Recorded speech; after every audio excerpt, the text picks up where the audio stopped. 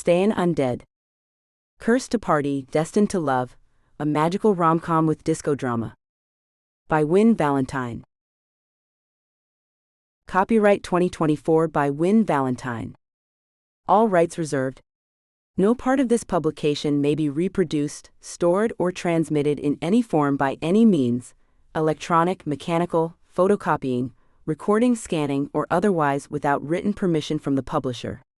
It is illegal to copy this book, post it to a website, or distribute it by any other means without permission. This novel is entirely a work of fiction. The names, characters, and incidents portrayed in it are the work of the author's imagination. Any resemblance to actual persons, living or dead, events or localities, is entirely coincidental. Wynne Valentine asserts the moral right to be identified as the author of this work.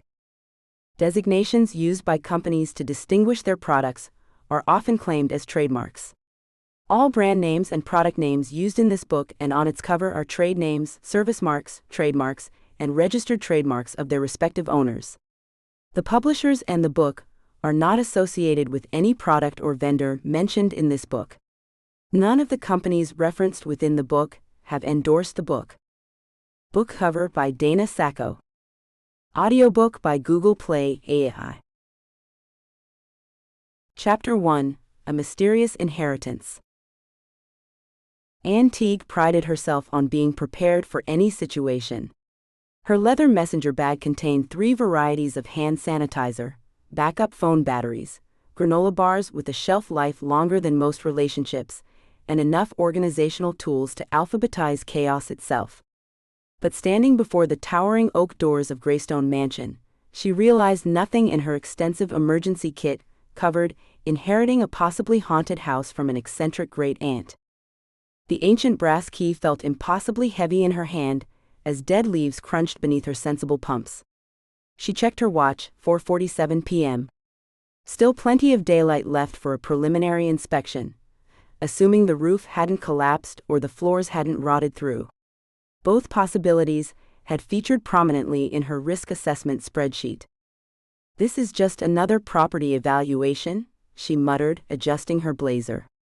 "No different than assessing flood damage for Crawford Insurance." The key finally slid home after 3 attempts, and Anne had to lean her full weight against the door. It groaned open with the dramatic flair of a horror movie sound effect, releasing a wave of stale air that carried the musty perfume of aged wood and forgotten memories. Her heels announced her arrival with sharp clicks against the marble floor of the grand foyer, each step echoing through the cavernous space like nature's own doorbell. Anne stopped short, her carefully maintained composure slipping as she took in the sweeping double staircase that curved up toward the second floor like embracing arms. "Oh!" The sound escaped before she could contain it, small and overwhelmed. Dust motes swirled through shafts of late afternoon sunlight streaming through tall windows. The grimy glass transformed the golden light into something softer, more ethereal, creating the impression that she'd stepped into an old sepia photograph. Anne paused mid-step, transfixed by the way reality seemed to blur at the edges. Unable to resist, she approached the nearest staircase. Her fingers traced along the velvet-covered banister, leaving clear trails in the dust. Beneath years of grime, intricate wooden carvings emerged, roses and thorns twining together in an endless dance. The practical part of her brain immediately calculated the restoration costs, but for once that voice felt distant. A massive crystal chandelier dominated the ceiling, its cobweb-draped prisms catching occasional sunbeams and scattering rainbow reflections across the walls. Anne tilted her head back, mentally adding check load-bearing capacity of ceiling mount to her growing list of structural concerns. The chandelier swayed slightly, as if reading her thoughts. For the first time since receiving the news of her inheritance, Anne felt her rigid posture softening. She turned in a slow circle, taking in the space with wide eyes. The mansion was simultaneously everything and nothing, like she'd imagined. Great-Aunt Maggie had always referred to it as her modest country home during their brief interactions at family gatherings. Either her great-aunt had a wildly skewed definition of modest, or she'd possessed a dry sense of humor Anne was only now beginning to appreciate. The thought of her great-aunt, drew Anne's attention to a life-size portrait hanging on the landing between the staircases. The stern-faced woman depicted there bore little resemblance to the quirky elderly relative Anne remembered, though the eyes held the same sharp intelligence. Those painted eyes seemed to track her movement across the foyer, making Anne's skin prickle. A sudden draft whistled through the space, setting the chandelier swaying more noticeably. Anne's gaze darted between the shadowy corridor entrances flanking the staircases. The logical part of her brain supplied reasonable explanations about air pressure and old houses, but another part, one she usually kept firmly in check, whispered about hidden passages and secret doors. She pulled out her phone, unsurprised to find no signal. The screen's blue glow illuminated something else, however, an intricate symbol carved into the marble floor beneath her feet. Anne crouched down, tracing the pattern with her finger. It resembled a compass rose, but with unfamiliar markings where the cardinal directions should be. A sound echoed from deeper within the house, wood settling, she told herself firmly, though it had sounded more like footsteps. Anne straightened her blazer, clearing her throat. "Hello," she called out, then immediately regretted it. Every horror movie she'd ever seen, not many, they weren't statistically productive uses of time, suggested that calling out to strange noises was never wise.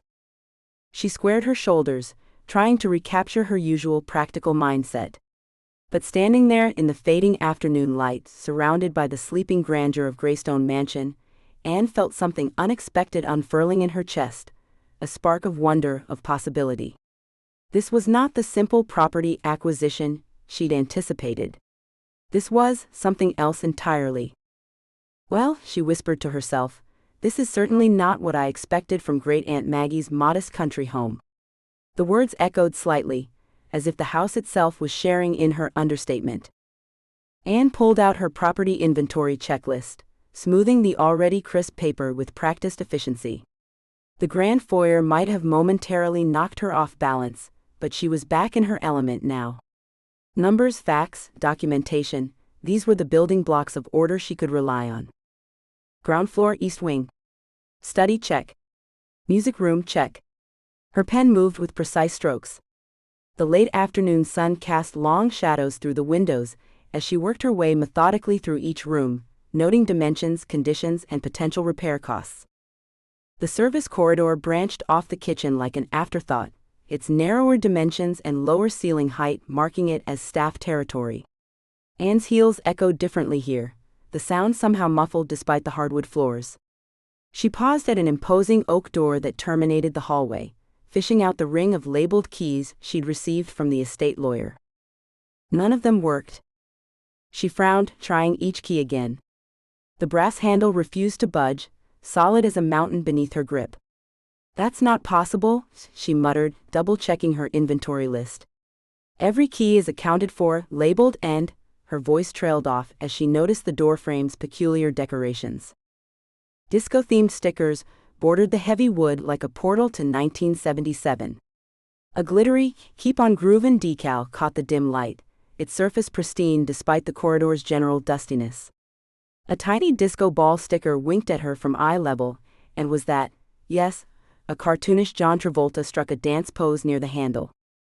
"Well, Great Aunt Maggie," Anne said under her breath, "this is an interesting design choice."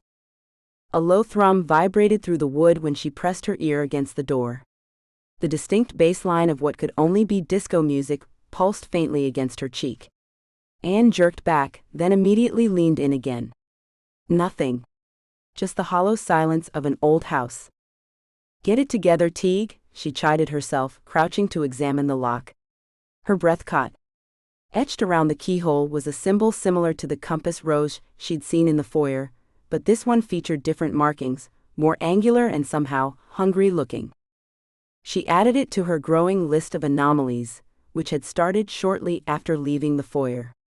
The temperature dropped dramatically near certain doorways. She'd already made a note to check the heating system. Mirrors seemed to ripple when viewed peripherally, though they remained stubbornly normal when examined directly. Most concerning were the windows she'd catalogued in the east wing that simply couldn't exist, given the mansion's external architecture. The kitchen had presented its own puzzles. Anne flipped back a page in her notebook, reviewing her earlier observations. The spice rack had stopped her cold, labels in flowing script that made her eyes water when she tried to read them, the characters seeming to rearrange themselves like agitated ants. Sighing, she pulled out her phone to photograph the basement door. The camera app opened to static, the screen buzzing with gray noise. She tried again. More static. Perfect, she muttered, adding unreliable electronics to her list. A glint of metal caught her eye. She turned, finding a previously empty side table now hosting a neat stack of vinyl records. Anne's hands shook slightly as she lifted the top album. Saturday Night Fever stared back at her, followed by KC and the Sunshine Band, Donna Summer, and other disco legends. Her usually pristine handwriting grew increasingly erratic as she documented each inexplicable detail. The basement door's measurements refused to cooperate, 85 inches, then 83, then 87.5. She snapped the tape measure shut with more force than necessary, the metal case biting into her palm. This is fine, she told herself, voice tight. There's a logical explanation for everything. Houses settle. Light plays tricks. Memory is fallible. But even as she spoke, her eyes tracked a trail of glitter that definitely hadn't been there moments before, leading to and from the basement door like a sparkly breadcrumb trail. The sun had nearly set, casting the corridor in deep purple shadows. Anne was gathering her supplies, ready to call it a day, when she heard it, the unmistakable sound of someone humming "Stayin' Alive." The melody drifted from behind the basement door, complete with a fairly decent attempt at Barry Gibb's falsetto. She pressed her ear against the wood so quickly, she nearly gave herself splinters.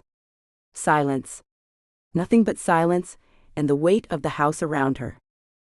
Anne straightened her blazer, adjusting the lay of the fabric until it was perfect. Her fingers trembled slightly as she made one final note in her inventory list: basement door, further investigation required. Possible audio-visual anomalies. Recommended structural inspection, historical research, and, she hesitated, pen hovering over the paper, before adding, consultation regarding previous owner's musical preferences.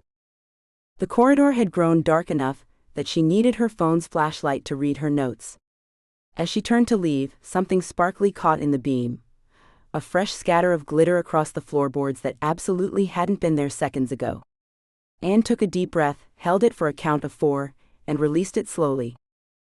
Ideal and probability for a living, she reminded herself firmly. The probability of a haunted disco basement is... She couldn't even finish the sentence. For the first time in her career, she had no idea how to calculate those odds. Anne settled into the antique 4-poster bed, surrounded by a fortress of paperwork. Property assessments, tax records, and structural reports formed neat stacks across the duvet, each pile labeled and color-coded according to her meticulous system. The master bedroom's ornate ceiling medallion drew her attention as she double-checked figures on her laptop. Wait. The overhead light wasn't supposed to be pulsing like that. She blinked hard, but the rhythm continued, subtle at first, then increasingly distinct. Thump thump thump thump. The familiar intro made her stomach drop even before the first "You Can Dance" filtered up through the floorboards. Anne grabbed her phone, jabbing at the screen. No apps running. No Bluetooth connections. No logical explanation for why ABBA was apparently serenading her from somewhere below. This is not happening, she muttered, wrapping her sensible LL Bean flannel robe tightly around herself. The pale blue cotton offered little comfort as she snatched up her industrial-grade flashlight, the kind rated for power outages and natural disasters. Not that any disaster preparedness guide covered whatever this was. The hallway beckoned, wall sconces flickering in perfect sync with the baseline. Anne's practical low-heeled slippers whispered against the runner carpet as she approached the grand staircase. Each step down brought a noticeable temperature drop, until she could see her breath forming little clouds in the beam of her flashlight. The foyer's crystal chandelier caught her eye, specifically because it was rotating. Slowly, deliberately, it sent fragments of moonlight dancing across the wallpaper like some sort of Victorian disco ball. Anne's grip tightened on the flashlight until her knuckles went white. The music grew clearer as she approached the basement door, though Dancing Queen had morphed into something else now. A thin line of light pulsed beneath the threshold, pink, then blue, then purple, then green. Her hand had barely brushed the doorknob when it vanished, leaving her in darkness broken only by her flashlight and those still spinning chandelier reflections. She pressed her ear against the wood, ignoring how the cold bit into her skin. Something was definitely humming. The melody was unmistakable, Night Fever. Worse, she could hear the distinct shuffle step slide of dancing feet on the other side of the door. Anne retreated to her bedroom at a pace that was absolutely not running, thank you very much. She pulled her noise-canceling headphones from their protective case, determined to drown out whatever disco inferno was happening downstairs. Instead of blessed silence, her ears filled with, "Come on down to Studio 54, where the music's hot and the drinks are cold. Tonight only, ladies get in free before midnight." She yanked the headphones off, throwing them across the room with uncharacteristic violence. Fine. She'd document everything. Facts were safe. Facts made sense. Facts didn't play disco music at midnight. Her fingers flew across the laptop keyboard. Unusual occurrences on first night of residence include. The text shimmered then changed before her eyes. Groovy happenings on first night of residence include. No, Anne said firmly, backspacing. Unusual occurrences. Shimmer. Change. Groovy happenings. She slammed the laptop shut, then noticed the alarm clock. 19 to 77 glowed in angry red digits, before flickering back to 12:03 a.m. She watched it repeat this impossible display 3 times, before giving up and unplugging it. The paperwork still needed organizing. Anne focused on sorting everything into her accordion file, deliberately ignoring how the chandelier's spinning light show painted her walls with shifting patterns. Just as her heart rate began to normalize, the opening beats of Stayin' Alive thundered through the floor. Stayin' Alive. The music cut off mid-word, leaving a silence so profound her ears rang. Anne sat perfectly still, waiting for anything to happen next. Nothing did. Just the usual creaks and sighs of an old house settling. She managed perhaps 3 hours of fitful sleep before dawn painted the room in pale gold. Something sparkly caught the light near her face. Anne picked up the single sequin from her pillow, turning it between her fingers. She owned exactly 0 items with sequins. Her wardrobe was exclusively professional attire in solid colors, carefully selected for maximum efficiency and minimum maintenance. Speaking of her wardrobe, Anne froze in the closet doorway. Her shoes, her sensible, practical, thoroughly boring shoes, had been arranged on the floor in a distinct pattern. She recognized it from an ancient dance instruction book she'd found in the library yesterday, the basic step sequence for the hustle. "This is fine," she said out loud, her voice only slightly higher than normal. "This is completely fine."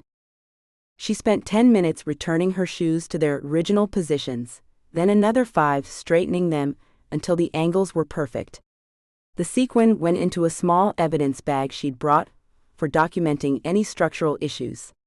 She labeled it meticulously, unknown origin. Found 6:43 a.m. Master bedroom. Anne had dealt with uncertain variables before. That's what actuaries did. They quantified risk, they found patterns, they made sense of chaos.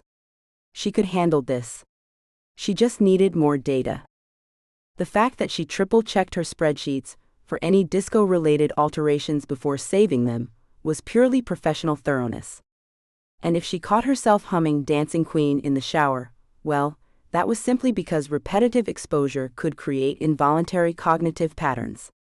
It certainly wasn't because part of her, a very small, very quiet part she intended to ignore completely, wondered what other hits might be on her Resident Ghosts playlist. Chapter 3: Disco in the Basement. Through the hypnotic pulse of Dancing Queen, Dimitri lost himself in the familiar rhythm, his body moving with the practiced precision of decades spent perfecting every step. The disco ball cast its faithful fragments of light across his underground sanctuary, transforming the space into his own private Studio 54. This was his nightly ritual, his escape from the weight of his curse, though he preferred to think of it as maintaining his exceptional dance skills. His burgundy velvet blazer caught the light as he executed a flawless spin, the mirrors reflecting his movements in infinite repetition. Dancing alone had its advantages: no partner to disappoint, no audience to judge, just pure, uninhibited expression. His collection of vintage vinyl provided the soundtrack to his solitude, though he had finally conceded to digitizing some favorites after one too many needle scratches. The familiar rhythms pulsed through him, each beat like a heartbeat synchronizing with his own. "Ah, this is the part," he whispered to himself, preparing for his favorite sequence. His platform boots, authentic 1977 Patrick Cox, acquired during a particularly memorable night at Heaven and Earth Disco, slid across the polished floor with practiced ease. His rings, each one a memento from a different decade, caught the light as he moved through the choreography he'd spent 46 years perfecting. Every step was etched into his muscle memory, a dance as natural as breathing. The music swelled, and Dimitri launched into a series of increasingly complex combinations. Step turn, hip sway, arm flourish, movements that would have left a mortal breathless but merely energized him. His long black hair, which he refused to cut despite centuries of changing fashions, flowed behind him like a silk banner. The strands caressed his face, a familiar sensation that grounded him in the moment. Mid-spin, a flash of movement in his peripheral vision caught his attention. There, in the doorway, stood a woman whose practical suit and tight bun seemed to scream, "I audit fun for a living." Rather than break his rhythm, because a true performer never stops mid-routine, Dimitri incorporated the unexpected audience into his choreography. A smirk tugged at his lips as he adjusted his steps, reveling in the chance to showcase his talents. Finally, a partner, he thought, adding an extra flourish as he dance-walked toward her. The way she clutched her clipboard suggested she wasn't quite ready for his level of fabulousness, but that had never stopped him before. He extended his hand with the dramatic flair he'd learned from a Spanish flamenco dancer in 1843, though she'd been significantly more receptive to his advances. His rings glinted in the low light, each one a relic from another era. The woman stumbled backward into the doorframe, her green eyes wide with what Dimitri chose to interpret as awe rather than terror. He'd seen that look before, usually right before someone fainted or ran screaming, but tonight felt different. There was something endearingly amusing about the way she wielded her clipboard like a cross, though he wondered if he should mention that those hadn't worked on him since the disco era. Something about polyester leisure suits had rendered him immune to traditional vampire deterrents. A low chuckle rumbled in his chest at the thought. "Don't fight the rhythm, darling," he called out, adding a shimmy that made his silk shirt catch the light like liquid starlight. Each move was calculated to impress, though whether he was trying to intimidate or charm her remained unclear even to him. The music was building to his favorite part, and he wasn't about to let an unexpected visitor derail his perfect record of stuck landings. His hips swayed, lost in the intoxicating beat. His movements paused briefly, and a look of wonder crossed his face. "Fascinating," he mused, studying Anne with renewed interest. "Your presence, it's changing things. Usually I'm bound strictly to this basement, but now," he gestured expansively at the space around them, "I can feel Greystone's magic expanding my reach. The mansion recognizes you as its new owner, and through some delightful twist of supernatural fate, that connection is loosening my chains, so to speak." Anne's analytical mind latched onto this detail. "You mean you couldn't leave the basement before I arrived?" "Darling, I've been practicing my disco moves in solitary confinement since 1977. But now?" He executed a perfect spin that briefly lifted him off the ground. "Now I can share my talents throughout these hallowed halls thanks to you. Though the basement remains my sanctuary, my home base if you will." As Gloria Gaynor declared that she would survive, a sentiment Dimitri had always found particularly relevant to his situation, he channeled just enough of his supernatural energy to lift himself several inches off the ground during a spectacular spin. The move had taken him 20 years to master, but the shocked gasp and clatter of a dropped clipboard made it all worthwhile. He couldn't resist a smug grin as he hovered, defying gravity with practiced nonchalance. The song reached its finale, and Dimitri couldn't resist his pièce de résistance. With a snap of his fingers, purely for theatrical effect, as the magic would have worked anyway, he summoned a shower of glitter to rain down around him as he struck his final pose.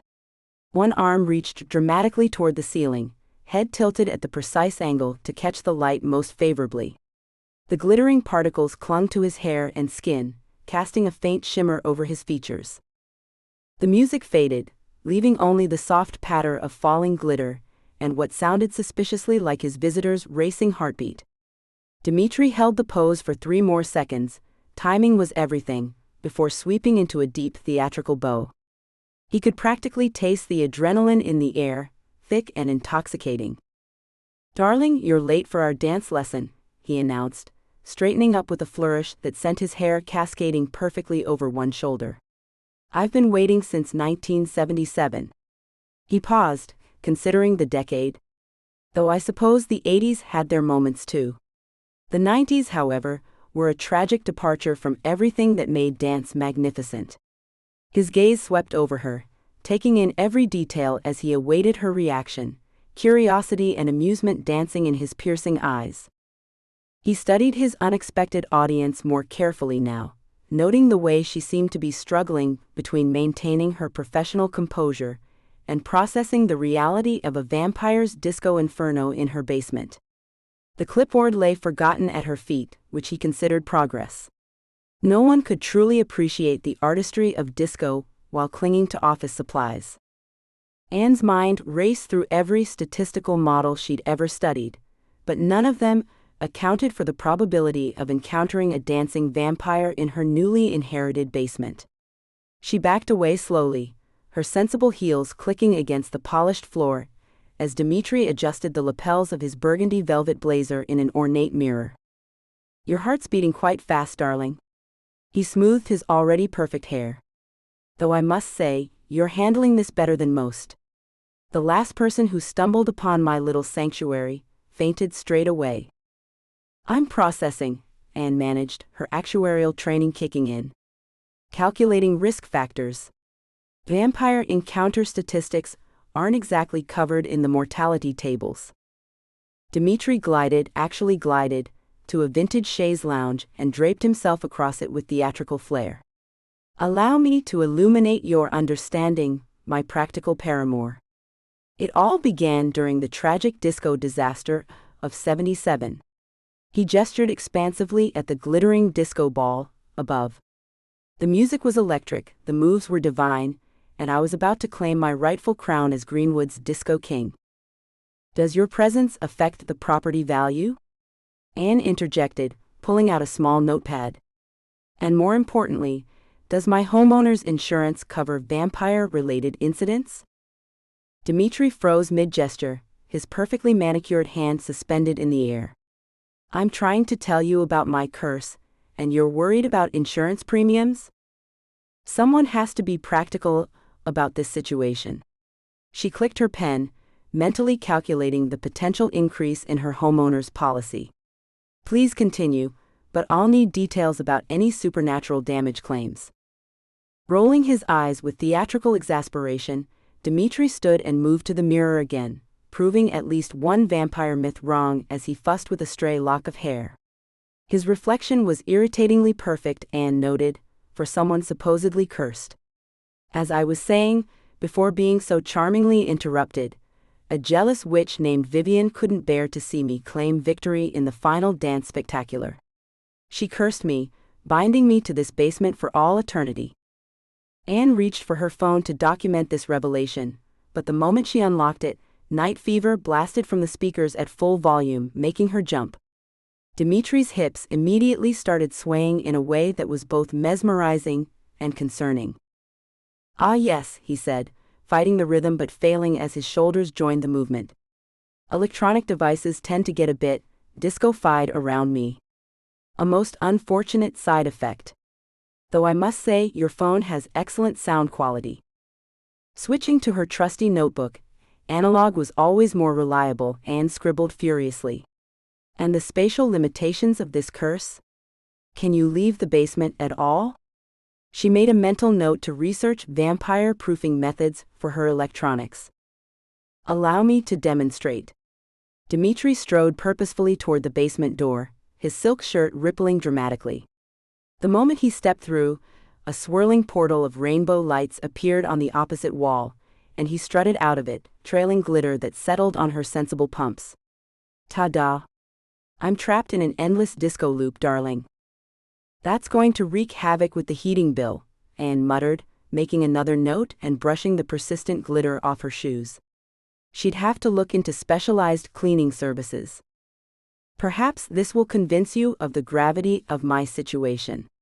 Dimitri gestured to a spotlit glass case containing a pair of pristine white platform boots, which seemed to glow with their own inner light. "My winning shoes from the '77 semifinals, perfectly preserved." "How do you maintain them?" "Actually, how do you maintain anything?" Anne's practical mind raced through logistics. "Do vampires do laundry? Is there a supernatural dry cleaning service I should know about? And what about the energy consumption of that spotlight? We're discussing my eternal imprisonment, and you're concerned about dry cleaning? These are practical considerations. And you didn't answer about the property taxes." She flipped to a fresh page, ready to tackle the financial implications of supernatural cohabitation. Before Dimitri could respond, the opening notes of "Stayin' Alive" echoed through the basement. His body immediately went rigid before launching into a perfectly choreographed routine that would have put John Travolta to shame. "I'm cursed to dance," he explained between moves, his hips hitting every beat with supernatural precision. "Certain songs trigger it." Anne watched him spin and dip, her pen flying across the paper as she documented this new development. "What's the trigger threshold? Is it only disco? What about disco-adjacent genres? Does ABBA count? We need to establish clear parameters here." "Your dedication to statistical analysis is both endearing and exhausting," Dimitri said, finally finishing his mandatory dance number with a flourish that sent more glitter cascading through the air. "But there are more important matters at hand. Your great Aunt Maggie, lovely woman, excellent taste in wine, she helped keep my secret. Brought me blood bags from her hospital connections while researching ways to break the curse." "Wait." Anne's pen stopped moving, leaving an ink blot on the page. "Aunt Maggie knew about you?" "Of course. Why do you think she left you the mansion?" Dimitri twirled unnecessarily, his velvet blazer catching the light. "She discovered that breaking the curse required someone with, shall we say, unique qualities. Someone practical, yet open to possibility. Someone who could bring order to chaos." The implications hit Anne like a statistical anomaly in her carefully maintained actuarial tables. She sank into a nearby neon orange beanbag chair, her mind whirling with the realization that her aunt had essentially volunteered her for supernatural curse-breaking duties. "This is not covered in my insurance policy. I checked specifically for supernatural clauses, but disco vampire curse-breaking wasn't mentioned anywhere." Dimitri's face lit up with an enthusiasm that made Anne's stomach drop. "Let me show you my signature move. I call it the vampiric hustle. It's guaranteed to lift your spirits." "Please don't," Anne protested weakly, but he was already moving, his velvet blazer catching the disco ball's light as he demonstrated a complicated series of steps that somehow managed to defy both gravity and good taste. The routine involved several high kicks that seemed to deliberately shower more glitter across the room. She looked down at her notebook, now filled with questions about vampire logistics, curse parameters, and property maintenance costs. Somewhere between blood storage requirements and disco ball electrical usage, her neat handwriting had devolved into chaos, much like her formerly orderly life. A tiny part of her wondered if her aunt had known exactly what she was doing when she'd left Anne this glitter-infested inheritance. Dimitri finished his dance with a flourish. "So, darling, ready to help a cursed vampire reclaim his dancing freedom?" "I'm going to need a much bigger notebook," Anne replied, already calculating the overtime hours this would require. Anne paced the scuffed dance floor, her heels clicking against the wood in a rhythm that was decidedly not disco. Her notebook, already filled with cramped handwriting, balanced precariously as she added another item to her growing list. "You forgot to account for the essential glitter budget," Dimitri called out, materializing beside her with a handful of sparkles that he proceeded to sprinkle along the margins of her paper. "That's not," she blew at the page, sending shimmer into the air. "Could you please stop bedazzling my organizational systems?" "Never." He spun away, his velvet blazer catching the light. "Now, shall we discuss the house rules? I've prepared a small presentation." Before Anne could protest, music filled the basement, and Dimitri launched into what appeared to be a carefully choreographed routine involving jazz hands and dramatic poses. Each pose apparently represented a different rule, though Anne struggled to interpret how a backward moonwalk translated to "blood bags must be properly labeled and dated." "The kitchen's third drawer is specifically for storage," he demonstrated with a pirouette. "And naturally, quiet hours are during daylight. Though I do occasionally wake for a midnight snack." He punctuated this with a hip thrust that sent more glitter cascading from his jacket. Anne held up her hand, halting his progression into what looked suspiciously like the beginning of YMCA. "My turn," she said firmly, flipping to a fresh page. "Rule 1. No surprise choreography before I've had my morning coffee. Rule 2. I require at least 2 hours notice before any supernatural visitors." Dimitri clutched his chest, staggering backward. "You wound me. How can one plan spontaneous dance numbers with such restrictions?" "The same way one plans anything else, with proper scheduling and consideration for others." She squinted at her list. "Now, about basement access hours." "I must maintain my practice schedule," Dimitri insisted, demonstrating said practice with an impromptu spin. "My skills require constant refinement." Anne pulled out her laptop, opening a spreadsheet. "We can create a timetable that accommodates both your artistic needs and my requirement for quiet work hours." As they negotiated, Dimitri began leading her through the mansion's hidden features, though his method of transportation seemed to exclusively involve dance moves. He twirled between rooms, revealing concealed storage panels and explaining the building's quirks with theatrical flair. "And this," he said, executing a perfect grapevine step toward the kitchen, "is where I keep my sustenance." Anne tried not to stare too hard at the medical-grade refrigerator filled with neatly arranged blood bags, each one labeled with blood type and expiration date in Dimitri's surprisingly meticulous handwriting. "About that, we need to establish firm boundaries. Bagged blood only, no exceptions. And please tell me you have a backup generator for power outages." "Darling, you're worse than Studio 54's bouncers." Dimitri collapsed against the marble counter in an exaggerated swoon, one hand pressed to his forehead. "Next you'll ban platform shoes and sequins. Perhaps we should schedule blood consumption by appointment only?" "I'm considering it," she muttered, making another note and pointedly ignoring his theatrical pout. Navigating the kitchen proved to be an exercise in careful maneuvering, as Dimitri demonstrated the enchanted appliances, each with its own peculiar quirk. "The refrigerator maintains optimal temperature for blood storage," he explained, while Anne determinedly focused on her notebook rather than the contents. The dishwasher, she noted with resigned fascination, seemed to be playing what sounded suspiciously like Stayin' Alive as it ran through its cycle. Their tour led them back to the basement where the real battle began, their footsteps echoing off the glitter-strewn stairs. "The acoustics are perfect," Dimitri protested as Anne suggested updating the sound system, his voice bouncing off the walls in harmonious waves. "You can't improve on perfection. Each corner is calibrated for maximum groove potential." "We can at least install Wi-Fi," she countered, tapping her pen against her notepad for emphasis. "The mansion needs to function in this century, even if you're stuck in the last one. And please tell me that lava lamp isn't actually filled with blood." "I'm not stuck. I'm preserving an era of unparalleled artistic expression. And it's cherry-flavored mood lighting, I assure you." Anne sighed, extending her hand in what she hoped was a peacekeeping gesture. "Look, we need to find a middle ground.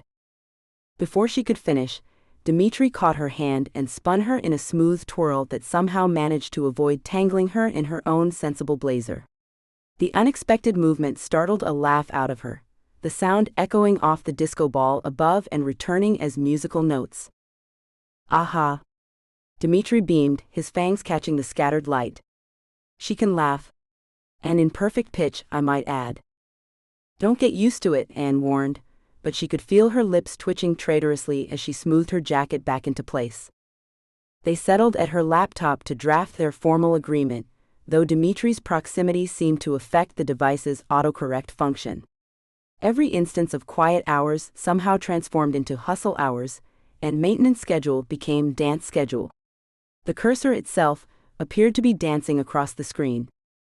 This is ridiculous, Anne muttered, correcting another disco-related substitution while brushing a seemingly endless supply of glitter from her keyboard. I prefer to think of it as the universe expressing its artistic preference, Dimitri said, adding another sprinkle of glitter to her keyboard with a practiced flick of his wrist. After much negotiation, and several impromptu dance demonstrations that included a particularly memorable interpretation of proper dusting techniques, they reached their final terms. Anne reluctantly agreed to weekly dance lessons in exchange for Dimitri's help with mansion maintenance, though she quickly added a clause prohibiting supernatural makeovers, when she caught him eyeing her sensible bun with concerning interest and what appeared to be a bedazzled hair clip in his hand. There. Dimitri signed the document with an elaborate flourish that somehow incorporated a shoulder shimmy and what might have been the beginning of the hustle. Anne added her own precise signature below his, choosing to ignore how the disco ball above them began to spin without any apparent power source, casting rainbow patterns across their contract. Now, about updating the electrical system, she began, but was interrupted by the opening notes of Dancing Queen, emanating from speakers she couldn't quite locate. Ooh, mandatory dance break. Dimitri leapt up, already moving with supernatural grace across the floor. Anne checked their newly minted agreement, adjusting her glasses. There's nothing in here about mandatory dance breaks. It's implied in the fine glitter, darling. He extended his hand with a dramatic bow, his silk shirt catching the light. Shall we? Anne looked at his offered hand, then at her carefully crafted agreement, which was now somehow sparkling despite her best efforts to maintain its professional appearance. She had a feeling this was just the beginning of her orderly world being invaded by disco-themed chaos. Chapter 3: House Rules. Anne's morning started with a scream. Not the terrified kind she might have expected living with a vampire, but one of pure exasperation. Her closet, her perfectly organized, color-coded closet, had been transformed into what could only be described as Studio 54's wardrobe department. Sequins. Everywhere. Her fingers trembled as she plucked a hot pink note from a bedazzled hanger. Darling, your wardrobe was tragically lacking in sparkle. Consider this an intervention. XOXOD. Dimitri. The vampire materialized beside her, somehow managing to look both innocent and fabulous in a purple velvet smoking jacket. Ah, you're admiring my improvements. Anne held up what had once been her favorite black blazer, now adorned with silver sequins in a pattern that suspiciously resembled musical notes. This is not an improvement. This is fashion assault.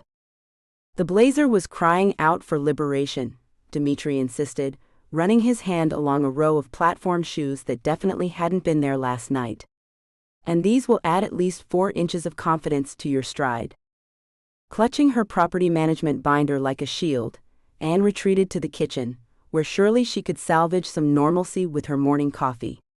But as she reached for her mug, it slid just beyond her grasp. She tried again. The cup danced away.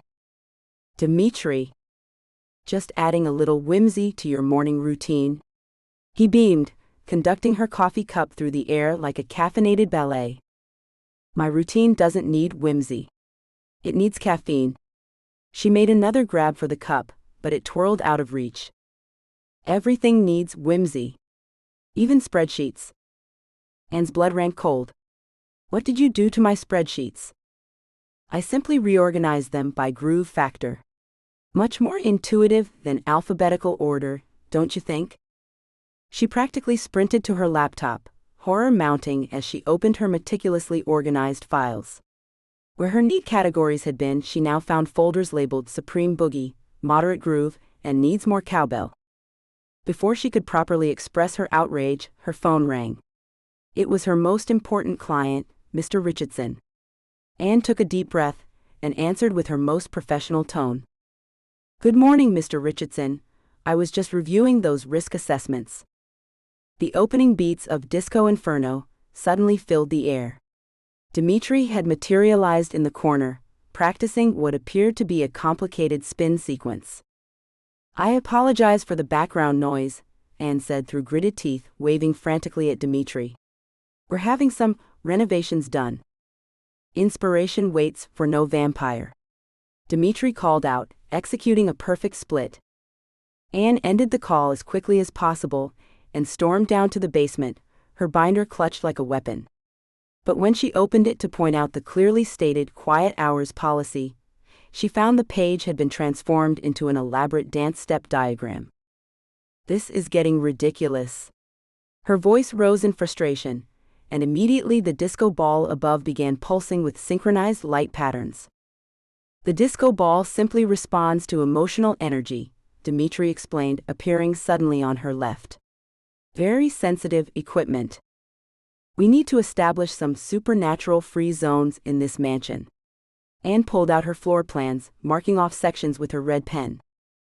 Darling, Dimitri appeared on her right, now wearing a different jacket somehow.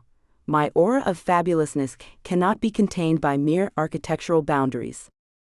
She turned to face him, but he'd already moved to lounge dramatically across a vintage fainting couch she was certain hadn't been there a moment ago.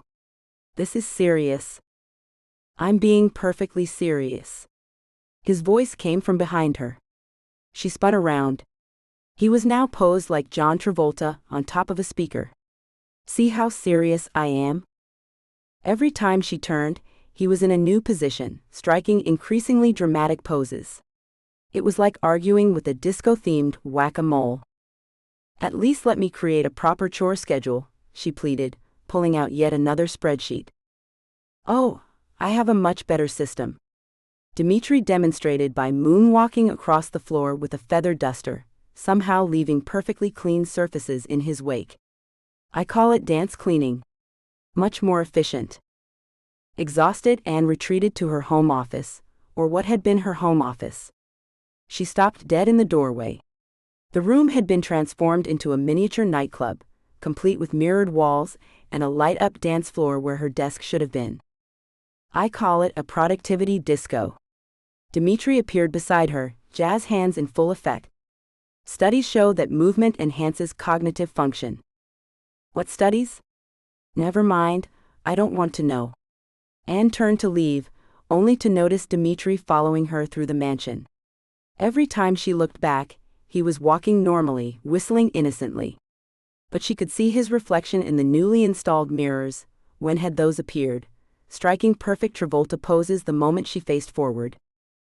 The final straw came when she went to put on her sensible work pumps. In their place sat a pair of silver platform shoes that would have made ABBA proud. Those practical pumps were crying out for mercy, Dimitri said, materializing on the shoe rack in a pose that shouldn't have been physically possible. I simply answered their prayers. You can't just replace people's personal property with disco accessories. And you can't suppress the spirit of disco with sensible footwear. He clutched his chest dramatically. It goes against the natural order. The disco ball, which had somehow migrated from the basement to her bedroom, began spinning frantically, creating a dazzling light show that seemed to pulse in time with her rising blood pressure. Anne took a deep breath, counted to 10, and pointed at her now glittering closet. We need to talk about boundaries. Ooh, I love that song. Boundaries of love, boundaries of life. Dimitri began to sing, adding choreography that involved spinning around her in ever-tightening circles. This is not a musical moment. But even as she protested, Anne couldn't help noticing that the silver platforms did look kind of fabulous. Not that she'd ever admit it to her supernatural roommate, who was now attempting to turn their argument into a dance routine. Dimitri lounged on the mansion's grand staircase, idly practicing his John Travolta finger-point pose when the first shriek of the morning pierced the air. A grin tugged at his lips. He'd been waiting for Anne to discover the adjustments the mansion had made overnight. Dimitri. Her voice carried that delightful mix of exasperation and disbelief he'd grown quite fond of. Get up here this instant. He materialized in her doorway with a theatrical flourish, taking in the sight of her bed now perfectly centered in the room, encircled by what had to be at least 5 pounds of disco ball-worthy glitter. Anne stood at the edge of the circle, her normally pristine bun slightly askew, pointing accusingly at the floor. I swear on my entire vintage vinyl collection, I had nothing to do with this, he said, holding up his hands. Though he had to admit, the placement was impeccable. The mansion does have a certain flair for the dramatic. The mansion? Anne's eye twitched. Right? Just like you had nothing to do with my filing cabinet singing Dancing Queen every time I opened the tax drawer yesterday? That was clearly the cabinet expressing its feelings about the mundane nature of its contents. Dimitri adjusted his velvet lapels. Though I must say, its taste in ABBA is impeccable. Anne grabbed her measuring tape and blueprint papers. I'm going to map this place out once and for all. There has to be some logic to. She stopped mid-sentence as she opened her bedroom door to find it leading to the kitchen instead of the hallway. This was the bathroom literally 2 minutes ago. The mansion likes to keep things fresh, Dimitri offered helpfully, following her as she stormed through the ever-changing doorways. Think of it as architectural improv. He watched with growing amusement as Anne attempted to measure the dining room, only to have the walls pulse in and out like a bass line. Her coffee cup, which had started the morning on her desk, now sat perfectly positioned next to his prized 1976 lava lamp. Stop. Following me, Anne snapped at the coffee cup as it materialized next to a sequin throw pillow. I don't think it's following you, Dimitri mused. It's just drawn to fabulous decor. Much like myself. Anne's quest for order descended further into chaos as she discovered the new staircase arrangement. Each step lit up in alternating colors as she climbed, accompanied by what Dimitri recognized as the opening beats of night fever. The stairs too? She gripped the railing. Is there anything in this house that doesn't have disco fever? The downstairs bathroom, Dimitri replied thoughtfully. Though that's more of a smooth jazz venue. Things really got interesting when Anne tried to set up her home office. Every time she arranged the furniture in a sensible configuration, it would slowly migrate into a dance floor layout the moment she turned her back. Dimitri had to admit, the coffee table had excellent choreography for an inanimate object. I have a video call in 20 minutes. Anne declared, frantically trying to access the kitchen cabinets. They remained stubbornly shut. You just need to do the hustle. Watch and learn. Dimitri demonstrated the move with a flourish of his silk shirt sleeves. The cabinet doors swung open immediately, accompanied by a shower of tiny sparkles. I am not, Anne began, but her stomach growled. Fine. Just show me again. Dimitri's eternal heart did a little cha-cha as he guided her through the steps, her reluctant movements gradually becoming more fluid. There you go. Now add a little hip action and... The cabinets burst open with enthusiasm, nearly hitting them both in the face. Was that so terrible? He asked, noting the tiny smile she tried to suppress. The smile vanished as she glanced out the window, which currently displayed a psychedelic thunderstorm complete with rainbow lightning. The adjacent window showed a perfect summer day, with clouds shaped like dancing figures. I need to change for this call, Anne muttered, heading for her closet. Dimitri counted down from 3. Dimitri. He appeared at her side to find her staring into what had previously been her meticulously organized closet. Now it was an endless boutique of vintage clothing, with a translucent figure in roller skates offering up a pair of silver platform boots. "Oh, I remember her," Dimitri said cheerfully. "That's Gloria. She ran the best disco boutique in town, back in '77. Fantastic taste in sequins." Anne slowly turned to face him, her composed facade finally cracking. "This has to stop. I can't live in a house that's permanently stuck at Studio 54. The mansion is just trying to help you embrace your inner dancing queen," Dimitri said softly, noting how the lights dimmed sympathetically.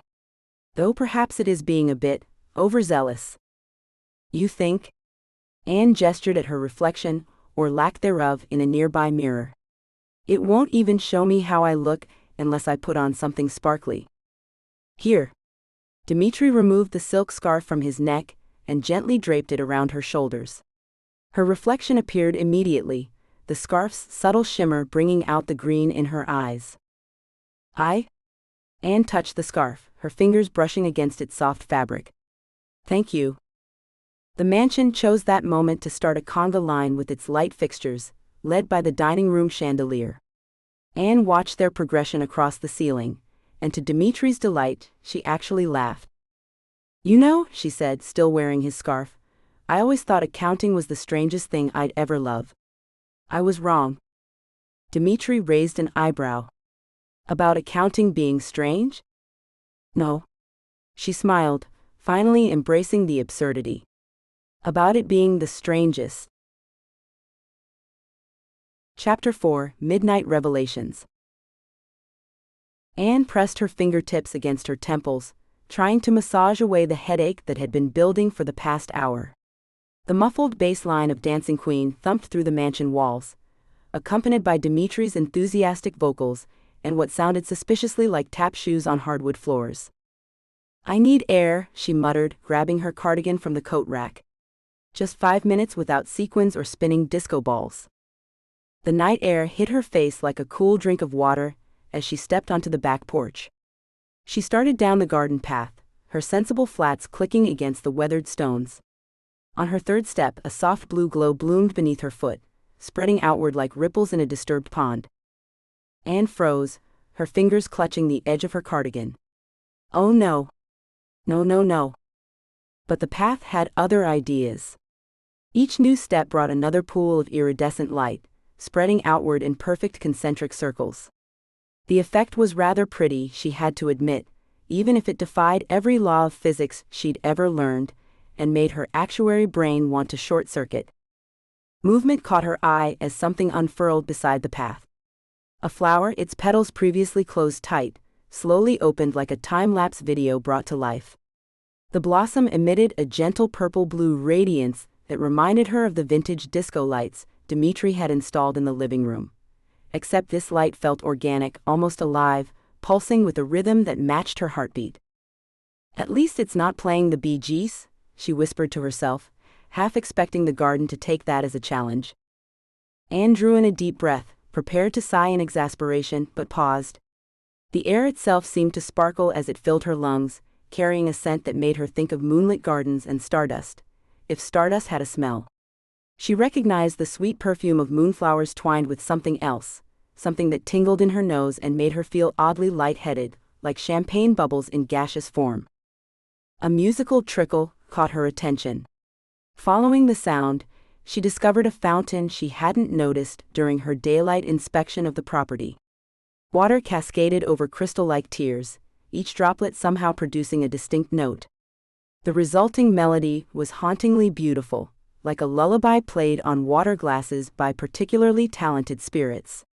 The tune seemed to weave itself into the fabric of the night, creating harmonies with the whisper of the breeze. "This is actually nice," Anne admitted to the empty garden, surprising herself with the sincerity in her voice. After days of disco inferno, the fountain's gentle song felt like aloe on a sunburn, soothing her frayed nerves. Movement flickered in her peripheral vision. From the heart of several pearl-colored roses, iridescent butterflies emerged, their wings trailing ribbons of light like celestial contrails. They swirled around her head in precise patterns that seemed almost choreographed, but with a grace that put Dimitri's dance routines to shame. She found herself following their dance with her eyes, oddly mesmerized by their synchronized flight. A strange tree with silver leaves drew her attention, its branches swaying despite the still air. Without thinking, she reached out to touch one of its lower branches. The moment her fingers made contact, ripples of light raced through the foliage like gentle lightning, illuminating each leaf from within before fading to a soft glow that reminded her of starlight filtered through morning mist. "That's not scientifically possible," she murmured, but her voice lacked its usual skepticism. Her inner accountant was probably having a meltdown, but for once she didn't mind. The grass beneath her feet had transformed too. Each blade felt like walking on cloud-soft carpet, and tiny points of light decorated their tips like microscopic stars. As she moved, the lights shifted and swayed, creating patterns that followed in her wake like a bioluminescent tide. Her practical flats left temporary constellations with each step, as if she were walking across a living mirror of the night sky. The path curved, leading her to a secluded alcove where ghostly vines performed their own mysterious dance. They wove themselves into elaborate archways, constantly shifting and flowing like living architecture. Anne found herself mesmerized by their fluid motion, so different from the rigid structure she dealt with in her actuarial tables. Wind chimes hung nearby, crafted from crystals that caught and amplified the garden's ethereal light. A gentle breeze set them singing, their harmonies causing nearby plants to sway in perfect synchronization. Anne watched, fascinated, as a patch of luminescent ferns performed what could only be described as a waltz. The path opened onto a small pond that stopped her in her tracks. Instead of reflecting the night sky above, its surface displayed a private showing of cosmic wonders. Nebulae swirled in impossible colors, shooting stars traced golden paths, and aurora-like lights danced across the water's surface. "I must be dreaming," Anne whispered, but she knew she wasn't. Everything felt too real, too present, from the sparkle in her lungs to the way the grass cushioned each step. A stone bench beckoned from a private nook, partially enclosed by the weaving ghost vines. As she sat down, the bench seemed to adjust beneath her, conforming to provide perfect support for her spine. Anne let out a long breath, feeling tension she hadn't even noticed begin to melt away. Tiny orbs of light began rising from the flowers around her, drifting upward like lazy fireflies. They moved with purpose, creating shifting constellations overhead. For once, Anne didn't reach for her phone to Google bioluminescent insects or atmospheric phenomena.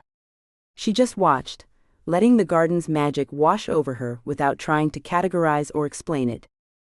The faint thump of disco music still emanated from the mansion, but here in the garden it felt distant and unimportant.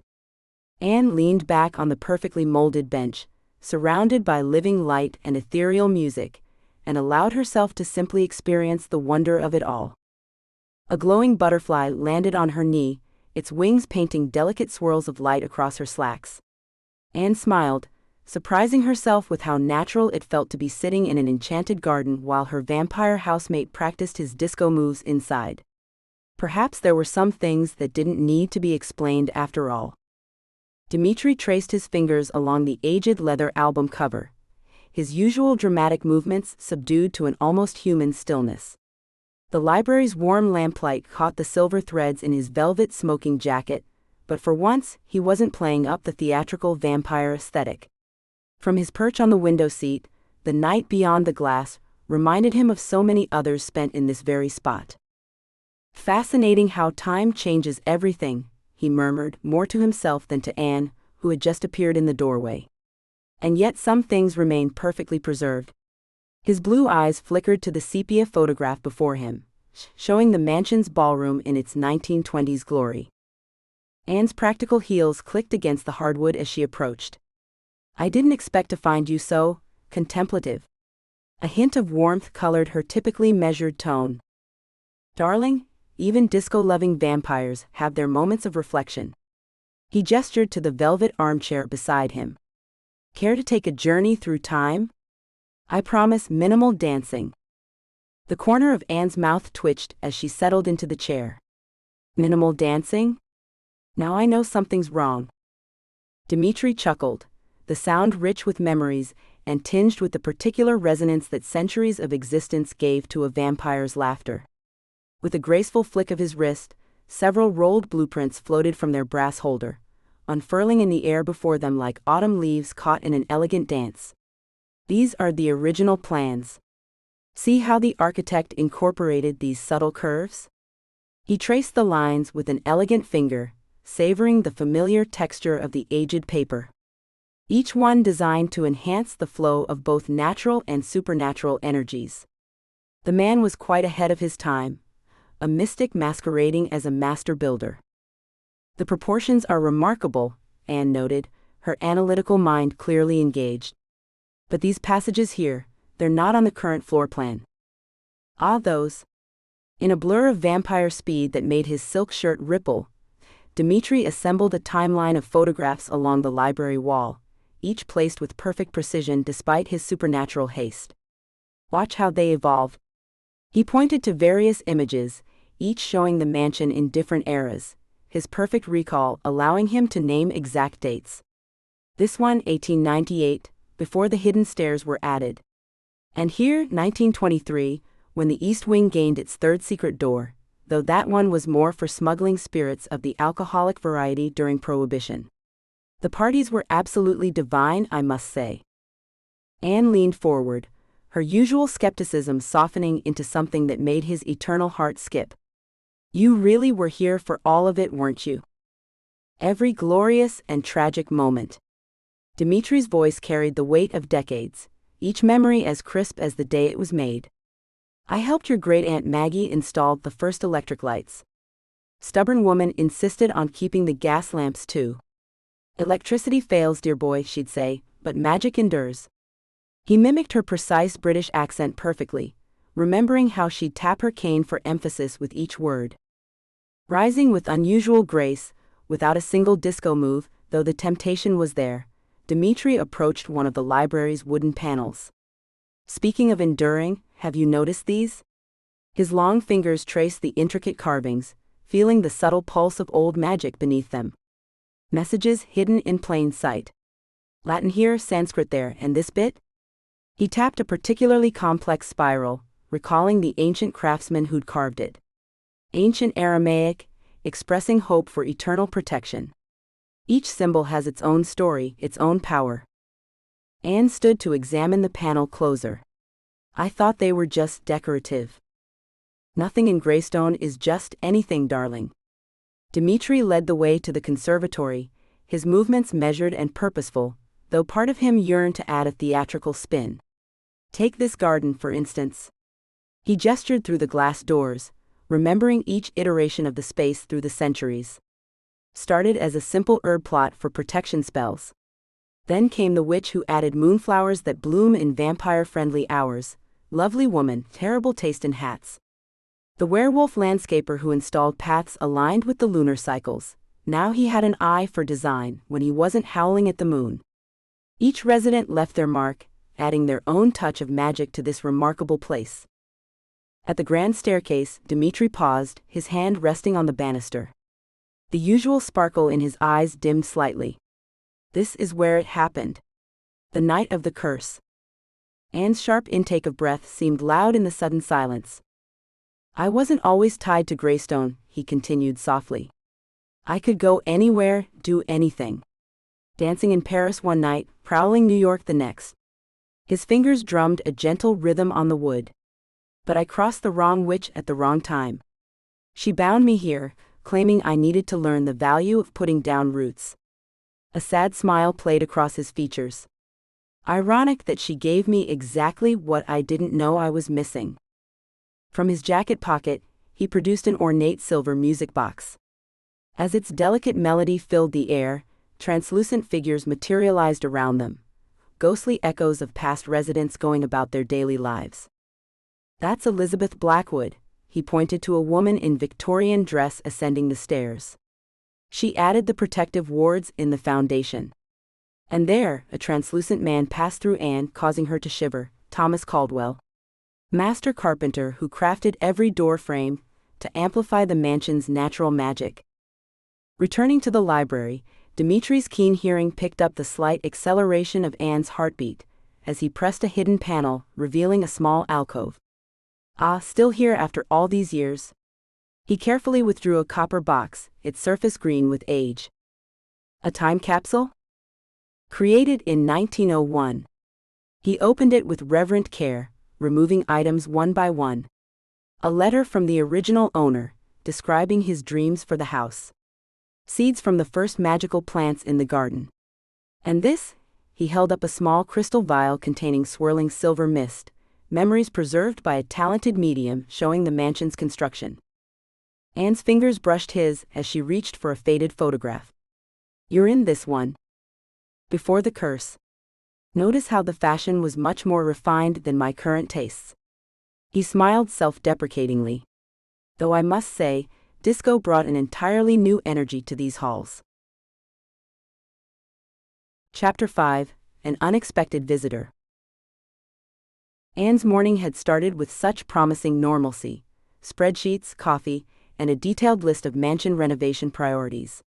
But now she stood frozen in her foyer, staring at her best friend's beaming face through the partially open door, wondering how quickly her carefully maintained facade would crumble. Surprise! Sunny practically sang, her arms overflowing with potted plants sporting ribbons in various shades of neon. A glittery banner reading "Good Vibes Only," draped across her shoulders like a beauty pageant sash. Her flowing maxi dress, a riot of oranges and purples that somehow worked on her, made Greystone's Gothic architecture look even more severe by comparison. "Sunny, I wasn't expecting," Anne's words cut short as the crystal chandelier above them suddenly sparkled to life, casting rainbow prisms across the foyer's dark wooden floors. She hadn't even turned that light on. "Oh, my goddess." Sunny's eyes widened with wonder. "Anne, this place has amazing energy. Why didn't you tell me?" She breezed past Anne, trailing positive affirmations and the scent of patchouli. Anne fumbled for her phone, trying to send a warning text to Dimitri. Her fingers flew across the screen, urgent. "Sunny here. Stay in base. Dancing Queen, young and sweet, only 17. Her phone blasted at full volume, making her jump. She jabbed frantically at the screen, but the volume only increased. "Your house has excellent taste in music," Sunny called from somewhere deeper in the mansion. The sound of her bangles jingling echoed through the halls. Anne hurried after her friend, finding her in the conservatory. Sunny was already cooing over the plants, particularly a patch of luminescent flowers that definitely hadn't been there yesterday. "Is this moon's breath?" Sunny reached toward the softly glowing petals. "I've only seen these in my grimoire study group's reference books." "You're what now?" Anne squeaked. "Oh, and look at this whisper vine. The way it's growing in a perfect spiral, this greenhouse must have incredible ley line energy." Sunny moved from plant to plant, naming species Anne was certain couldn't exist in any normal botanical guide. "Let me show you the renovation plans," Anne blurted, grabbing for her folder of paint swatches. "I'm thinking of going with practical beige for the..." But Sunny had already drifted toward the door, following a trail of silver glitter that was definitely manifesting spontaneously across the floor. "The universe is totally trying to tell us something," she whispered reverently. "Look how it sparkles." Anne opened her mouth to protest, but a familiar whoosh interrupted her. The air shimmered, and suddenly Dimitri burst through a portal in the wall, mid-spin, one arm raised dramatically overhead. "Anne, darling, you'll never believe what..." He froze, one platform shoe still lifted as he spotted Sunny. Instead of screaming, Sunny burst into enthusiastic applause. "That entrance was everything. Your aura is so authentically vintage. What's your skincare secret?" Dimitri lowered his foot slowly, looking between Anne's mortified expression and Sunny's delighted one. For once in his immortal life, he seemed at a loss for words. They stood in an awkward triangle, Anne clutching her paint swatches like a shield, Dimitri still posed like a disco mannequin, and Sunny bouncing on her toes with unbridled excitement. "This is exactly like Chapter 3 of Haunted Home Improvement," Sunny exclaimed. Although their portal manifestation was more Art Deco than disco. "Love your interpretation." "I'm sorry," Anne managed, "they're what?" "Oh, from my Supernatural Real Estate Book Club. We're all about the intersection of interior design and metaphysical energy." Sunny dug in her oversized purse. "I brought some crystals to help balance the..." Before she could finish, several crystals and stones floated out of her bag of their own accord. They hung in the air for a moment, before arranging themselves into a perfect miniature dance floor pattern, complete with a tiny quartz disco ball at the center. Now that, Dimitri finally spoke, is what I call taste. Anne watched helplessly, as her best friend and her vampire roommate circled each other with growing enthusiasm. Your collection is magnificent, Dimitri purred, examining the floating crystal dance floor. Is that black tourmaline, for grounding the negative energy? With rose quartz for heart chakra activation. Sunny beamed.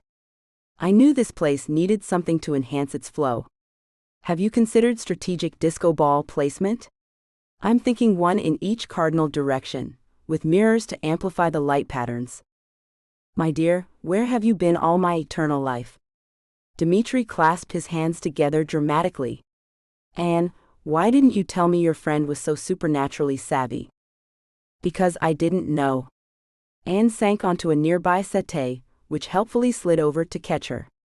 Sunny, since when are you an expert on magical home maintenance? Oh honey, I've been studying this stuff for ages. The signs were all there. I mean, I did gift you that protection charm disguised as a macrame plant holder last Christmas. Anne glanced at the supposedly decorative hanging basket she'd relegated to her guest bathroom. That wasn't just bohemian decor? Of course not. Though it does tie the room together while keeping negative entities from coming through the plumbing. Sunny turned back to Dimitri. Now, about your wardrobe, that velvet blazer is divine, but have you considered incorporating some crystal-infused fabric? I know this amazing supernatural seamstress. Anne watched in resignation as Sunny pulled out a notebook covered in astrological symbols and began sketching what appeared to be a floor plan incorporating energy vortexes and dance meditation spaces. As your official vibe consultant, Sunny declared, I think we should start with the ballroom. The residual energy there is just begging for a revamp. The ballroom? Anne straightened. We are not turning this historic mansion into a supernatural disco. But Dimitri and Sunny were already heading down the hall, deep in conversation about the metaphysical properties of glitter and the proper alignment of mirror balls for maximum spiritual reflection. Anne looked at her abandoned paint swatches, then at the still-floating crystal dance floor, which had begun slowly rotating to the faint strains of Dancing Queen still playing from her phone. I don't suppose there's a supernatural renovation show about maintaining boundaries and reasonable expectations? She asked the empty air. The chandelier twinkled sympathetically in response.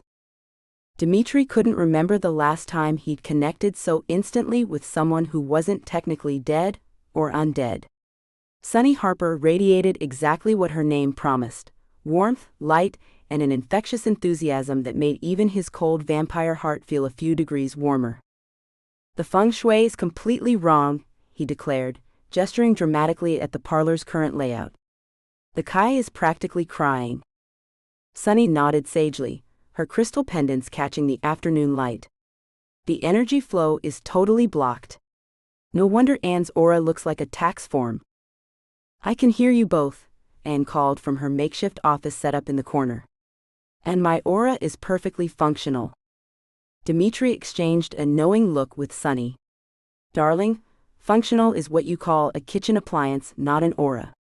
He glided across the room, his velvet blazer swooshing with supernatural grace. Now, if we just move this Victorian fainting couch 45 degrees to align with the moon's current position. Ooh, and we can create a crystal grid underneath. Sunny was already pulling stones from her seemingly bottomless bohemian bag. I brought my full collection. Anne's sigh could have powered a small wind turbine. The furniture is fine where it is.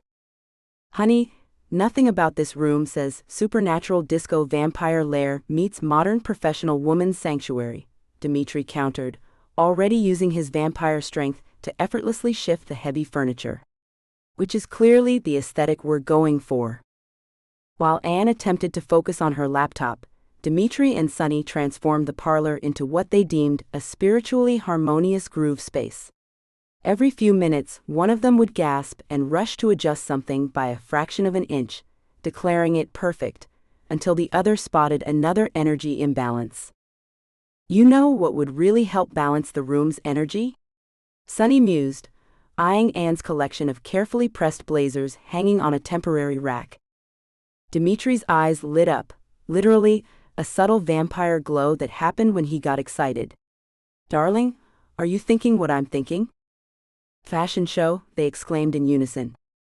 Absolutely not, Anne muttered, but they were already raiding her wardrobe. Dimitri pulled out a navy pinstripe blazer, holding it up to the light. This piece is crying out for some rhinestones and a disco collar. And these slacks? Sunny held up a pair of perfectly tailored gray pants. They're begging for some fringe. What followed was what Dimitri would later describe as Project Runway meets the Twilight Zone. He and Sunny took turns modeling Anne's business attire, each piece enhanced with their own accessories. Sunny's scarves, crystals, and flowing kimono cardigans mixed with Dimitri's collection of vintage sequined vests and platform boots created looks that would make both Fortune 500 CEOs and Studio 54 regulars question their life choices. Serving corporate realness with a side of mystical enlightenment, Dimitri announced, strutting across their makeshift runway, a runner rug they'd repositioned for optimal catwalk potential. He'd paired Anne's most conservative pencil skirt with his own silver lame shirt and a crystal crown Sunny had manifested from somewhere. The judges are living for this executive witch energy, Sunny played along, filming the whole thing on her phone, despite Dimitri's notorious inability to appear in recordings. But wait until they see my next look. I call it quarterly reports at the disco. Anne's attempts to maintain her exasperated expression were increasingly undermined by the twitching corners of her mouth. Dimitri counted each almost smile as a victory. The fashion show naturally evolved into what they decided was a necessary intervention regarding Anne's aura health. Dimitri had somehow produced a PowerPoint presentation, though he'd needed Sunny's help to actually operate the laptop, as his vampire energy tended to make technology malfunction in creative ways. As you can see from this chart, he gestured to a slide that was mostly glitter GIF animations, your current sparkle levels are dangerously low. I created a crystal healing grid specifically for this situation, Sunny added, arranging stones in an elaborate pattern. Rose quartz for love, citrine for joy, and this special disco ball-shaped crystal I found at a metaphysical shop in Portland. Dimitri hovered, literally, over the crystal arrangement. Oh, this is fascinating. Watch what happens when I channel my vampire energy through the disco ball crystal. The room filled with spinning points of light as his supernatural power interacted with the stones. Sunny gasped in delight, immediately pulling out her phone to document the phenomenon for her spiritual wellness blog. Can we please focus on something other than my apparent sparkle deficiency? Anne asked, but her voice held more amusement than annoyance. I have a video meeting in 10 minutes. This announcement was met with matching expressions of horror from both Dimitri and Sunny. You can't take a video call in this energy. Sunny protested. We haven't even done our morning supernatural soul alignment session yet. Morning? It's 2 p.m., Anne pointed out. Time is a construct, Dimitri declared, already queuing up Dancing Queen on his vintage record player. Now, Sunny, let me show you how to properly channel your inner disco vampire during sun salutations. What followed was possibly the first ever fusion of vampire disco moves and yoga, with Sunny proving to be an exceptionally quick study. They developed an elaborate routine that involved crystal channeling, vampire levitation, and what Dimitri called supernatural swagger. And that's why we need to install a light-up dance floor for the mansion blessing ceremony, Sunny concluded, as they finished practicing their new secret handshake for the 12th time. The complicated sequence of movements included 3 twirls, 2 high fives, challenging with vampire reflexes, and a finale where Dimitri would briefly levitate Sunny. Mansion blessing? Anne's voice carried a note of concern that suggested she was imagining all the ways this could go wrong. Don't worry, darling, Dimitri assured her, floating cross-legged next to her desk. We're keeping it simple. Just some sage burning, crystal grids, disco lights, and maybe a small supernatural dance party. Small? Sunny chimed in. I already started a Pinterest board for it. Want to see our inspiration photos for groovy ghostly decor? Before Anne could respond, a translucent figure drifted through the wall, the mansion's resident ghost, whom Dimitri had been meaning to mention to Anne at some point. Oh, perfect, Lex. Dimitri called out. We were just about to practice some new dance moves. Sunny's been teaching me about contemporary styles. Though I still say disco is eternal. Anne's expression suggested she was mentally calculating how many more supernatural surprises she could handle in one day. We have a ghost named Lex? Of course we do, darling. And he has excellent rhythm for someone from the Victorian era. Anne watched in bemused silence as Sunny and Dimitri debated the merits of velvet versus silk for evening wear, their animated discussion punctuated by Dimitri's theatrical gestures. Her attention drifted to movement near the library's reading lamp, where a scholarly-looking ghost in Victorian attire hovered, making increasingly pointed comments about the frivolous nature of modern fashion discourse. At least they've moved beyond the travesty that was 1970s polyester, the ghost remarked dryly, adjusting his spectral spectacles. Anne pinched the bridge of her nose. Okay, time out. Who exactly is our translucent commentator? The ghost straightened his waistcoat and executed an elegant bow. Felix Hargrove, at your service. Though some knew me as Lex in my corporeal days. I serve as the mansion's unofficial historian, and much to my eternal chagrin, reluctant witness to Dimitri's decades of disco devotion. Oh my God. Sunny bounced in her seat, nearly spilling her chamomile tea across the antique coffee table. Felix Hargrove? I saw your name in the original mansion documents. You were the head librarian here in 1897. Felix's transparent form seemed to brighten, his spectral outline gaining a pearly sheen. Indeed? How remarkably observant.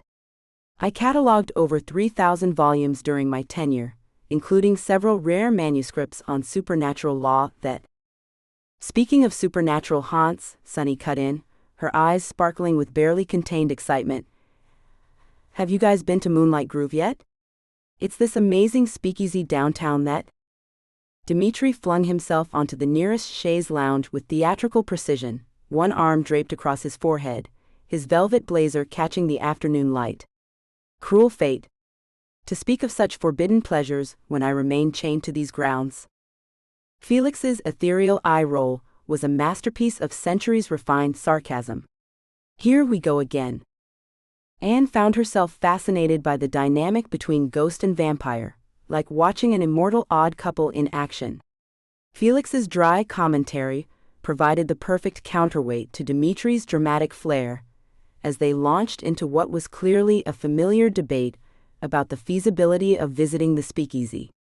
She noticed how Felix's form would flicker slightly whenever he was particularly annoyed. Actually, Felix interjected, floating closer to the group, his Victorian attire rippling in a non-existent breeze, I recently discovered an interesting loophole in Volume 3 of Supernatural Statutes and Ordinances. There's a rather obscure law regarding pocket dimensions and their relationship to location-bound curses. Sunny leapt up, nearly knocking over an antique side table that Anne was certain cost more than her car. Yes. The speakeasy exists in a magical pocket dimension. The wards create a separate space that's technically not part of the mortal plane.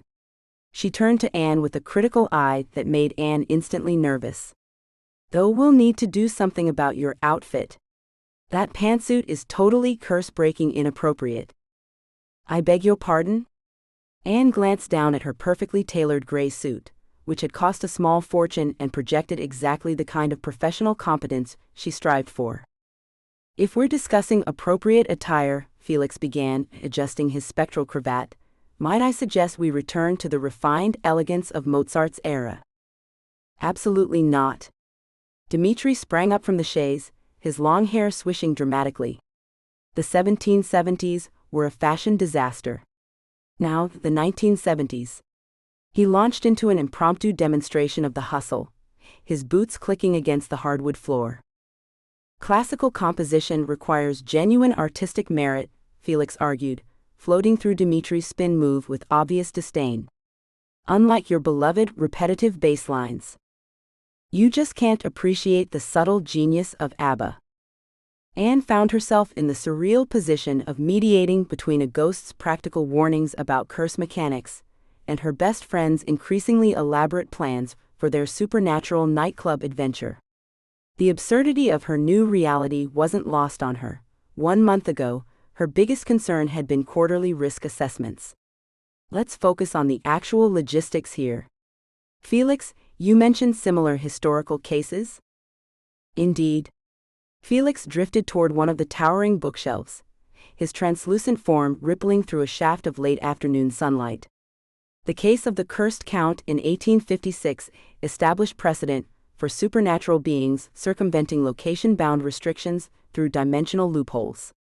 Though that particular example ended with an unfortunate incident involving a cursed music box and a very angry banshee. The resulting property damage took 3 covens to repair. Dimitri responded by demonstrating what he called the perfect dance move for banshee dodging, his velvet blazer swooshing as he executed an elaborate spin and duck combination. Meanwhile, Sunny scribbled notes about magical barrier properties in her phone, her rainbow-painted nails flying across the screen with surprising speed. Anne watched as their unlikely planning committee took shape, Felix citing relevant supernatural legislation while floating through furniture, occasionally pausing to straighten his ghostly cravat, Dimitri adding dramatic flair with every disco move in his repertoire, each one more outlandish than the last. Sunny brainstorming magical workarounds with the same enthusiasm she usually reserved for community garden projects, and herself trying to inject some much-needed pragmatism into the chaos. So, Sunny announced, bouncing on her toes, Operation Disco Liberation is officially a go. Perhaps we should consider a more dignified name, Felix suggested, adjusting his spectral spectacles with a disapproving frown. Like what? The Great Escape, Baroque Edition? Dimitri twirled past him, managing to make even that simple movement look like something from Saturday Night Fever. Anne massaged her temples, wondering how exactly she'd ended up with a ghost as her most sensible new acquaintance. The actuary in her wanted to create a spreadsheet of risk factors, but somehow she suspected supernatural probability calculations might be beyond even her professional expertise.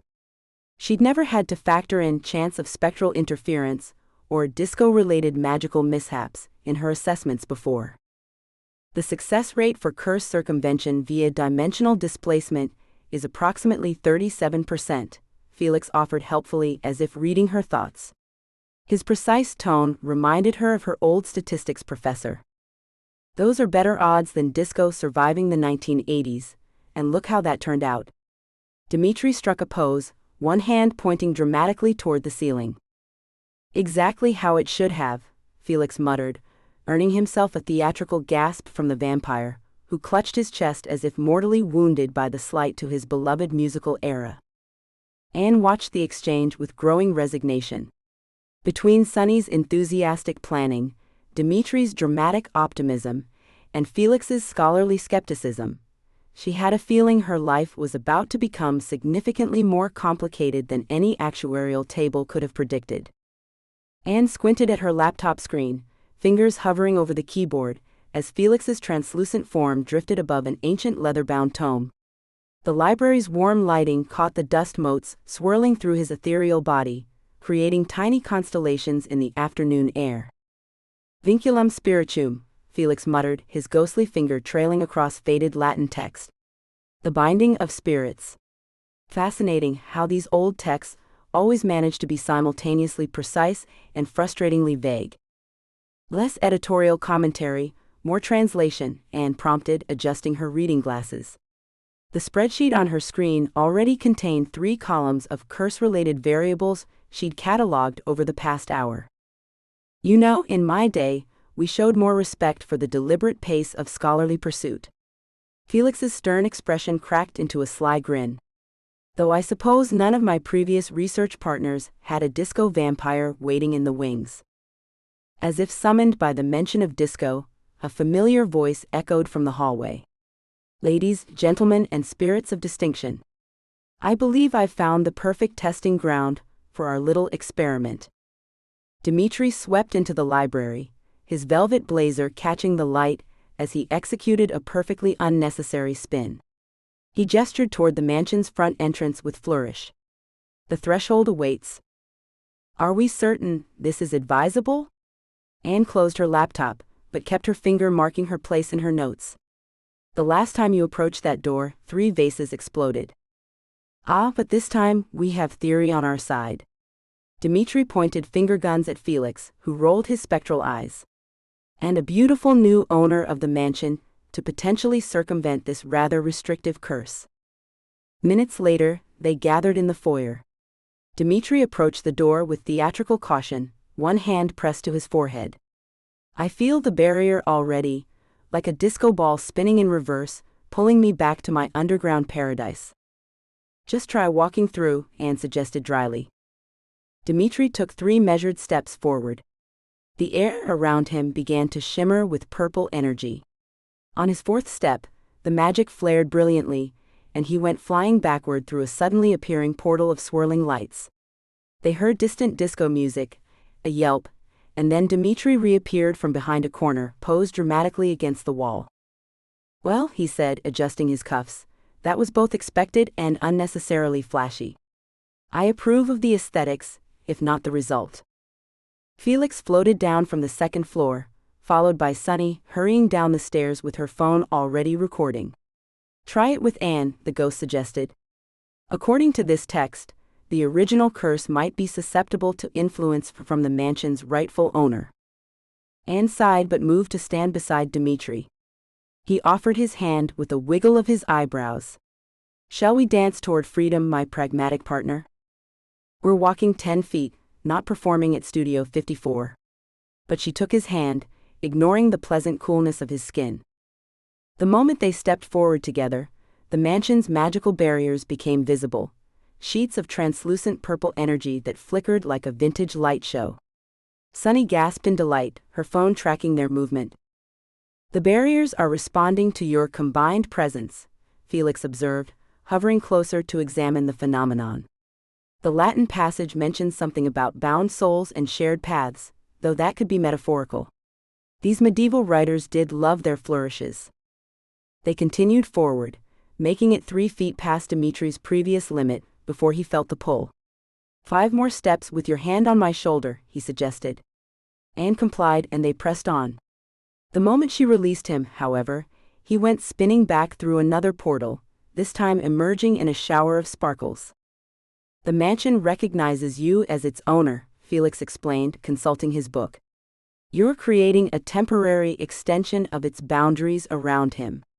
"Fascinating. Let me try." Sunny bounded forward, grabbing Dimitri's arm. They barely made it 2 steps before he was yanked away, this time performing a perfect pirouette before disappearing. "I think," Dimitri called from somewhere in the basement, his voice echoing up through the floor, "we should measure the exact range of this connection. For science, naturally." Anne pulled out her phone's measuring app. "That's actually a sensible suggestion. If we can calculate the precise distance." "Which means," Dimitri continued, suddenly appearing behind her through another portal, "you'll have to accompany me to Moonlight Groove." He beamed, practically vibrating with excitement. Felix cleared his throat.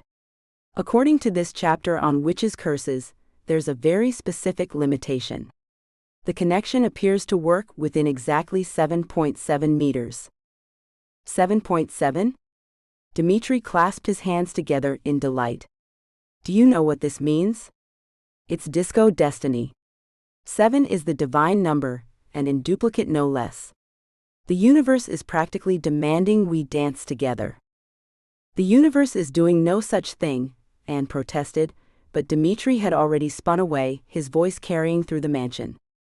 "We'll need coordinating outfits, of course. Something that catches the light without being garish, we're not animals. And dance lessons. You'll need to learn the hustle if we're going to stay in proper formation while maintaining our distance limitation."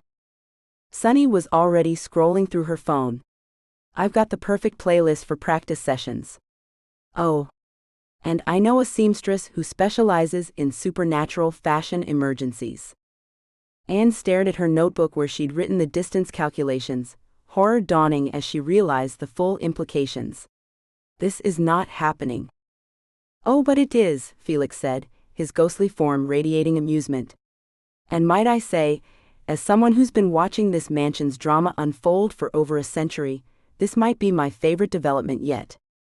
From somewhere in the house, Dimitri's voice carried the opening lines of Stayin' Alive, accompanied by the unmistakable sound of platform boots on hardwood floors. Chapter 6: Moonlight Groove. Anne gripped the wrought iron railing as she followed Dimitri down the spiral staircase behind Eclipse Curiosities, trying not to focus on the dizzying descent. Orbs of blue-white light bobbed alongside them, pulsing in perfect sync with the bass that vibrated through the stone walls. The staircase seemed to wind endlessly downward, each step taking them deeper into Greenwood's supernatural underbelly. 7.7 meters, she muttered, counting her steps to maintain the precise distance between them. This would be so much easier with a proper measuring system. "Darling, you can't apply actuarial precision to disco," Dimitri called back, his velvet blazer catching the light of the floating orbs. "Besides, you look absolutely fabulous." Anne tugged self-consciously at the silver sequin dress he'd somehow convinced her to wear. "I look like I mugged a disco ball." "Precisely. Though I still say we could have gone with the gold lame." "No." They reached a heavy door marked only with a silver crescent moon. The bouncer, who seemed to shift between various forms like a living shadow, held up a crystalline monocle and peered through it at them. Their auras, Anne assumed, though the concept still made her want to reach for a statistical probability chart. The bouncer's ever-changing features settled into an expression of surprise. Well, if it isn't the disco vampire himself." They leaned closer to examine Dimitri's aura. "That's vintage supernatural signature right there. Haven't seen one like that since the summer of '77, Dimitri finished with a dramatic flourish. "A particularly good year for both disco and vampirism." Anne cleared her throat. "Can we just—" The door swung open, and Anne's jaw dropped as the entrance hall transformed around them. Victorian architectural elements melted away like wax, replaced by gleaming chrome and pulsing neon. A silvery mist parted to reveal a sprawling nightclub that defied every law of physics she held dear. Her senses struggled to process it all. Cocktails that floated through the air in spiraling patterns, their contents shifting through impossible colors, werewolves performing elaborate dance moves on the ceiling, pixies weaving through the air creating living light shows that told stories in sparkles and shine. "Oh God," Anne mumbled as Dimitri struck an immediate pose, one hand on his hip, the other raised dramatically skyward. The crowd's reaction was instant. Whispers rippled through the supernatural patrons like wind through wheat. "The disco vampire. He's back. Is that a human with him?" Anne tried to shrink into herself, acutely aware of every sequin on her dress catching the light. "Dimitri, please tell me we can find a quiet corner." The floor beneath them shifted like liquid mercury, responding to each step with ripples of iridescent light. They had to weave their way past a group of translucent ghosts practicing their best Saturday Night Fever moves, their spectral forms adding new meaning to dancing like nobody's watching.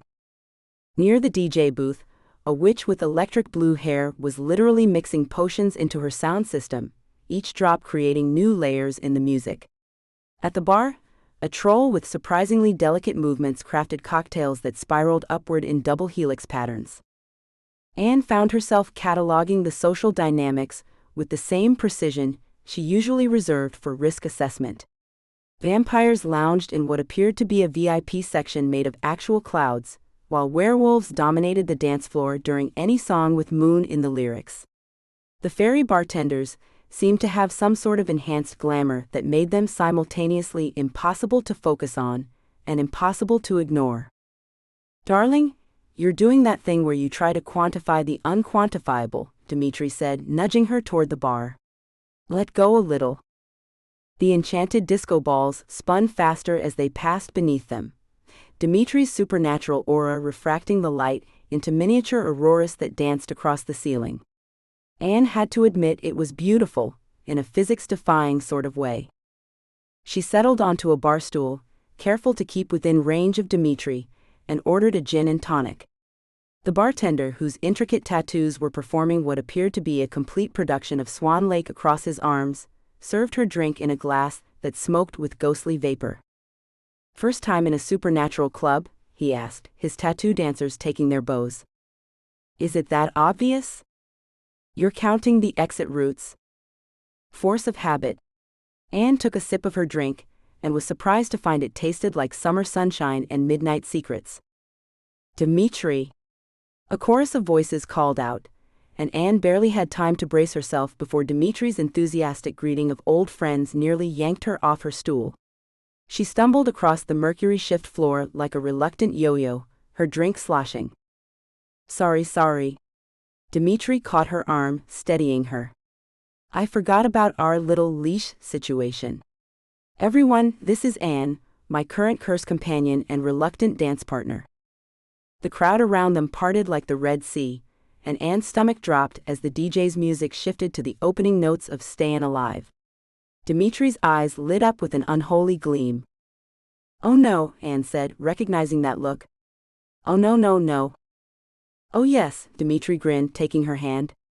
"Time to show them how it's done, darling." The dance floor rippled beneath them in anticipation as the crowd formed a circle, and Anne realized with growing horror that she was about to become part of what would undoubtedly become supernatural nightclub legend. She just hoped her actuarial skills would help her calculate the perfect dance moves to maintain that crucial 7.7-meter connection. Dimitri couldn't help but marvel at how the enchanted cocktail in Anne's hand shifted colors like a magical mood ring, the anxious purple swirls gradually mellowing into peaceful azure waves. He'd seen countless mortals take their first sip of supernatural spirits, but watching Anne's precise, analytical approach to even this simple act of drinking fascinated him. She held the glass as if measuring its contents, those sharp green eyes studying every shimmer and sparkle.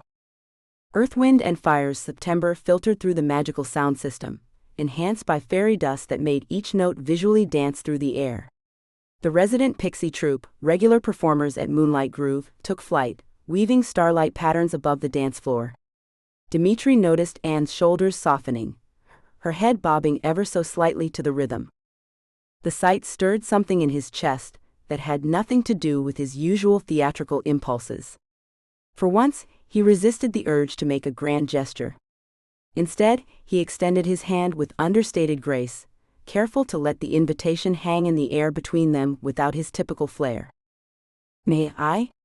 He kept his voice gentle, fighting back the dozen disco-related quips that threatened to spill out.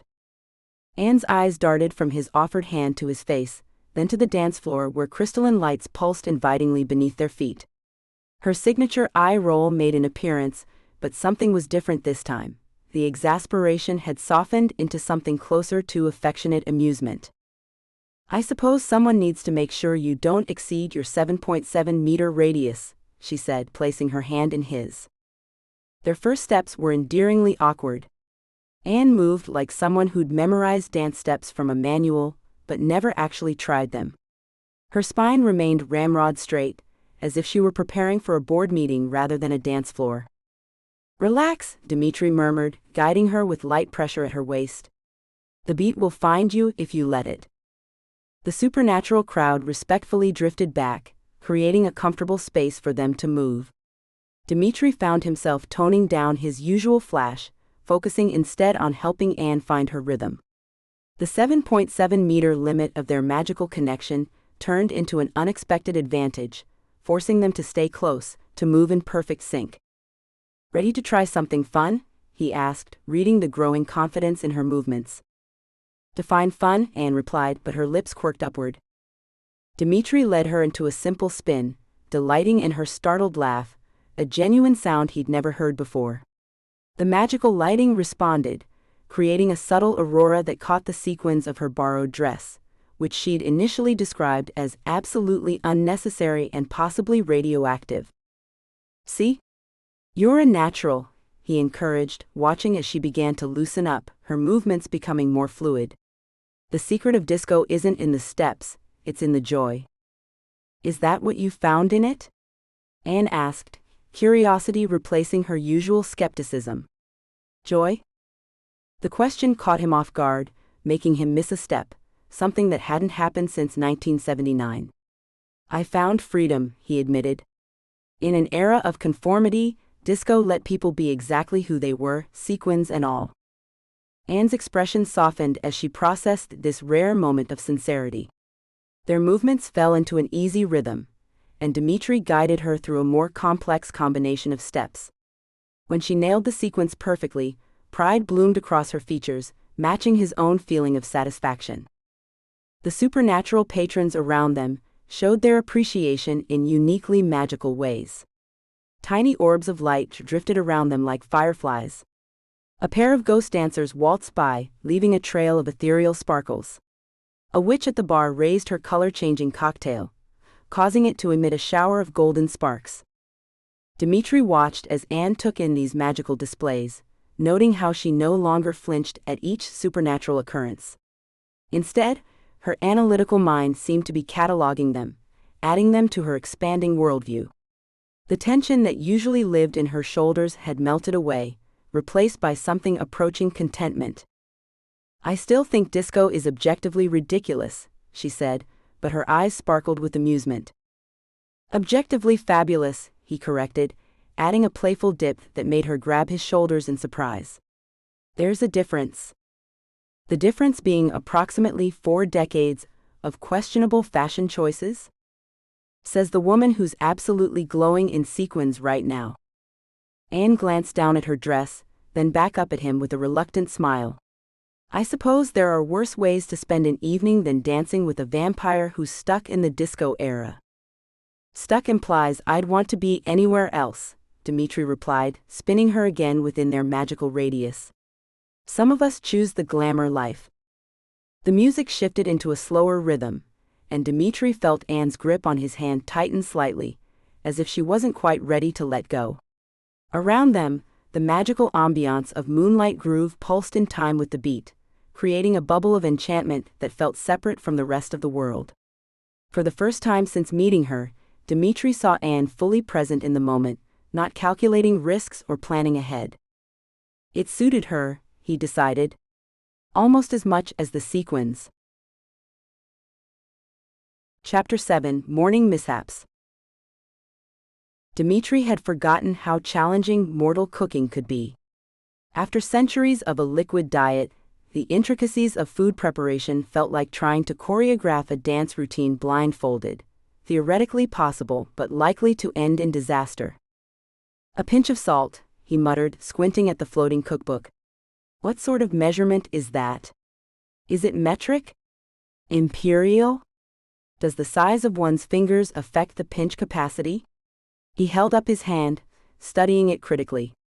And more importantly, does the blood type of the intended consumer influence sodium requirements? The kitchen had transformed into his personal disco-themed laboratory.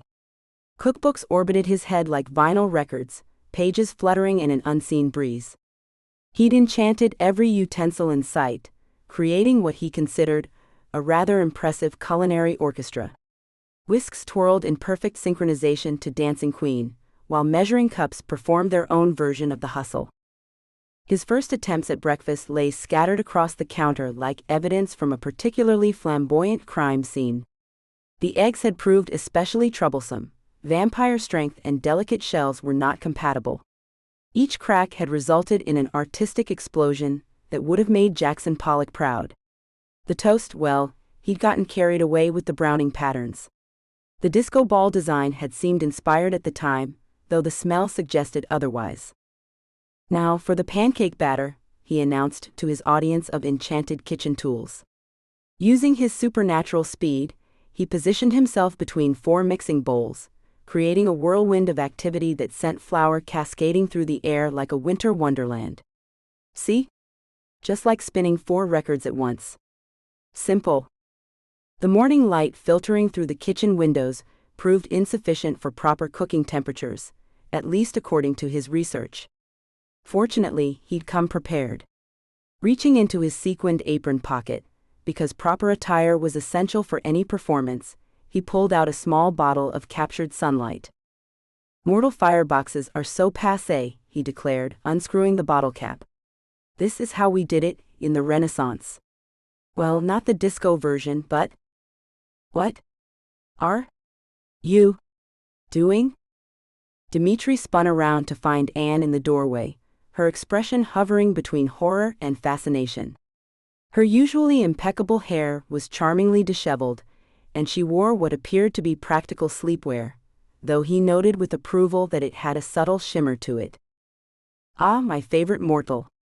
He gestured grandly, causing several eggs to roll off the counter in a failed attempt at synchronized swimming. "I'm preparing what the kids these days call breakfast." "The kids these days?" Anne stepped carefully around a puddle of sparkly coffee. "You mean what humans have been calling breakfast for millennia?" Details. He waved dismissively, then had to catch a floating whisk before it could add more percussion to his kitchen symphony. "I've been studying contemporary breakfast customs." The refrigerator door chose that moment to swing open in perfect time with the chorus of "Stayin' Alive," revealing his carefully arranged ingredients. Each shelf had been organized by color and potential choreography value. "Through what exactly?" Anne asked, watching as he danced between the fridge and counter, his usual grace deserting him entirely when faced with the challenge of carrying multiple items. "The most reliable source of cultural information, musical numbers." He beamed, proud of his thorough research methodology. "Did you know that in the 1950s, everyone apparently sang about their toast?" Fascinating era. Before Anne could respond, he rushed to present his pièce de résistance, a complete breakfast composition that would have made Salvador Dali question his life choices. The pancakes had been meticulously cut into eighth notes and treble clefs, while the eggs formed an intricate dance floor pattern. His crowning achievement was the bacon, twisted into cursive lettering that spelled out "Groove Morning" with surprisingly legible flair. "I call it breakfast at Studio 54, he announced proudly. "The presentation more than makes up for any minor technical issues with, shall we say, traditional edibility standards." Anne approached the display cautiously, as one might approach an abstract art installation that could potentially bite. "Dimitri, food generally needs to be edible. It's rather a key feature of breakfast. But look at the composition. The drama. The way the bacon topography creates a visual rhythm that," he paused, as one of his enchanted cleaning supplies chose that moment to break into an enthusiastic solo, sending pancake batter flying in artistic arcs across the walls. "Perhaps we should focus on basics first," Anne suggested, somehow managing to dodge a pirouetting mop. "Simple scrambled eggs, for instance." "Scrambled?" He considered this, head tilted. "Like a dance floor during the YMCA? More like gentle movement in a pan. With less choreography." He brightened suddenly. "What about my vintage toast? It plays music when you bite it. Granted, it's currently stuck on an infinite loop of 'I will survive,' but..." "How did you even..." Anne stopped herself, apparently deciding some questions were better left unasked. "Look, let me show you the fundamentals. No magic, no music, just eggs and heat, normal heat," she added quickly, eyeing the bottle of sunlight still in his hand. Dimitri watched intently as Anne demonstrated proper egg-cracking technique. Her movements were precise, efficient, and completely lacking in dramatic flair, but he had to admit the results were more promising than his previous attempts. "You're sure we can't add just a tiny bit of choreography?" he asked, as she guided his hands through the whisking motion. "Perhaps a subtle groove? A hint of hustle?" "Focus on the eggs," she instructed, but he caught the slight upturn of her lips. "What about garnish? Surely we can express ourselves through garnish?" Anne sighed, but it was the sort of sigh he was learning to recognize as concealed amusement. "If you can make proper scrambled eggs, you may arrange them however you like." Challenge accepted. He immediately began planning the tiny dance floor he would create, complete with cherry tomato disco balls. The eggs might be simple, but the presentation? That would be legendary. As they worked together in the gradually settling kitchen, though the occasional utensil still attempted a spin move, Dimitri found himself enjoying the lesson more than expected. There was something satisfying about learning these mortal skills, even if they seemed unnecessarily complicated compared to his usual dining habits. You know, he mused, carefully plating their creation, in my day breakfast was considerably more straightforward and significantly more hemoglobin-based. Anne surveyed the disaster zone that was formerly her pristine kitchen. Eggshells littered the counter, a fine dusting of flour coated nearly every surface, and something that might have been pancake batter dripped steadily from the ceiling. With a resigned sigh, she reached for the spare apron hanging by the pantry. Absolutely fascinating, Dimitri declared, floating cross-legged above the kitchen island. So humans require exact measurements for sustenance preparation? How charmingly precise. We mere mortals can't just wing it, Anne replied, methodically gathering measuring cups and bowls. She paused, realizing Dimitri was now hovering directly over her shoulder, his chin practically resting on her head as he studied the measuring spoons with intense concentration. Personal space, remember? But how else am I to observe the intricacies of mortal cuisine? He drifted slightly backward, still maintaining what he clearly considered a respectful distance of about 6 inches. Besides, we've already established I can't stray too far from you within the mansion's confines. Anne grabbed an egg from the carton. Watch carefully. This is how you crack an egg without pulverizing it into oblivion. She demonstrated with a precise tap against the bowl's edge. Dimitri's face lit up with determination. Allow me to attempt this delicate operation. He selected an egg with flourish, holding it as if it were a precious gemstone. His first try resulted in egg exploding through his fingers. The second somehow ended up on the ceiling. By the 5th egg, Anne was beginning to question her life choices. Gentler, she coached, reaching for his hand to guide the motion. Like this? She stopped short, registering how cool his skin felt against hers, and how the simple act of showing him proper egg-cracking technique had brought them unnecessarily close. Success. Dimitri crowed as egg number 6 made it safely into the bowl, mercifully breaking the moment. I have mastered the art of egg manipulation. Getting the rest of the ingredients assembled proved to be an exercise in synchronized movement. Every time Anne reached for the salt, Dimitri would swoop in to examine the container. When she tried to grab the milk from the fridge, he'd materialize in front of her, fascinated by the refrigeration system. It was like trying to cook while permanently attached to an overexcited supernatural shadow. Behold! Dimitri gasped, discovering the whisk. A miniature disco ball for batter. Observe how it creates perfect spiral patterns, like dancers moving across a floor of cream and flour. Before Anne could stop him, he'd grabbed the whisk and was using his vampire speed to create increasingly elaborate swirls in the pancake batter. That's actually not terrible, Anne admitted, watching the batter achieve the perfect consistency through his enthusiastic whisking. Though I'm pretty sure pancake batter doesn't need a choreographed routine. Everything benefits from choreography, dear Anne. Dimitri paused his whisking exhibition to gesture at the microwave. Take this marvelous invention. Clearly powered by tiny electrons performing an elaborate disco routine to generate heat. I've given this considerable thought. Anne bit back a smile. That's not how microwaves work. Prove it, he challenged, waggling his eyebrows. As they moved on to actually cooking, Anne found herself falling into an unexpected rhythm with her supernatural student. She'd demonstrate the proper technique for flipping pancakes, and Dimitri would add his own dramatic flair, somehow turning each flip into a move worthy of Saturday Night Fever. It should have been annoying. It probably would have been, if he weren't so genuinely enthusiastic about each small success.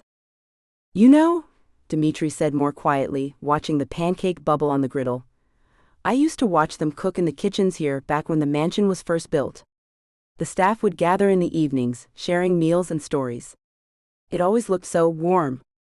Something in his voice made Anne glance up, catching a flicker of something ancient and lonely in his eyes before his usual dramatic mask slipped back into place. Though their techniques were positively prehistoric, compared to your elegant demonstrations. The first perfectly golden brown pancake emerged under Dimitri's careful supervision. His face lit up with such pure joy that Anne couldn't help but smile. She watched in amused resignation as he immediately began attempting to reshape it into a treble clef. Now for the true test of culinary mastery, Anne declared, moving to the stovetop where pasta boiled. The art of testing pasta doneness. She demonstrated the technique, fishing out a single strand. Here, try. Their fingers brushed as she passed him a piece to test, and suddenly they both became intensely interested in studying the bubbling water. Anne cleared her throat. It should be firm, but not crunchy.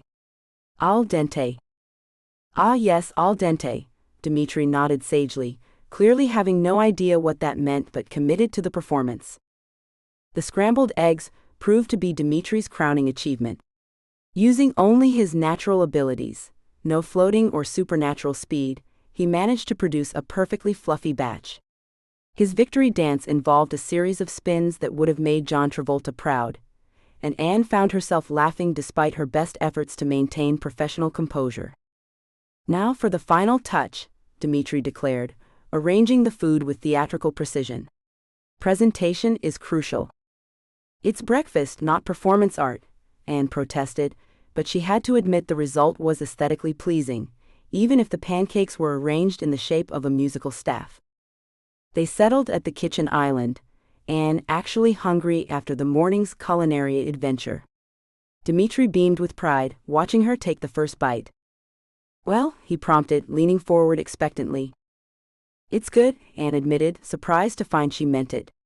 Though I'm pretty sure most cooking shows don't involve quite so many disco references. Their loss entirely, Dimitri declared, looking so pleased with himself that Anne didn't have the heart to point out the egg still dripping from the ceiling. Instead, she found herself enjoying the comfortable silence that settled between them as she ate, both carefully avoiding acknowledging how natural it felt to share this quiet moment in the morning light. Anne stared into her coffee cup, watching the cream swirl in mesmerizing patterns while her mind churned through probability calculations. Across the kitchen table, Dimitri lounged in his velvet smoking jacket, sipping something decidedly redder than coffee from a crystal goblet. So, Anne said, reaching for her tablet, I've been thinking about your curse from an actuarial perspective. Dimitri arched an elegant eyebrow. Darling, that sounds absolutely devastating to my aesthetic. Numbers don't lie. She pulled up a spreadsheet. If we analyze enough historical cases of dimensional displacement curses, we can calculate the statistical probability of different solutions. It's all about pattern recognition. Ah yes, research. Dimitri's face lit up with theatrical remembrance. I've conducted extensive studies myself, you know.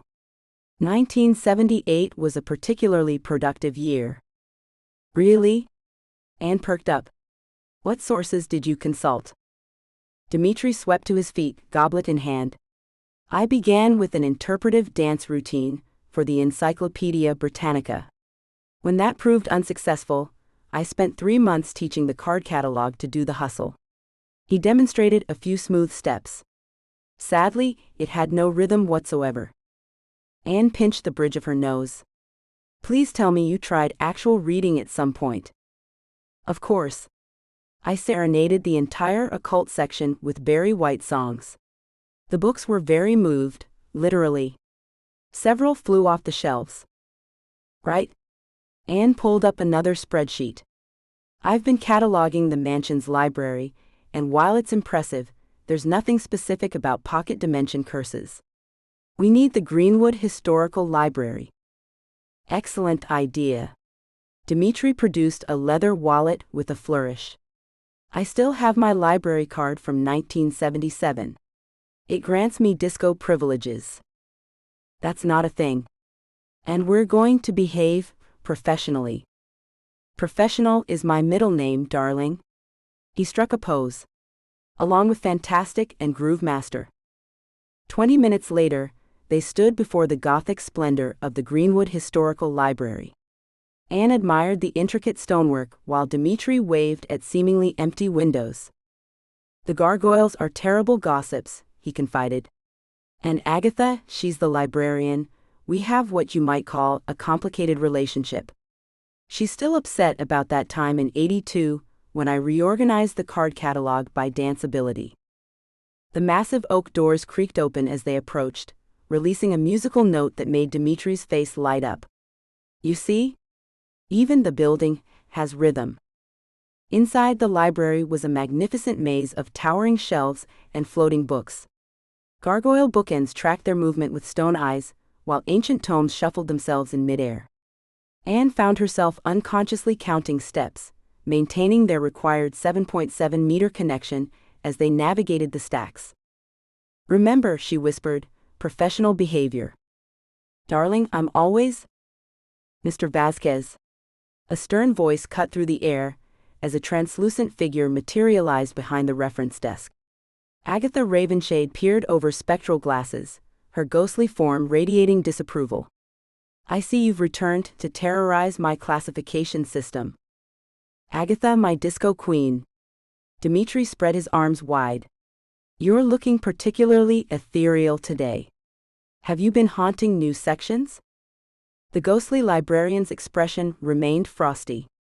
"The romance section still hasn't recovered from your last reorganization by swooning potential." Anne stepped forward, tablet in hand. "Ms. Ravenshade, I'm Anne Teague.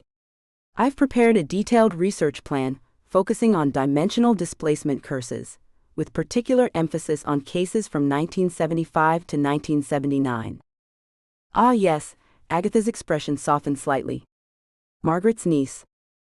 "The restricted section would be incredibly helpful," Dimitri chimed in. "I promise to keep my groove contained. Mostly. As the Bee Gees would say." "Please don't," both women said in unison. To their surprise, Agatha reached into her spectral desk and produced an ornate golden card. "Your aunt arranged this years ago. Full access to all supernatural resources, including the Whispering Archive." Anne stared at the card, throat tight with unexpected emotion. Even after death, Aunt Maggie was looking out for her. "Now that," Dimitri said softly, "is what I call sneaky disco queen moves. Your aunt had style, darling." Agatha glided from behind her desk. "Follow me." The curse-related texts are classified under our modified Dewey Decimal System. We sort by manifestation type, temporal impact, and, she shot Dimitri a pointed look, musical involvement. As they followed the ghostly librarian deeper into the stacks, magical lights flickered to life along their path. Anne clutched her tablet, already mapping out research quadrants in her mind, while Dimitri hummed what sounded suspiciously like night fever under his breath. "The Whispering Archive requires absolute silence," Agatha warned, leading them down a spiral staircase. "Any inappropriate dancing will result in immediate ejection." "Define inappropriate," Dimitri called after her, only to be shushed by both Anne and a particularly stern-looking gargoyle. Chapter 8: The Library Expedition. Anne watched in quiet amazement as leather-bound tomes drifted down from the towering shelves like autumn leaves, their ancient spines creaking as they arranged themselves on the massive oak table. Agatha Ravenshade's ethereal form cast rainbow-tinted shadows through the library's stained-glass windows, her translucent fingers directing the choreography of floating books with practiced grace. "The curse section has a mind of its own," Agatha's voice echoed softly. "But it seems quite eager to help today." Anne pulled out her laptop, arranging her research materials with methodical precision. Color-coded sticky notes stood ready for deployment, and her favorite mechanical pencil waited at exactly 45 degrees beside her notebook. She was about to dive into the first tome when a strange, muffled rhythm caught her attention. "Dimitri, is that Dancing Queen?" The vampire held a gilt-edged volume at arm's length, his face lit with delight as the book hummed out a tinny disco beat. "Anne, this is remarkable. The ancient Greeks knew how to party." That's because it's not actually Greek, Agatha sighed. Someone enchanted it last week. Mr. Vasquez, please focus on the curse research.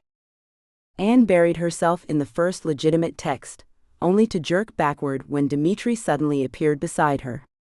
The Cyrillic section looks promising, he announced, pointing to a distant shelf. Then go look at it, Anne muttered, not looking up. Ah, but remember our little experiment? 7.7 meters, my methodical muse. Right. Their magical tether. Anne gritted her teeth and shuffled sideways, maintaining what she hoped was exactly 7.7 meters, as Dimitri browsed the Cyrillic texts. Books began floating between them like well-trained doves, Dimitri's magic ensuring they landed precisely within her organizational system. I must say, he called out, your color coding is inspired. Though perhaps a bit heavy on the beige. They're not beige. They're manila, buff and ecru. There's a difference. The library itself seemed to respond to their presence.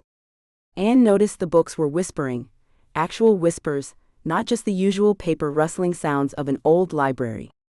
Theories about curse-breaking and magical bindings reached her ears in hushed tones, though oddly, whenever they passed near Dimitri, they took on a distinctly rhythmic quality. Are the books beatboxing? She asked incredulously. The Whispering Archive has always had a musical inclination, Agatha explained, drifting past. Though I must say, this is the first time I've heard it attempt the Bee Gees. Anne's attention snapped to a particularly ancient tome, as it fell open before her, revealing pages of familiar handwriting tucked between its weathered leaves. This is Aunt Maggie's research. The notes were meticulous, detailing magical frequencies within Greystone Mansion, energy patterns, and most intriguingly, observations about a resonant supernatural presence that seemed to pulse in time with the house itself. Dimitri, she called out, I think she knew about you. Naturally, he replied from his perch in a Gothic window seat, sprawled like a romance novel cover model. Your aunt was a fascinating woman. She once tried to graph the magical harmonics of my aura. He lifted a different book, clearing his throat dramatically. When confronted with a binding curse, one must consider the metaphysical implications of, he paused for effect, eternal disco. That is not what it says. No, but wouldn't it be more interesting if it did? He continued reading, turning the dry academic text into an impromptu performance complete with gestures. Anne tried to maintain her professional demeanor, but a smile tugged at her lips as he transformed a paragraph about magical theory into what sounded suspiciously like the plot of Saturday Night Fever. A ghostly cat phased through the nearest bookshelf, its translucent form sparkling with magical energy as it investigated Dimitri. The vampire attempted to pet it, his hand passing through its ethereal form. Undeterred, the cat pranced through several more walls before settling directly on top of Anne's most crucial reference book. Excuse me, she addressed the cat formally, but I need that text on pocket dimensions. The cat yawned, showing spectral teeth. Sir Whiskers is quite particular about his napping spots, Agatha commented, materializing nearby. She shot Dimitri a stern look, as he juggled with what appeared to be ancient bone bookmarks. Mr. Vasquez, those are not percussion instruments. My apologies, dear lady, he said, catching them with a flourish. But they have such excellent rhythm. Anne returned to her research, trying to ignore both the cat and the vampire. Her mind was racing, connecting patterns between her aunt's notes and the historical texts. Something about pocket dimensions and curse limitations kept surfacing in different sources. She reached for a promising volume just as Dimitri did the same, their fingers brushing. A spark of magical energy crackled between them. The library's ambient magic seemed to intensify. Candles materialized and lit themselves, casting warm light across their workspace. Pages turned on their own, as if eager to share their secrets. The stained glass windows above cast shifting patterns that looked almost like mathematical equations, then transformed into musical notes. Your organizational skills are quite impressive, Dimitri said softly, watching as she connected another set of historical references with color-coded precision. Though I still think the filing system could use more glitter. Glitter is not an organizational tool, she replied automatically, but found herself smiling despite her best efforts to maintain a professional demeanor. The library hummed around them, a gentle magical resonance that seemed to approve of their unlikely partnership. Sir Whiskers purred, the sound echoing with ethereal harmonics as Anne finally managed to slide the book out from under him. She didn't notice Dimitri's fond gaze as she lost herself in the text, her green eyes bright with the thrill of discovery, her tight bun loosening slightly as she leaned forward to examine a particularly promising passage about dimensional anchors and supernatural bindings. Dimitri ran his fingers along the spine of yet another ancient tome, trying his best to maintain his usual flair despite the stuffiness of the library's restricted section. The scent of aged leather and parchment tickled his nose, and he fought back a dramatic sneeze that would have surely earned him Agatha's spectral wrath. "I must say, my dear Anne, your aunt's taste in literature was far more exciting than—" He nearly jumped out of his velvet blazer as Agatha materialized beside their research table, his hands fumbling with a grimoire that probably cost more than his entire disco record collection. "Perhaps," Agatha's ethereal voice whispered, her translucent form shimmering in the lamplight, "you might find more success seeking answers in whispers rather than shouts, Mr. Vasquez." He couldn't help but arch an eyebrow at that. "Darling Agatha, are you suggesting I lower my naturally magnificent volume? You wound me." But there was something in her stern gaze that made him pause, a knowing glint that spoke of secrets better left unspoken in the open air. Anne caught his eye, that delightful spark of curiosity he'd grown so fond of lighting up her features. "The Whispering Archive?" she asked Agatha, who merely nodded and gestured toward a spiral staircase Dimitri could have sworn wasn't there a moment ago. "After you, my methodical muse," he flourished, offering Anne his arm with a dramatic bow that earned him an eye roll from both women. Some habits died hard, or in his case, remained perfectly undead. The descent into the archive felt like stepping into another world entirely. The air grew thick with magic, making his skin tingle in a way that had nothing to do with his usual supernatural state. Books lined the walls, their spines unmarked, but their pages rustled with whispers in languages he hadn't heard in centuries. "Is that Aramaic?" he wondered aloud, then quickly hushed as a chorus of shushes emanated from the shelves themselves. "Well, that's new." But what truly caught his attention was Anne.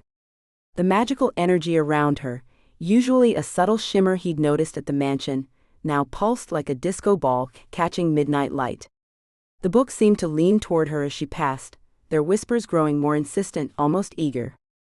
"Anne, darling, you're positively glowing," he murmured for once without his usual theatrical flair.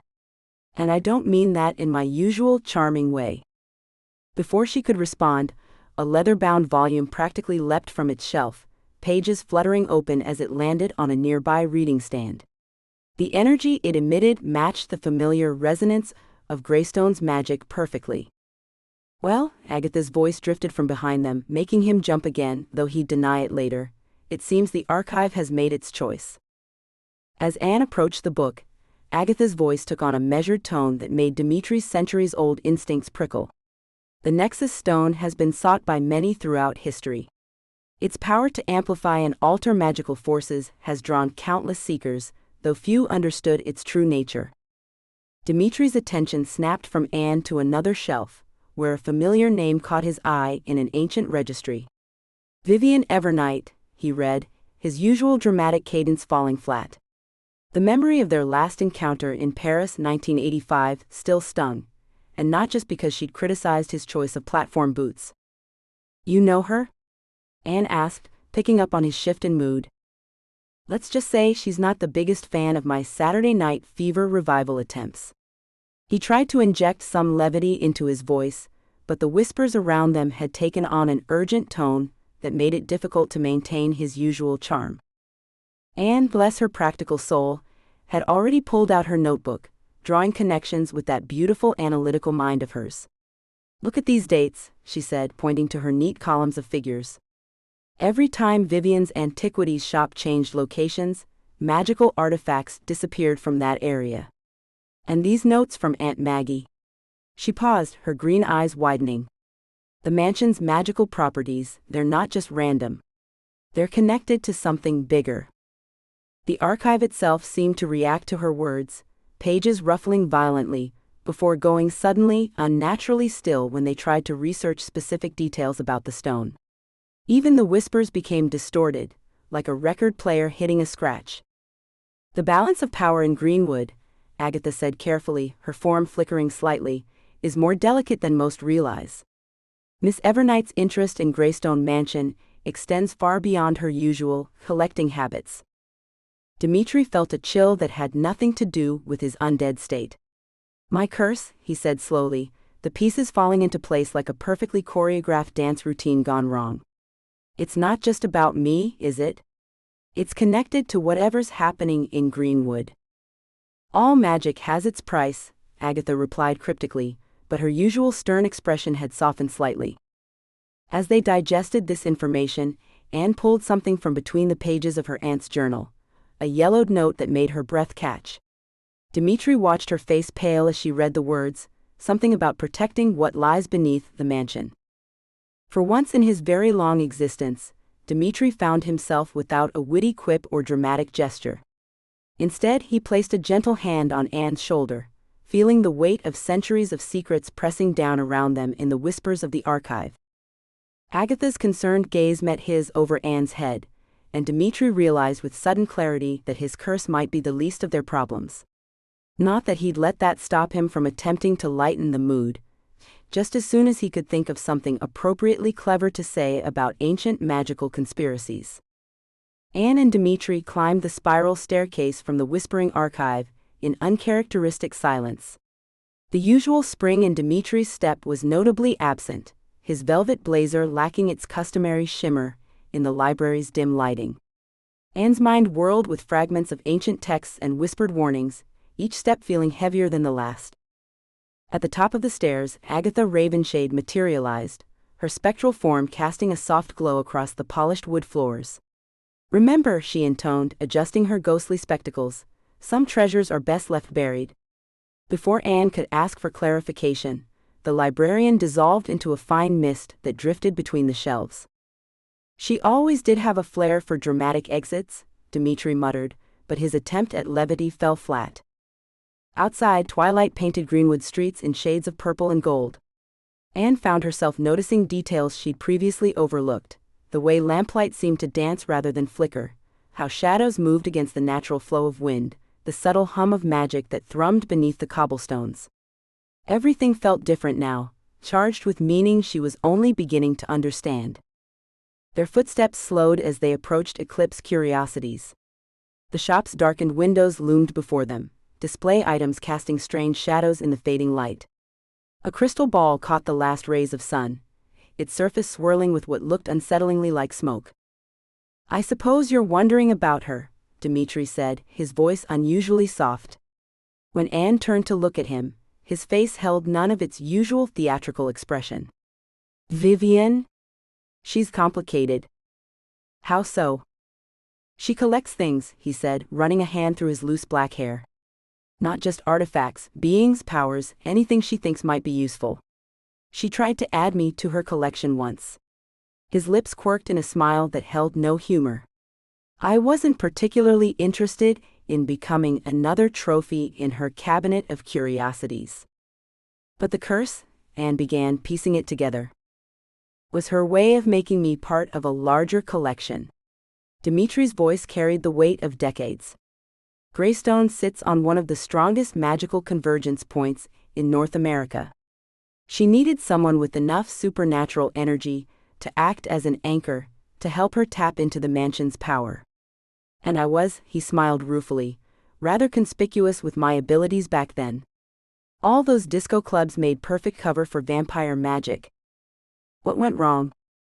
Your aunt happened. His expression softened. Maggie recognized what Vivian was planning. How she was trying to create a network of magically enslaved beings to amplify her power. The curse was meant to bind me to the mansion, yes, but it was also supposed to bind me to Vivian's will. He gestured at the shop's darkened windows. Instead, Maggie altered the curse at the last moment. She couldn't prevent my imprisonment, but she ensured I remained free of Vivian's control. Made me a guardian of sorts, though I didn't understand that until you arrived. Anne shivered, though the evening wasn't cold. She's been planning her revenge all this time? Building her power, collecting her pieces, Dimitri nodded. Each artifact, each trapped being making her stronger.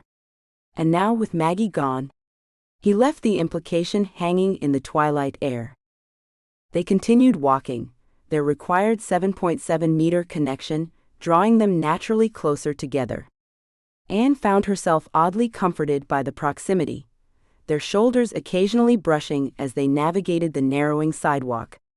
The contact felt less like the curse's constraint, and more like an anchor in increasingly turbulent waters. The warm glow of Wisp's brew spilled onto the town square, and Anne caught a whiff of something that smelled like cinnamon and starlight. Neither of them suggested stopping, though.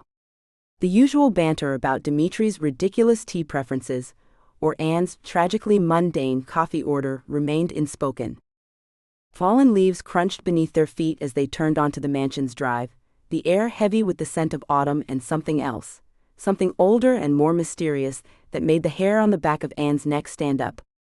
They both jumped when something white caught their eye, an envelope tucked precisely between the wrought iron gate's elaborate scrollwork. "Allow me," Dimitri said, conjuring a small globe of light that hovered above his palm. The sudden illumination cast dramatic shadows across his features as he plucked the envelope free. Anne leaned in closer, their shoulders pressing together as they examined the heavy cream-colored paper. The envelope bore no address, just their names in flowing script that seemed to shimmer slightly in Dimitri's magical light. Inside, they found an invitation printed on paper that felt like silk. "You are cordially invited to attend an evening of extraordinary antiquities, hosted by Vivian Evernight, at Eclipse Curiosities, this Saturday at 8 o'clock. "Well," Dimitri said, attempting to inject some of his usual flair into his voice, "at least we won't have to worry about +1s, given our current attachment situation." He wiggled his eyebrows, but the gesture lacked its usual mischievous energy. Anne found herself studying his profile in the magical light, noting the tension in his jaw that belied his casual tone. "Dimitri," she said quietly, "what aren't you telling me about Vivian?" He was silent for a long moment, his conjured light flickering slightly. "There's a reason I spent decades hiding in this mansion's basement, and it wasn't just my impeccable taste in real estate." They crossed the threshold together, the mansion's familiar warmth enveloping them. But tonight even the disco ball's gentle spinning seemed subdued, as if the house itself sensed the weight of their discoveries. The usual comfort Anne had begun to feel within these walls now felt tinged with something else, a growing awareness that beneath the mansion's quirky charm lay secrets that might be better left undisturbed. "I suppose," Anne said, closing the heavy front door behind them, "we should start planning what to wear to an auction where the merchandise might try to eat us." "Now that," Dimitri replied, a hint of his usual sparkle returning, "is exactly the kind of practical thinking I've come to expect from my favorite actuary." But his hand lingered on the invitation, fingers tracing the shimmering script, as if trying to decode some hidden message in its elegant curves.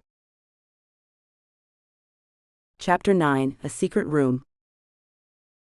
Anne shuffled backward across the parlor floor, her eyes fixed on Dimitri as she maintained their precisely measured distance.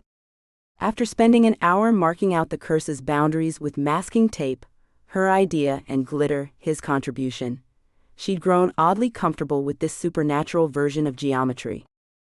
7.6 meters, she called out, consulting her phone's measurement app. "Almost at our limit." Her heel caught on an uneven floorboard, sending her stumbling. As she regained her balance, the worn carpet beneath her feet rippled with an unexpected shimmer, like moonlight on water. "Did you see that?" She crouched down, forgetting their careful measurements. Dimitri's face lit up. "Oh honey, that is not your average disco floor lighting." He glided closer, nostrils flaring slightly. "There's old magic here. And trust me, as someone who's been rocking the vintage lifestyle for centuries, I know retro when I sense it." Anne rolled her eyes, but couldn't suppress a smile. Everything's disco with you, isn't it? Only the important things, darling. He winked, then gestured at the carpet. Shall we take a peek under this tragically beige broadloom? Together they rolled back the carpet, revealing intricate patterns carved into the wooden floor. As Anne's hand hovered over the elaborate lines, they began to glow with a soft purple light. Fascinating, she murmured, tracing the air above a particularly complex spiral. These look like the theoretical magic diagrams from Aunt Maggie's notebooks. Speaking of theory, Dimitri called from exactly 7.7 meters away, that curve there matches the Bridge of Night Fever. The whole thing's got a definite 4/4 time signature. Because of course it does. Anne shifted to examine another section, then bumped into their invisible boundary. This would be easier if we could both look at the same spot. Then we dance, my methodical muse. Dimitri struck a pose. You move 2 steps left, I'll sashay right. What followed was possibly the world's most awkward choreography session, with Anne analyzing symbols from one angle while Dimitri directed from another, both of them orbiting the pattern like particularly uncoordinated planets. Wait, Anne said, finally spotting something promising. These symbols here, they're similar to the energy transfer diagrams in Aunt Maggie's work on magical resonance. And that swooping line? Dimitri pointed with dramatic flair. Pure Barry Gibb. Before Anne could formulate a suitably sarcastic response, the pattern beneath her feet pulsed with brilliant light. She felt a surge of energy, not unlike the sensation when she'd first entered the mansion. Across from her, Dimitri's supernatural presence seemed to harmonize with whatever magic lay dormant in the floor, creating a resonance that made her skin tingle. A low grinding sound filled the room. Anne jumped back as a section of wall began to slide away, revealing a hidden doorway. Dust motes swirled in the magical light streaming from within, sparkling like miniature mirror balls. Now that's what I call an entrance, Dimitri whispered, his usual theatricality softened by genuine awe. They stepped into what could only have been her aunt's secret study. Floor-to-ceiling bookshelves lined the walls, packed with leather-bound journals. Glass cases displayed an eclectic collection of magical artifacts, crystals that seemed to pulse with inner light, delicate silver instruments that whirred and spun of their own accord, and what appeared to be a perpetually spinning disco ball emanating rainbow shadows. A massive oak desk dominated the center of the room, its surface covered in star charts and papers covered in complex magical formulae. Anne's fingers itched to organize the apparent chaos, even as her mind raced to catalog each new discovery. Look at this, she said, picking up a journal bound in midnight blue leather. Its pages detailed an extensive investigation into something called the Nexus Stone, complete with her aunt's precise diagrams and notes. Anne's breath caught as she studied the intricate diagrams. The stone isn't just hidden, it's fragmented. Her fingers traced the careful illustrations. Aunt Maggie split its power into 3 pieces, each one concealed within a different part of the mansion's architecture. Clever woman, Dimitri murmured, leaning closer to examine the notes. She used the mansion's own magical infrastructure as camouflage. One piece in the foundation stones, drawing power from the ley lines. Another in the ballroom's enchanted mirrors, hidden among their existing magical signatures. And the third? He tapped a complex diagram, woven into the very wards that protect the house. That's why Vivian could never find it, Anne realized, her analytical mind racing. She was looking for a single powerful artifact, but its energy is dispersed throughout the mansion's existing magical framework. The pieces are only detectable when they resonate with each other. Which they've started doing since you inherited the house, Dimitri finished. Your presence is acting as a catalyst, slowly drawing the fragments back together. His expression grew serious. The stone isn't just hidden, it's waiting. Maggie engineered it so only the right combination of factors could reunite the pieces. Anne flipped through more pages, finding meticulous notes on the concealment spell. The fragments are bound to 3 different types of magic: order, chaos, and transformation. She looked up at Dimitri, understanding dawning. That's why she cursed you to the mansion. You're not just trapped here, you're part of the protection. A vampire cursed by disco magic to guard a powerful artifact? Dimitri struck a dramatic pose. Your aunt had style, darling. Though I wish she'd left better instructions about the choreography.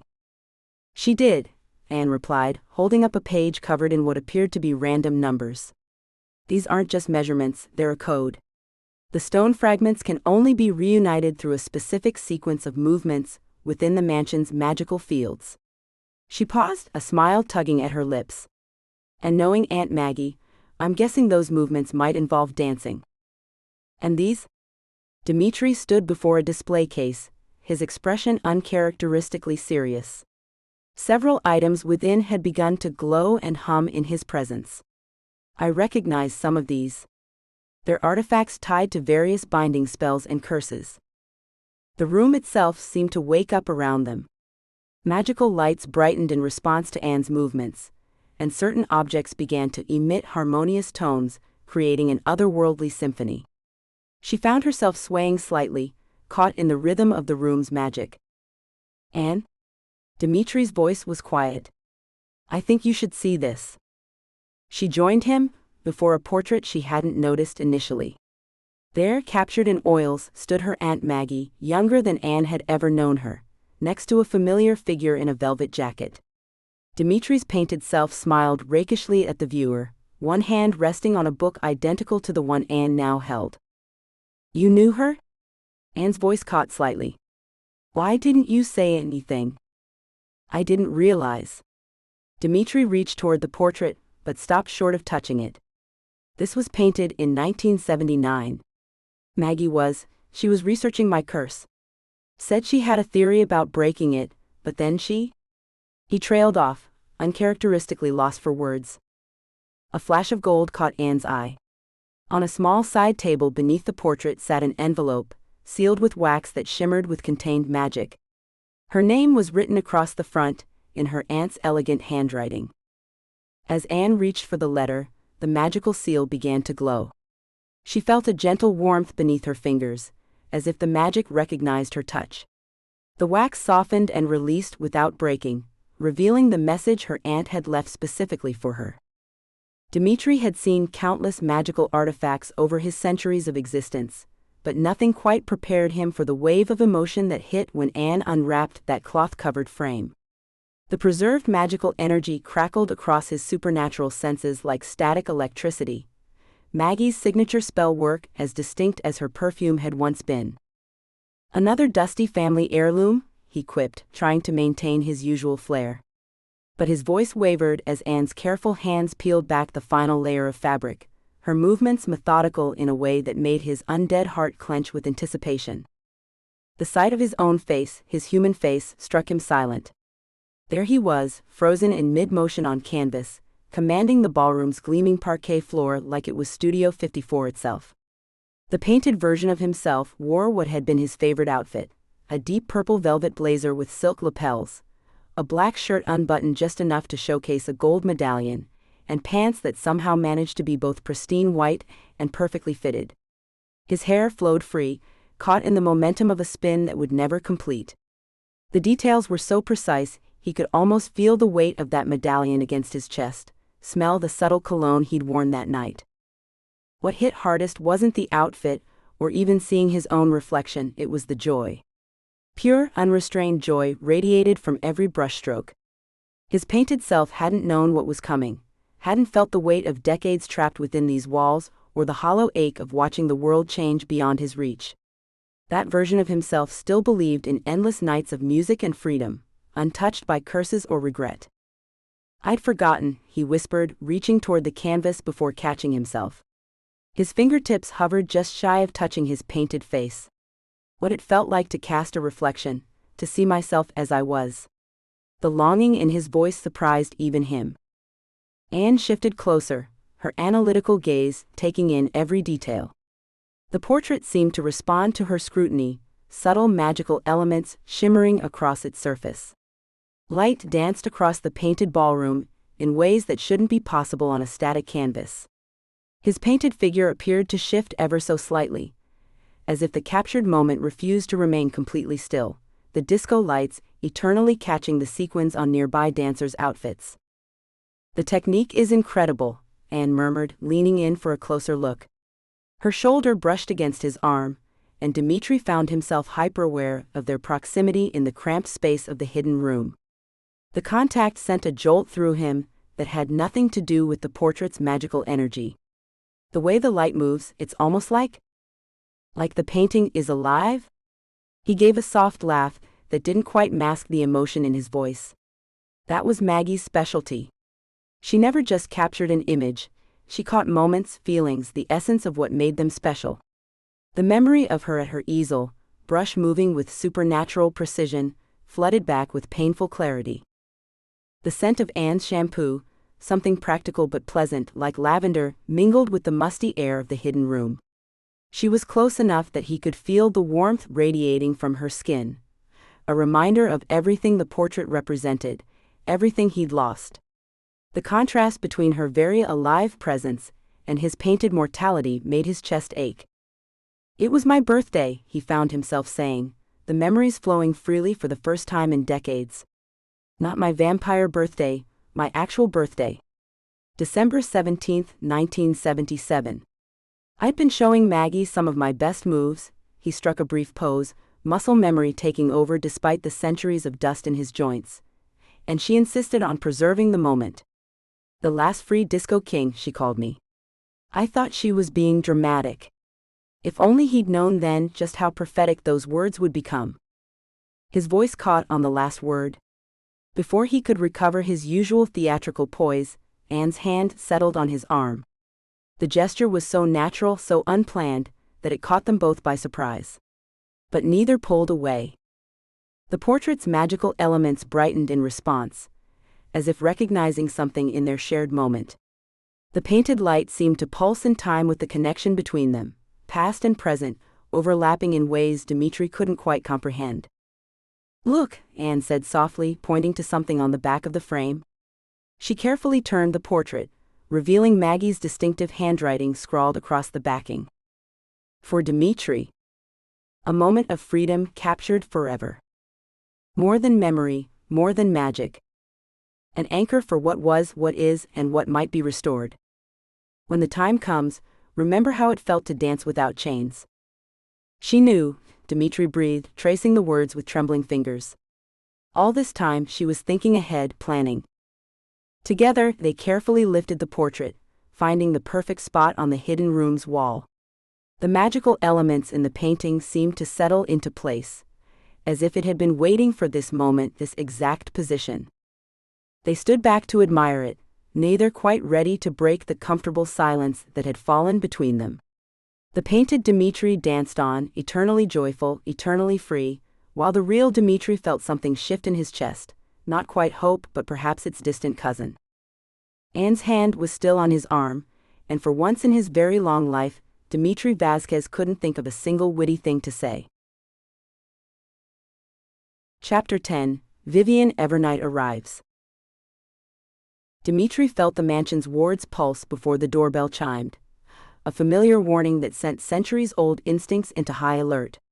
He glanced at Anne, who sat cross-legged on the parlor floor surrounded by Maggie's journals, her auburn hair escaping its usual tight bun.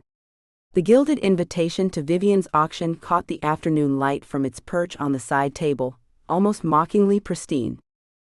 Felix materialized beside Anne's desk, his ghostly form more solid than usual.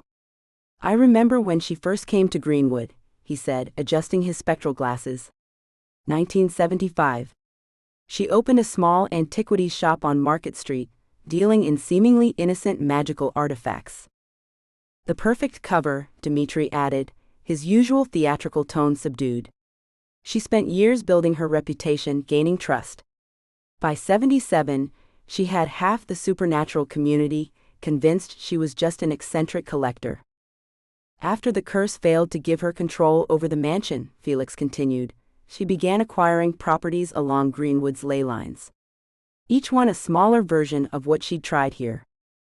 Anne pulled out her town map, marking locations. "These buildings, they form a pattern around Greystone." "A web," Dimitri confirmed.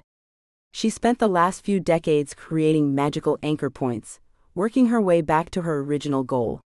Each small success brought her closer to having enough power to try again with the mansion.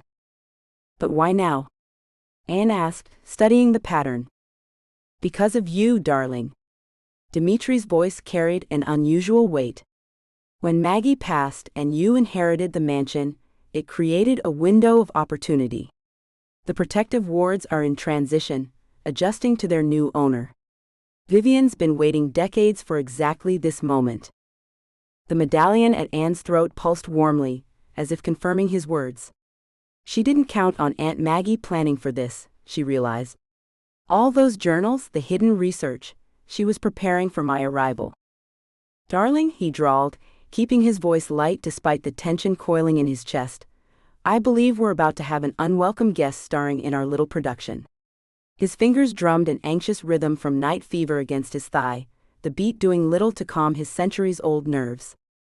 Anne looked up, her green eyes sharp with understanding. Before she could respond, the door swung open with theatrical timing that even Dimitri had to admire, revealing Vivian Evernight in all her calculated glory. Her black coat hung with perfect tailoring, emerald jewelry catching the light in ways that spoke more of magic than mere gems. Dimitri suddenly felt his own velvet blazer and silk shirt ensemble seemed almost gauche in comparison. He resisted the urge to adjust his favorite golden medallion, a disco-era treasure that usually brought him comfort. My dears, Vivian purred, gliding into the parlor like she owned it. I simply had to check if you'd received my invitation. Her gaze flickered between them, measuring the precise 7.7-meter distance they maintained with an interest that made Dimitri's skin crawl. Such an unusual curse you're dealing with. The way she said unusual made his fangs itch beneath his carefully maintained smile. Dimitri shifted closer to Anne, though still maintaining their required distance. He watched Anne straighten her spine, slipping into her professional demeanor like armor. Ms. Evernight, she said, her voice carrying that delicious blend of courtesy and steel that made Dimitri want to applaud. A surge of pride mixed with his growing unease. Please call me Vivian. She moved through the room with practiced grace, each step a performance. Her perfectly manicured fingers trailed along surfaces, the mantel, the bookshelf, a Victorian lamp, sending ripples through the mansion's magical field that set Dimitri's teeth on edge. Each disturbance felt like nails on the chalkboard of his supernatural senses. Such remarkable pieces you've inherited. The Bee Gees had it right, Dimitri interjected, forcing levity into his voice while positioning himself to block her path to certain areas. This is definitely more than a woman's world. Though I must say, your timing is about as subtle as platform shoes at a funeral. He struck a casual pose that centuries of practice had perfected, though his every instinct screamed danger. Vivian's laugh tinkled like expensive crystal. Always the entertainer, Dimitri. She lifted the auction invitation, examining it as if she hadn't personally sent it. The paper seemed to shimmer unnaturally in her grasp, making his undead heart skip a metaphorical beat. You know, only the most interesting collectors are invited to these events. Those with valuable contributions to make. The emphasis she placed on valuable made Dimitri want to whisk Anne away to the safety of his basement disco haven. Instead, he watched Vivian's gaze drift to specific architectural features, the carved molding above the fireplace, the peculiar pattern in the parquet flooring, and positioned himself between her and the wall that concealed their hidden room. His protective instincts warred with the curse's restrictions, leaving him feeling like a record stuck between tracks. Speaking of contributions, he said, striking a pose that was equal parts disco and defensive, while carefully noting every magical probe she sent into the mansion's wards. I once contributed to a conga line that lasted 3 days. Now that's what I call staying alive. The joke felt hollow even to his own ears. Charming as ever. Vivian's path through the room brought her suspiciously close to one of Maggie's concealed barriers. When she brushed against it, the magical ripple was unmistakable, like a discordant note in his favorite symphony. Her serene smile never wavered. Your aunt was quite talented with protection spells, wasn't she? Anne's response was perfectly measured, her actuary's precision on full display. Aunt Maggie had many interests, though I'm afraid most of her magical theories go over my head. Dimitri could hear the careful deflection in her voice, and it made him want to kiss her brilliant mind, if only the curse would allow it. Ah, but you're learning quickly, aren't you? Vivian reached into her coat pocket, producing an ornate key that seemed to bend light around it. Your VIP access to the auction. Do bring your attached friend. I'm sure many collectors would find your situation fascinating. Dimitri fought the urge to recoil as Anne accepted the key. The metal gleamed with more than mere polish, and he could smell old magic on it, the kind that usually came with a price tag written in blood. The scent reminded him of darker centuries he'd rather forget, nights that even disco couldn't brighten. How thoughtful, he said, channeling his unease into a spin that kept him exactly 7.7 meters from Anne while positioning himself between Vivian and the parlor's eastern wall. Though I should warn you, my auction paddle technique is heavily influenced by John Travolta. I look forward to the performance. Vivian's smile remained fixed as she moved toward the door. Oh, and Anne? Do be careful with those journals. Old books can be so inflammable. Anne hurried through the mansion's winding corridors, her sensible heels clicking against hardwood floors as she followed the sudden burst of magical energy that had sent Dimitri racing outside. The pendant around her neck, a recent gift from Agatha, grew warm against her skin, its subtle warning matching the prickling sensation along her arms. She pushed through the French doors leading to the garden, only to freeze at the tableau before her. Dimitri stood at the garden's edge, his usual flamboyant demeanor stripped away to reveal something far more dangerous. Even his signature velvet blazer seemed to ripple with barely contained power. Paris 1985, he called out, voice sharp as steel. You promised to preserve me in your collection. Funny how preservation looked a lot like imprisonment. The woman examining the mansion's wards turned with fluid grace. In the moonlight, her emerald pendant caught the garden's magical illumination, casting eerie shadows across her elegant features. Anne recognized her immediately from the auction invitation, Vivian Evernight. Darling, you would have been the crown jewel, the last vampire to truly capture the disco era. Vivian's smile didn't reach her eyes, cold and calculating as a serpent's. Anne moved closer, acutely aware of the invisible 7.7-meter tether binding her to Dimitri. Her practical mind couldn't help measuring each step, anticipating their movements like some bizarre supernatural geometry problem. The three of them began an awkward dance, as Vivian circled them like a shark scenting blood, forcing Anne and Dimitri to adjust their positions constantly to maintain their supernatural leash. Anne's actuarial brain calculated the odds of this ending peacefully. The numbers weren't promising. Your little curse-bound duo act is charming, Vivian taunted, her gaze sliding from Dimitri to Anne with predatory interest. But we both know what's really hidden in this mansion. What Maggie protected all these years. The mention of her aunt made Anne's chest tighten with a mixture of grief and protective fury. She watched Dimitri shift his stance as Vivian drew closer, positioning himself between them like a velvet-clad shield. Gone was the vampire who'd nearly burned down her kitchen attempting to make pancakes that morning, leaving a mess of disco-themed sprinkles everywhere. This was centuries of predatory instinct wrapped in designer clothes, and Anne felt a shiver of recognition at this darker side of him. Remember the siren I acquired in Monaco? Vivian's voice dripped honey-coated poison, each word precisely chosen for maximum impact. She still sings the most exquisite arias in her special tank. Or that lovely fire spirit from Arizona, contained in perfect stasis, eternal flame preserved in crystal. Such magnificent specimens, don't you agree? With each example, Dimitri's expression darkened further, and Anne could feel the tension radiating through their supernatural connection. The garden's magical lights began to pulse in response to the growing tension, creating shadow patterns that danced across the manicured hedges like a twisted disco ball. Anne felt the air thicken with supernatural energy, making it harder to breathe as past grievances surfaced in violent waves of magical feedback. Her actuary's mind struggled to categorize this level of risk. It was definitely off the charts. The deals you broke, Dimitri growled, his usual playful demeanor completely stripped away. The trust you betrayed. Your idea of preservation is just another word for torture. I prefer to think of it as curating immortality. Vivian adjusted her sleeve with deliberate grace, revealing an intricate bracelet that hummed with contained power. Everything rare and beautiful deserves to be protected, doesn't it?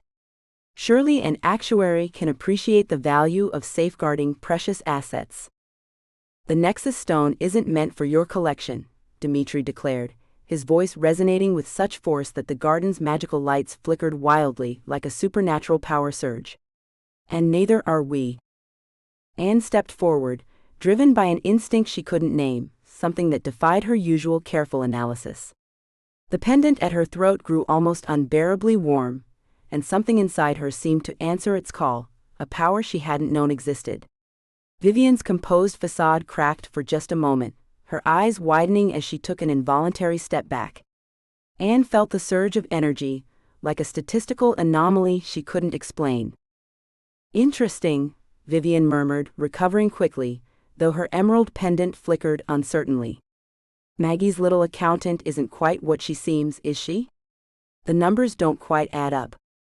The witch's retreat was as graceful as her entrance, but before she melted into the shadows, she paused, one hand trailing along a rose bush that withered at her touch. Everything has a price, darling. The question is whether you'll choose to pay it, or have it taken from you. As Vivian disappeared into the night, Anne found herself meeting Dimitri's gaze, seeing her own confusion and determination mirrored there. The auction invitation sitting on her desk upstairs felt less like an opportunity now and more like a gauntlet thrown. Whatever game Vivian was playing, they'd have to face it together. And Anne had a feeling this particular risk assessment would require more than her actuarial tables to solve. I suppose this means we need to work on my supernatural self-defense skills? Anne asked, trying to inject some normalcy into the moment. Dimitri's lips twitched, a ghost of his usual dramatic flair returning. Don't worry, Carita. I know just the disco moves to keep you alive. Of course you do. She rolled her eyes but didn't protest when he took her hand, his cool fingers intertwining with hers.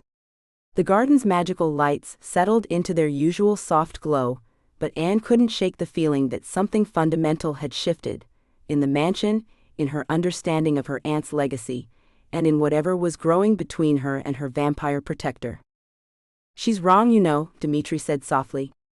About preservation. Real beauty isn't meant to be trapped in amber. It's meant to be alive, to change, to dance? Anne suggested dryly. His genuine laugh echoed through the garden. Now you're getting it, Carita. Now you're getting it. Chapter 11, A Dangerous Ally. Dimitri couldn't help but grin as he led Anne down the hidden staircase beneath Moonlight Groove. Even with the serious nature of their mission, the familiar pulse of disco beats from above sent a thrill through his undead heart. The council chamber revealed itself as they descended, a circular space where the walls sparkled with embedded crystals, far more formal than his usual dancing grounds. Watch that last step, darling. It's a doozy, he warned, steadying Anne with an unnecessary flourish that made her roll her eyes. The gesture was worth it, just to see that tiny smile she tried to hide. Agatha Ravenshade materialized near the center of the room, her spectral form more defined in this magical space.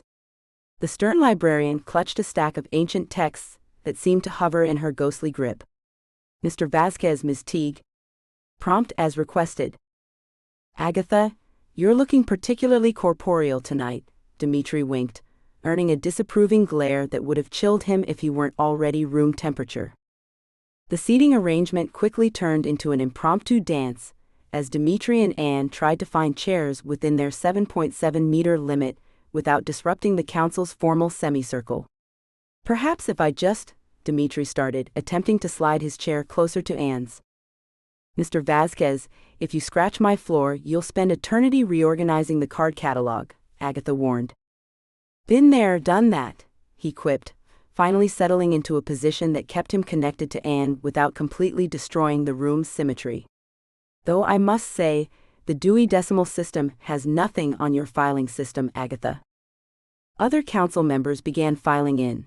Lyric, the Phi barista from Wisp's Brew, her wings catching the crystal light, the Chen siblings, werewolf shopkeepers who ran the local antiquities store, and several of Agatha's ghostly colleagues from the library's historical society. Dimitri noticed how Anne's shoulders tensed as each new supernatural being entered. He leaned closer, whispering, "Don't worry, darling. Most of them don't bite." He paused. "Well, except the Chens during full moons, but they're strictly vegetarian otherwise." Lyric's wings trembled as she stepped forward. "I wish this were just about unusual tea orders," she said, her musical voice tight with worry. "3 of our regulars have vanished since Vivian opened her shop. First Mr. Whiskers, the talking cat who read fortunes in coffee grounds. Then old Mrs. Moonweaver, who used to knit prophecies into scarves. And just yesterday, young Tim the Tooth Fairy."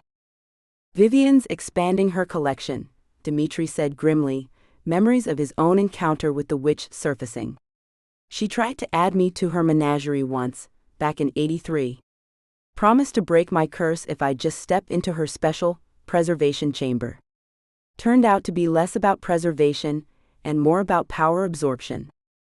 He noticed Anne's quick glance his way, concern flickering across her features. It almost made the memory worth sharing. "Miss Teague," Agatha interrupted his thoughts. "Your aunt's journals?" Anne produced several notebooks, their pages marked with colored tabs. "I've identified a pattern," she explained, her actuary's precision showing through. "Every item Vivian has acquired corresponds to a specific type of magical energy. When mapped together, they form what appears to be components of a larger ritual." The center of the room, illuminated with a magical projection of Greenwood's ley lines. Dimitri watched as golden threads of energy crisscrossed beneath the town, converging at a familiar point. "Greystone Mansion," he breathed. "No wonder the old girls got so much personality." He patted the wall affectionately, earning another eye roll from Anne. "If Vivian obtains the Nexus Stone," one of the ghost historians intoned, "she could rewrite the very laws that govern our community. The balance between supernatural and human worlds would collapse." "Then we simply won't let her get it," Dimitri declared with characteristic flair. "Though I must admit, her auction invitation does make for a rather compelling trap." "You can't seriously be considering attending," Anne protested. "Sometimes," Agatha said, her ghostly form shifting closer, "the best defense is to walk directly into danger's path." "Now that's my kind of librarian," Dimitri grinned. "Though I thought your motto was, 'Silence is golden.'" "Only in my library, Mr. Vasquez. Only in my library." The council members began producing various magical tokens, protection charms, warning devices, and one particularly sparkly disco ball that Dimitri immediately coveted. "The curse that binds you," the elder Chen observed, "it may be your greatest advantage. Vivian won't expect 2 souls tethered together." "Speaking of tethered," Dimitri said, glancing at his watch, "we should probably move back about half a meter, darling, unless you want to see what happens when we exceed our limit again."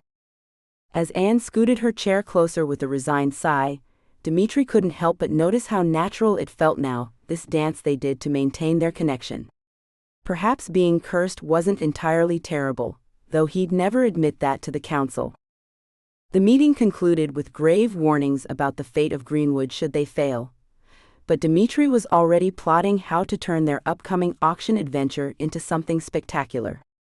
After all, if they were walking into a trap, they might as well do it with style. "I don't suppose," he whispered to Anne as they prepared to leave, "you'd be interested in coordinating outfits for the auction? I'm thinking sequins." Anne followed Dimitri down the familiar steps to his basement lair, her mind still racing from the council's warnings about Vivian. The usually vibrant space felt different tonight, muted, as if the very air held its breath.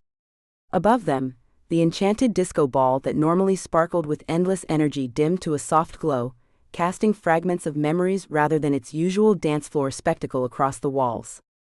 She watched Dimitri drift toward his vinyl collection, his movements lacking their usual dramatic flair. No pirouettes, no grandiose gestures, just careful, measured adjustments to already perfectly aligned albums. The silence stretched between them, made more noticeable by their forced proximity.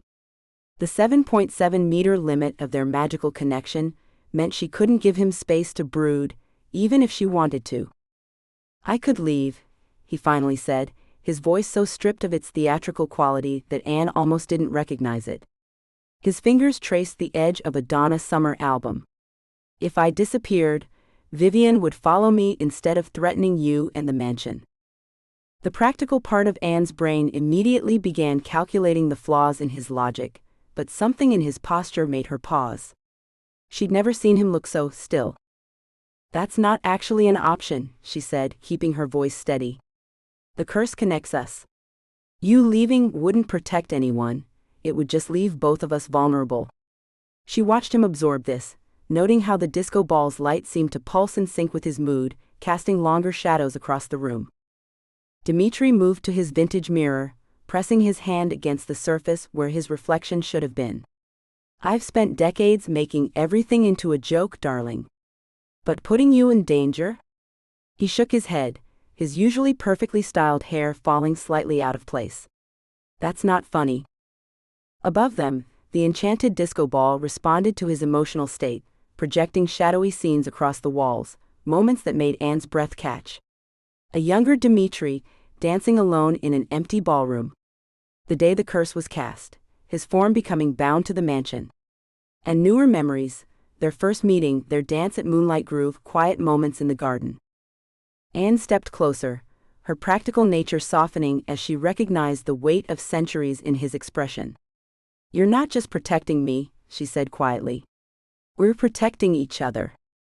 Their forced proximity brought them face to face as he turned from the mirror.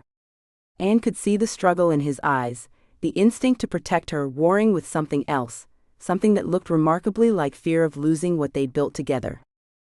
The lair's magical ambiance shifted, the air growing thick with unspoken words. The disco ball's light caught in Dimitri's hair, creating a halo effect that would have been comical in any other moment. "I used to think breaking this curse was about regaining my freedom," he admitted, his voice low and uncertain. "Now, I'm more afraid of what that freedom might cost."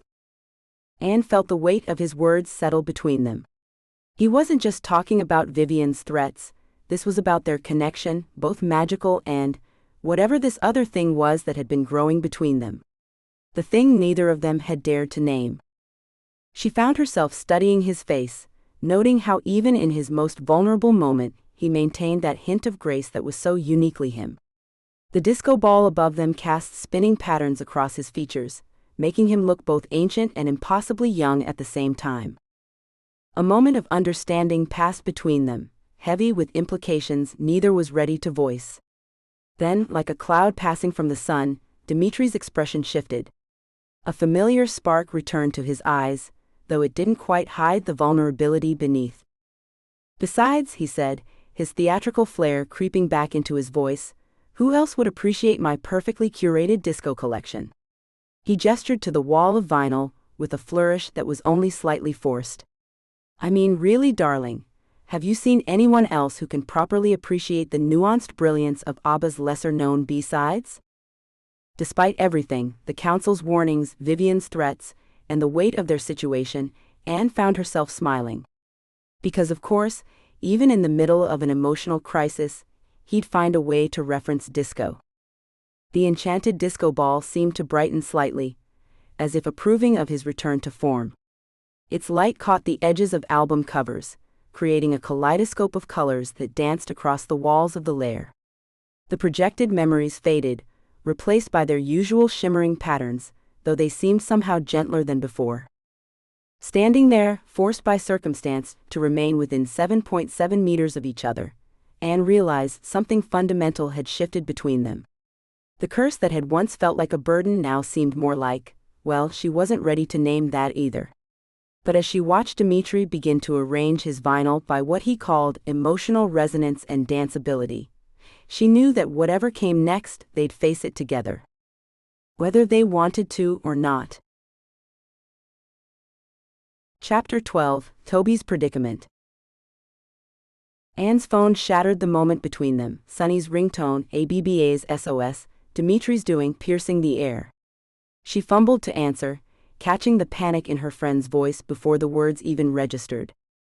Anne? Thank God, Toby went to Eclipse Curiosities after work and he's not answering his phone. His car's still outside, and I've got this awful feeling. Anne's stomach dropped. When did you last hear from him? 2 hours ago. He said he was researching something about Greystone's history. Dimitri was already moving, grabbing his velvet jacket.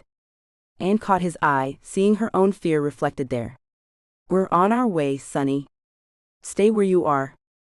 They burst out of the mansion, the night air crisp against Anne's face. She'd barely made it down the front steps when Dimitri's supernatural speed kicked in, only to jerk him back like a dog hitting the end of its leash. Right. 7.7 meters. Sorry, darling, he grimaced, falling into step beside her.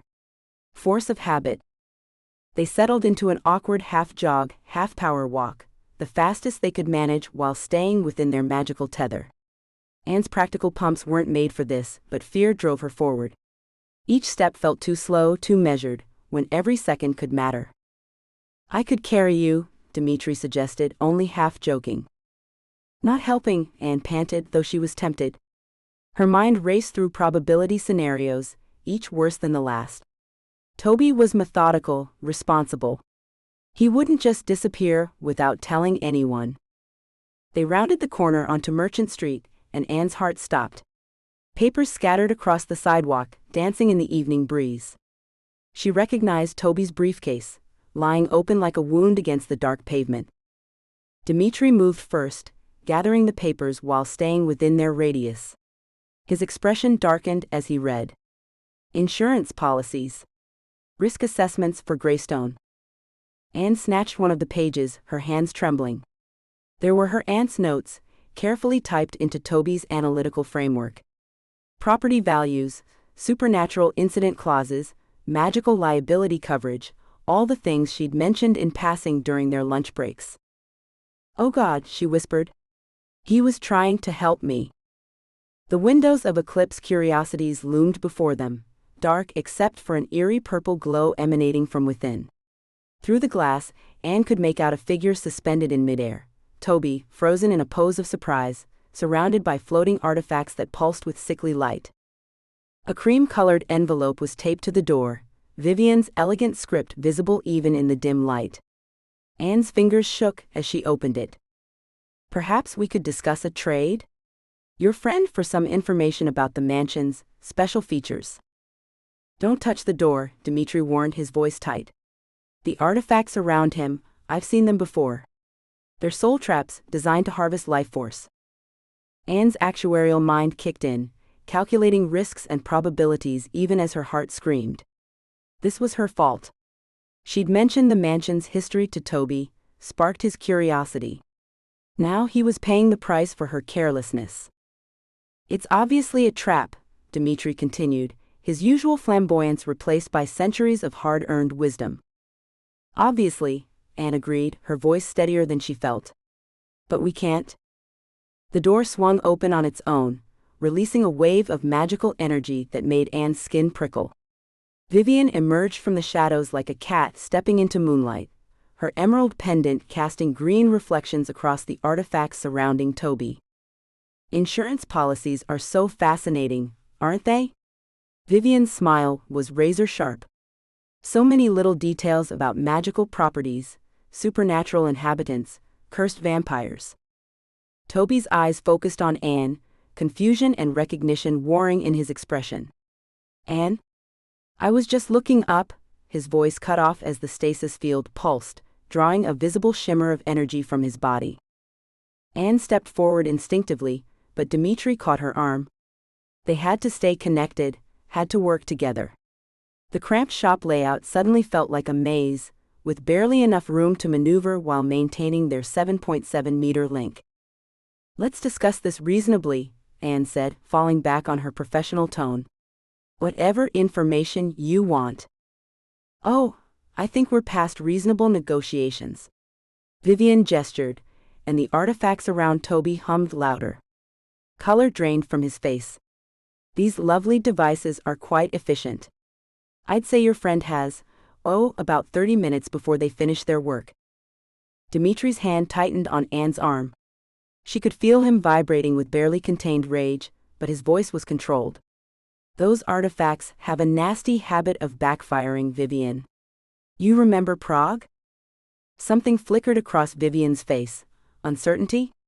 Fear? But her smile never wavered.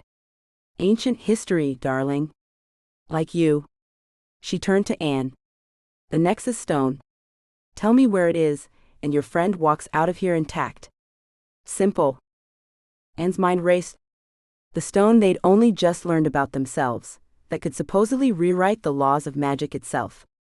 The one thing that might break Dimitri's curse, or destroy everything if it fell into the wrong hands.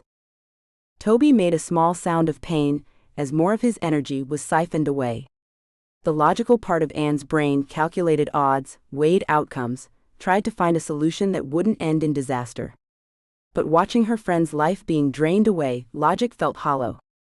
Time's wasting, Vivian sang, twirling her pendant. Tick-tock. Anne looked at Dimitri, seeing her own impossible choice reflected in his eyes. They couldn't split up to search for a solution. Couldn't try to outmaneuver Vivian from different angles. They were bound together, for better or worse. Just like they'd said in the mansion. Toby's breathing grew more labored, and the artifacts pulsed in rhythm with his fading heartbeat. They were running out of time to choose. Dimitri felt the familiar weight of his miniature disco ball in his velvet blazer pocket, as he watched Anne's eyes dart between Vivian's pendant and the shop's mystical layout. Even in crisis, her analytical mind fascinated him, the way she processed magical chaos like one of her beloved spreadsheets. Her fingers brushed against his arm, and he caught her whispered observation about the pendant's emerald glow, matching something from Maggie's journals. Darling, you're looking positively pale, he drawled at Anne, adding an extra flourish to mask their subtle positioning shift. Perhaps we should consider Vivian's generous offer? Each step brought them closer to creating that perfect triangle, with Toby's stasis field, their 7.7-meter tether becoming an unexpected advantage. Vivian's laugh echoed through Eclipse curiosities, her fingers trailing along a shelf of cursed music boxes. Your aunt had quite the talent for containment spells, Anne. Such elegant work. She gestured to Toby's frozen form with manicured fingers. Though I doubt even Maggie foresaw this particular scenario. If only you knew, sweetheart, Dimitri thought, watching Anne's lips move in what appeared to be nervous mumbling but was actually a steady stream of protection incantations. He channeled his supernatural energy toward her, their forced proximity creating a feedback loop that made his skin tingle with amplified power. The disco ball in his pocket began to pulse, responding to their combined magical signature. Perfect timing, you groovy little troublemaker. He could feel its warmth against his thigh, matching the rhythm of Anne's protection spells. He pulled it out with a dramatic flourish, letting the vintage crystal catch what little light filtered through the shop's dusty windows. You know what this dreary situation needs? Ambiance. Dimitri, what are you? Anne's exasperated tone held a note of recognition as the ball sparked to life, sending fractals of light spinning across the shop's interior. The rainbow patterns danced across her face, making her green eyes sparkle in a way that momentarily distracted him. Vivian raised a hand to shield her eyes, her perfect manicure glinting. Really? This theatrical nonsense again? Nonsense? My dear, you wound me. Dimitri spun on his heels, channeling his inner John Travolta, as he launched into the opening moves of Night Fever with exaggerated enthusiasm. His velvet blazer swirled around him like a cape. Dancing is never nonsense, it's pure expression. Each step traced invisible sigils on the floor, ones he'd memorized from hours of studying Maggie's journals with Anne. The disco ball's light caught Vivian's magical artifacts, creating interference patterns that made them flicker and spark like a supernatural light show. He noticed Anne's eyes widening as she recognized the pattern from Maggie's containment-breaking diagrams, her fingers twitching slightly in time with his movements. That's right, darling. Sometimes the best magic comes with the soundtrack. And nobody does it better than yours truly.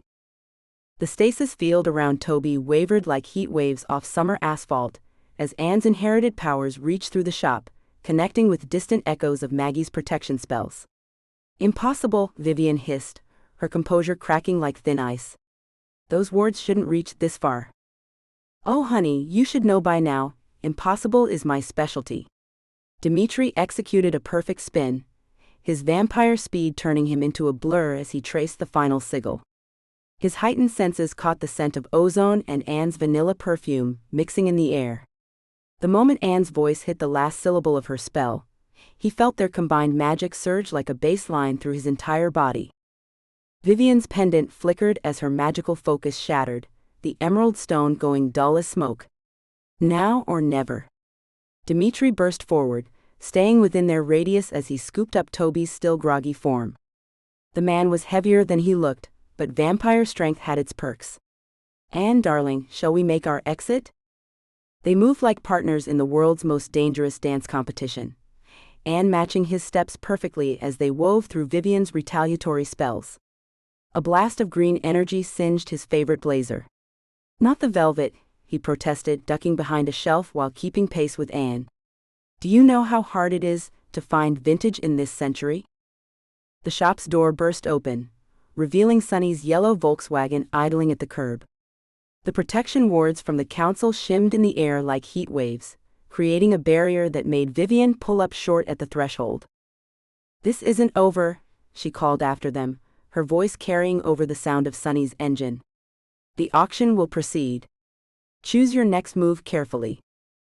Dimitri helped Toby into the back seat, maintaining his position near Anne as they piled into the car. Their eyes met over Toby's slumped form, and he saw in her gaze the same mix of relief, triumph, and dawning understanding that coursed through him. They just pulled off the impossible through perfect synchronization, and somehow that felt more intimate than any dance could have been. I don't suppose, he said, brushing some magical residue off his sleeve, this counts as our first official date? The look Anne gave him could have frozen hellfire, but he caught the slight twitch at the corner of her mouth. Progress, darling. Definitely progress. Sonny hit the gas, and Dimitri allowed himself one last glance at Vivian's furious form in the shop doorway. The auction threat hung in the air like the last note of a song, but right now all he could focus on was the way Anne's hand had found his in the chaos of their escape. Sometimes the best moments came after the music stopped. Chapter 13, The Hollow Oak. Anne's shoes crunched through fallen leaves as she and Dimitri hurried away from Toby's apartment building. The night air carried a hint of frost, matching the chill that still lingered in her bones from their encounter with Vivian. At least Toby was safe now, tucked away with Sonny armed with protective charms and a baseball bat she'd insisted on keeping close. Well, that was certainly not how I planned to spend my evening, Dimitri said, keeping perfect pace exactly 7.7 meters from her side. Though I must say your right hook was rather impressive. Let's hope I never have to punch another witch. Anne flexed her sore knuckles.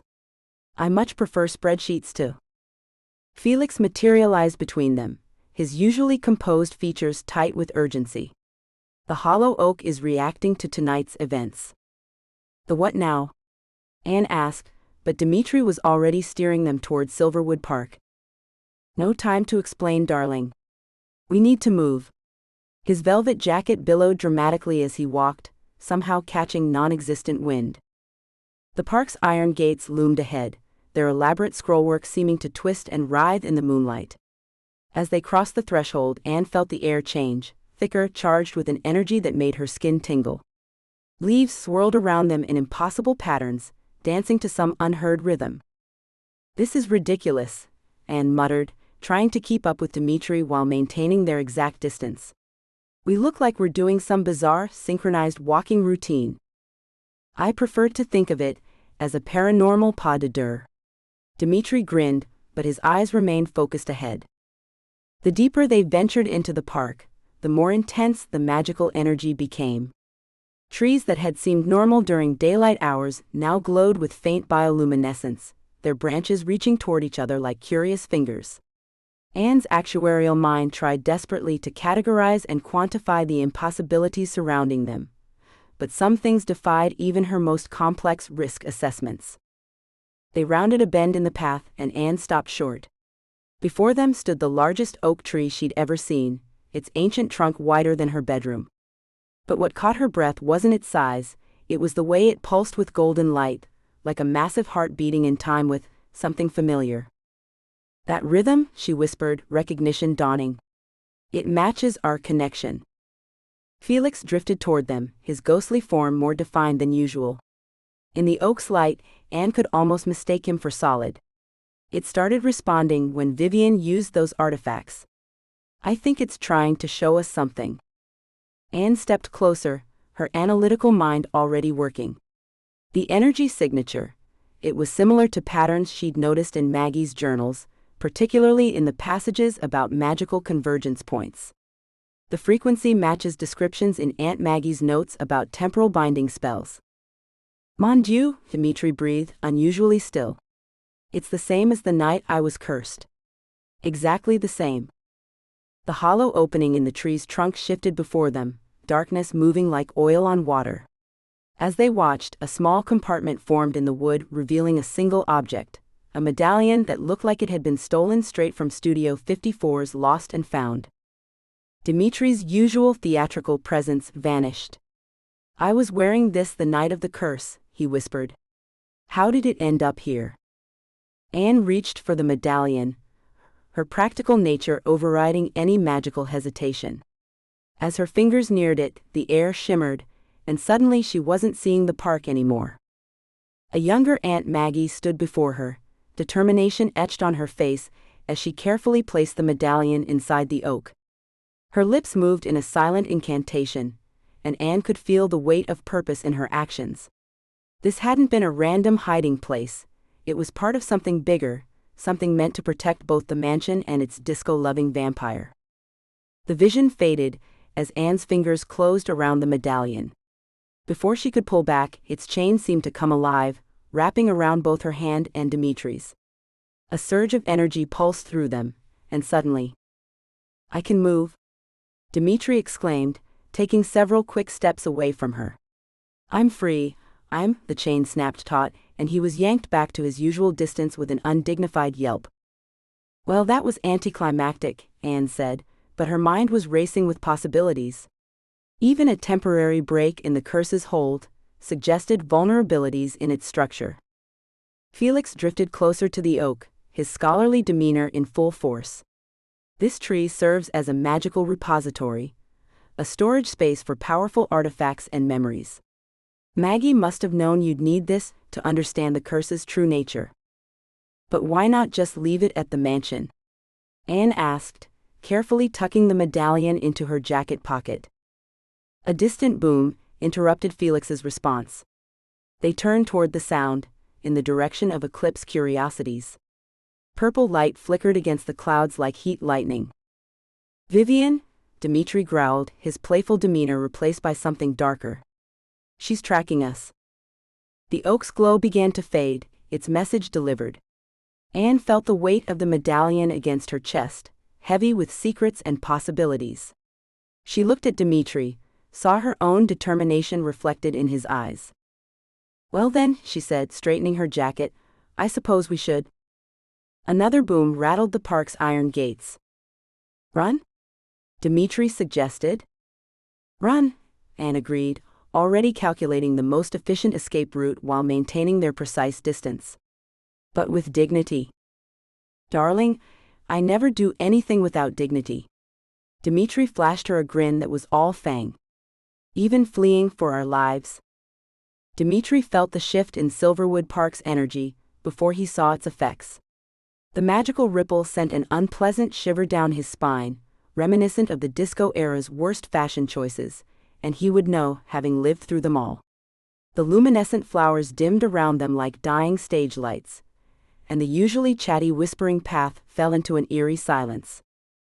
"Well, that's not ominous at all," he muttered, watching Felix fade from view with a warning look that screamed, "Don't do anything stupid." Rich, coming from a ghost who'd once tried to organize a seance book club. He guided Anne closer to the hollow oak, hyper-aware of their 7.7-meter limit. The ancient tree's protective energy hummed against his skin, a sensation not unlike the baseline of Earth, Wind, and Fire's September, comforting and powerful. How predictable! Vivian's voice sliced through the darkness as she materialized from the shadows, her emerald pendant pulsing with what Dimitri recognized as stolen power. Running to the strongest ley line convergence in Greenwood. Dimitri fought the urge to roll his eyes. Vivian had always had a flair for dramatic entrances, but this was laying it on thicker than his favorite velvet blazer. He shifted closer to Anne, noting how the medallion in her pocket seemed to vibrate. The sensation buzzed through their connected energy field like feedback from a poorly placed speaker. "Darling, if you're going for intimidating, you might want to tone down the villain monologue," he drawled, though his casual stance belied his readiness to move. "It's giving more community theater than Broadway." Vivian's lips curved into a smile that reminded him of a snake about to strike. That charming distance limit isn't just a curse, it's part of a larger spell matrix. One your aunt helped create. The words hit him like a sour note in perfect harmony. He glanced at Anne, recognizing the familiar look of her mind working overtime, the same expression she wore when explaining actuarial tables over breakfast. A truly fascinating morning that had ended with him learning humans couldn't actually digest glitter.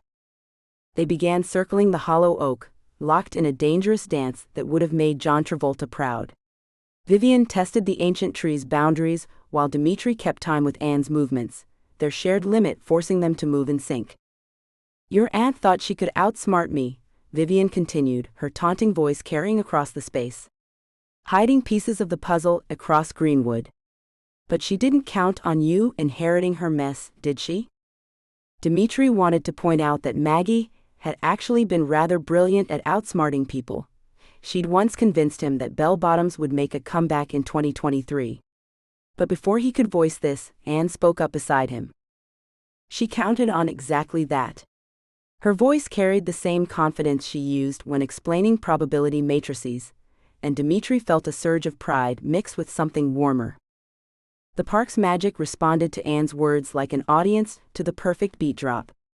The whispering path erupted in brilliant light, forcing Vivian to step back as whispers grew into a protective chorus. The sound reminded Dimitri of 1,000 backup singers, hitting their cue perfectly. Vivian's composure cracked for a moment before she smoothed it over, like a DJ trying to cover a scratched record. "The auction isn't just an invitation," she said, frustration bleeding through her controlled tone. "It's an ultimatum. Bring what you found, or watch your supernatural friends become part of my permanent collection." As Vivian retreated into the shadows, Dimitri watched Anne grip the medallion tightly. "She's right about one thing," Anne said, her voice steady despite her racing heart, a sound Dimitri had become attuned to over their time together.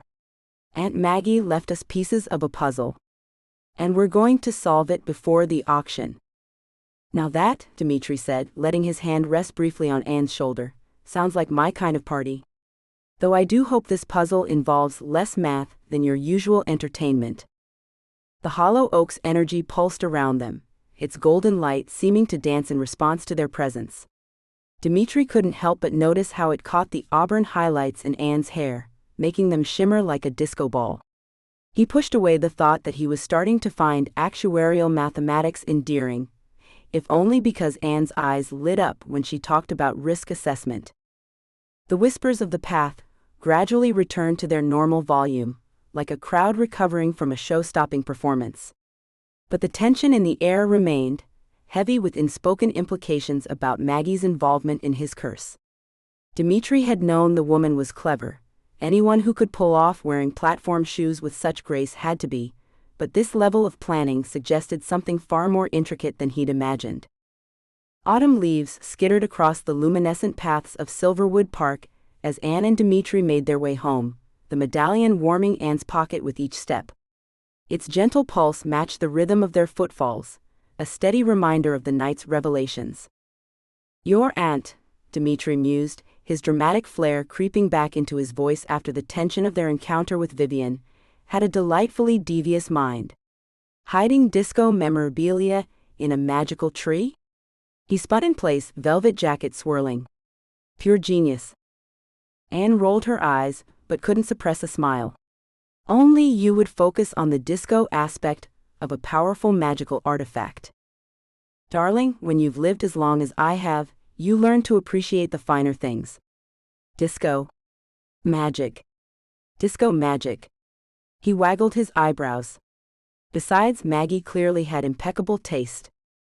Their measured pace kept them within the now familiar 7.7-meter range, but something felt different. The connection hummed with new awareness, like a radio finally tuned to the right frequency. Anne found herself unconsciously matching Dimitri's stride, their movements synchronized in a way that would have irritated her analytical mind just days ago. As they passed Eclipse Curiosities, Dimitri's playful demeanor shifted. His eyes scanned the shadows, centuries of survival instincts evident in the set of his shoulders. Anne noticed how he positioned himself between her and the darkened storefront.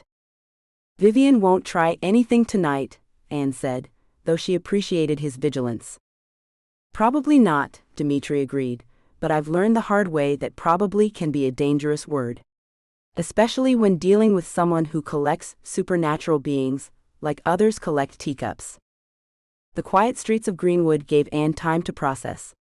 Her mind catalogued each piece of information, the medallion's properties, its connection to both Dimitri and Greystone, the way it had responded to their combined presence. She pulled out her phone, adding notes to her growing spreadsheet of magical phenomena. What if, Dimitri's voice cut through her thoughts, Maggie orchestrated this whole thing because she knew I needed a dance partner who could appreciate both actuarial tables and the Bee Gees? That's ridiculous. Or perhaps, he continued, warming to his theory, she foresaw that the mansion needed someone who could calculate the exact probability of supernatural events while dancing the hustle. Now you're just being absurd. Am I, though? Am I? Their banter paused as they approached Wisp's Brew. Lyric, the Phi barista, was just locking up, her iridescent wings dimming in the streetlight. She looked up at their approach, a knowing smile playing across her features. Productive evening, she asked, reaching into her apron pocket. Before either could answer, she pressed a small charm into Anne's hand. For luck? Something tells me you'll need it. Her wings flickered once, casting rainbow shadows, before she disappeared around the corner. Anne studied the charm, a delicate knot of silver threads that seemed to move when she wasn't looking directly at it. The medallion in her pocket warmed in response. Another piece of the puzzle, Dimitri murmured, leaning close to examine it. Notice how it resonates? They continued their walk, Anne marking locations where the medallion's energy spiked. Each spot corresponded to places mentioned in Maggie's journals: the old clock tower, the fountain in the town square, even the crumbling stone wall that marked Greenwood's original boundary. As they approached Greystone's gates, the mansion's presence seemed to reach out to them. The usual protective wards had strengthened, recognizing both the medallion and their combined energy signature. Warm lights flickered on in welcome, creating a path to the front door. Well, that's new, Anne remarked, watching golden sparkles dance along the iron fence. The mansion's magic is evolving, Dimitri explained. Like a disco beat building to its crescendo. Before Anne could respond to that particular metaphor, Felix materialized in the foyer, his ghostly form practically vibrating with excitement. Finally, he exclaimed. I've been waiting for hours. Did you find it? Did you figure out the connection? Is that why the wards are doing that shimmery thing? Deep breaths, Felix, Dimitri teased. Can ghosts hyperventilate? Very funny. You try being patient when you can literally feel the mansion's magic shifting around you. Felix peered at the medallion in Anne's pocket. Oh? That's definitely it. The energy signature matches the disco ball, Dimitri finished, his expression lighting up. We should move this discussion to my lair. The basement's protections are strongest, and if the medallion's frequency matches my magnificent ball of sparkles. Everything's about disco with you, Anne sighed, but she was already heading toward the basement stairs. Not everything, Dimitri protested, following close behind. Sometimes it's about glitter. Or vampiric brooding. I contain multitudes. The basement sanctuary welcomed them with a soft glow, the disco ball spinning lazily overhead without its usual musical accompaniment. As they descended the stairs, Anne felt the mansion's protection wrap around them like a warm blanket, layers of magic settling into place. Felix drifted through the wall, already launching into theories about magical resonance and the significance of rhythm in supernatural artifacts. The medallion pulsed steadily in Anne's pocket, keeping time with the disco ball's rotation, as if Maggie had indeed orchestrated every detail of this unlikely scenario. "Right," Anne said, pulling out her laptop and a fresh spreadsheet. "Let's figure out exactly what my aunt was planning." Chapter 14: Dancing Plants. Dimitri lounged on his prized purple velvet couch, one leg draped dramatically over the armrest, as he held the medallion up to catch the light from his beloved disco ball. The basement's familiar comfort wrapped around him like a well-worn cape, though he had to admit the potted fern Sonny had brought last week added an unexpected touch of life to his eternal dwelling. "You know, darling," he drawled, watching Anne's precise movements as she documented their findings, "even my plants have better rhythm than most mortals." He flashed her a fanged grin, delighting in the way she rolled those sharp green eyes. The moment the words left his lips, something extraordinary happened. The medallion's energy pulsed, connecting with the disco ball in a way that made his undead heart skip. The fern, that innocent-looking bit of greenery, suddenly twitched. Its fronds began to sway, perfectly matching the spinning patterns of light above. "Anne?" Dimitri sat up straight, his eyes widening. "I don't believe that's normal plant behavior, even by supernatural standards." Before Anne could respond, the fern uprooted itself and began dancing. It shuffled across the floor, leaving a trail of sparkles in its wake, as it headed straight for his meticulously organized vinyl collection. "Not the records." Dimitri zipped across the room, only to be yanked back by their 7.7-meter connection limit. He crashed into Anne, sending them both stumbling. "Sorry, darling, but this is a disco emergency." Anne steadied herself against him, her practical nature emerging even in chaos. Of all the places Sonny could have bought a plant, she sighed, already moving to protect his precious albums, it had to be from the shop of my supernatural stalker. The situation deteriorated faster than a vampire in sunlight. Every time the disco ball's light touched the fern, it split into 2. Then 4.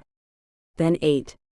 Each new plant seemed to tune into a different track from his collection, creating what could only be described as a botanical ABBA tribute band.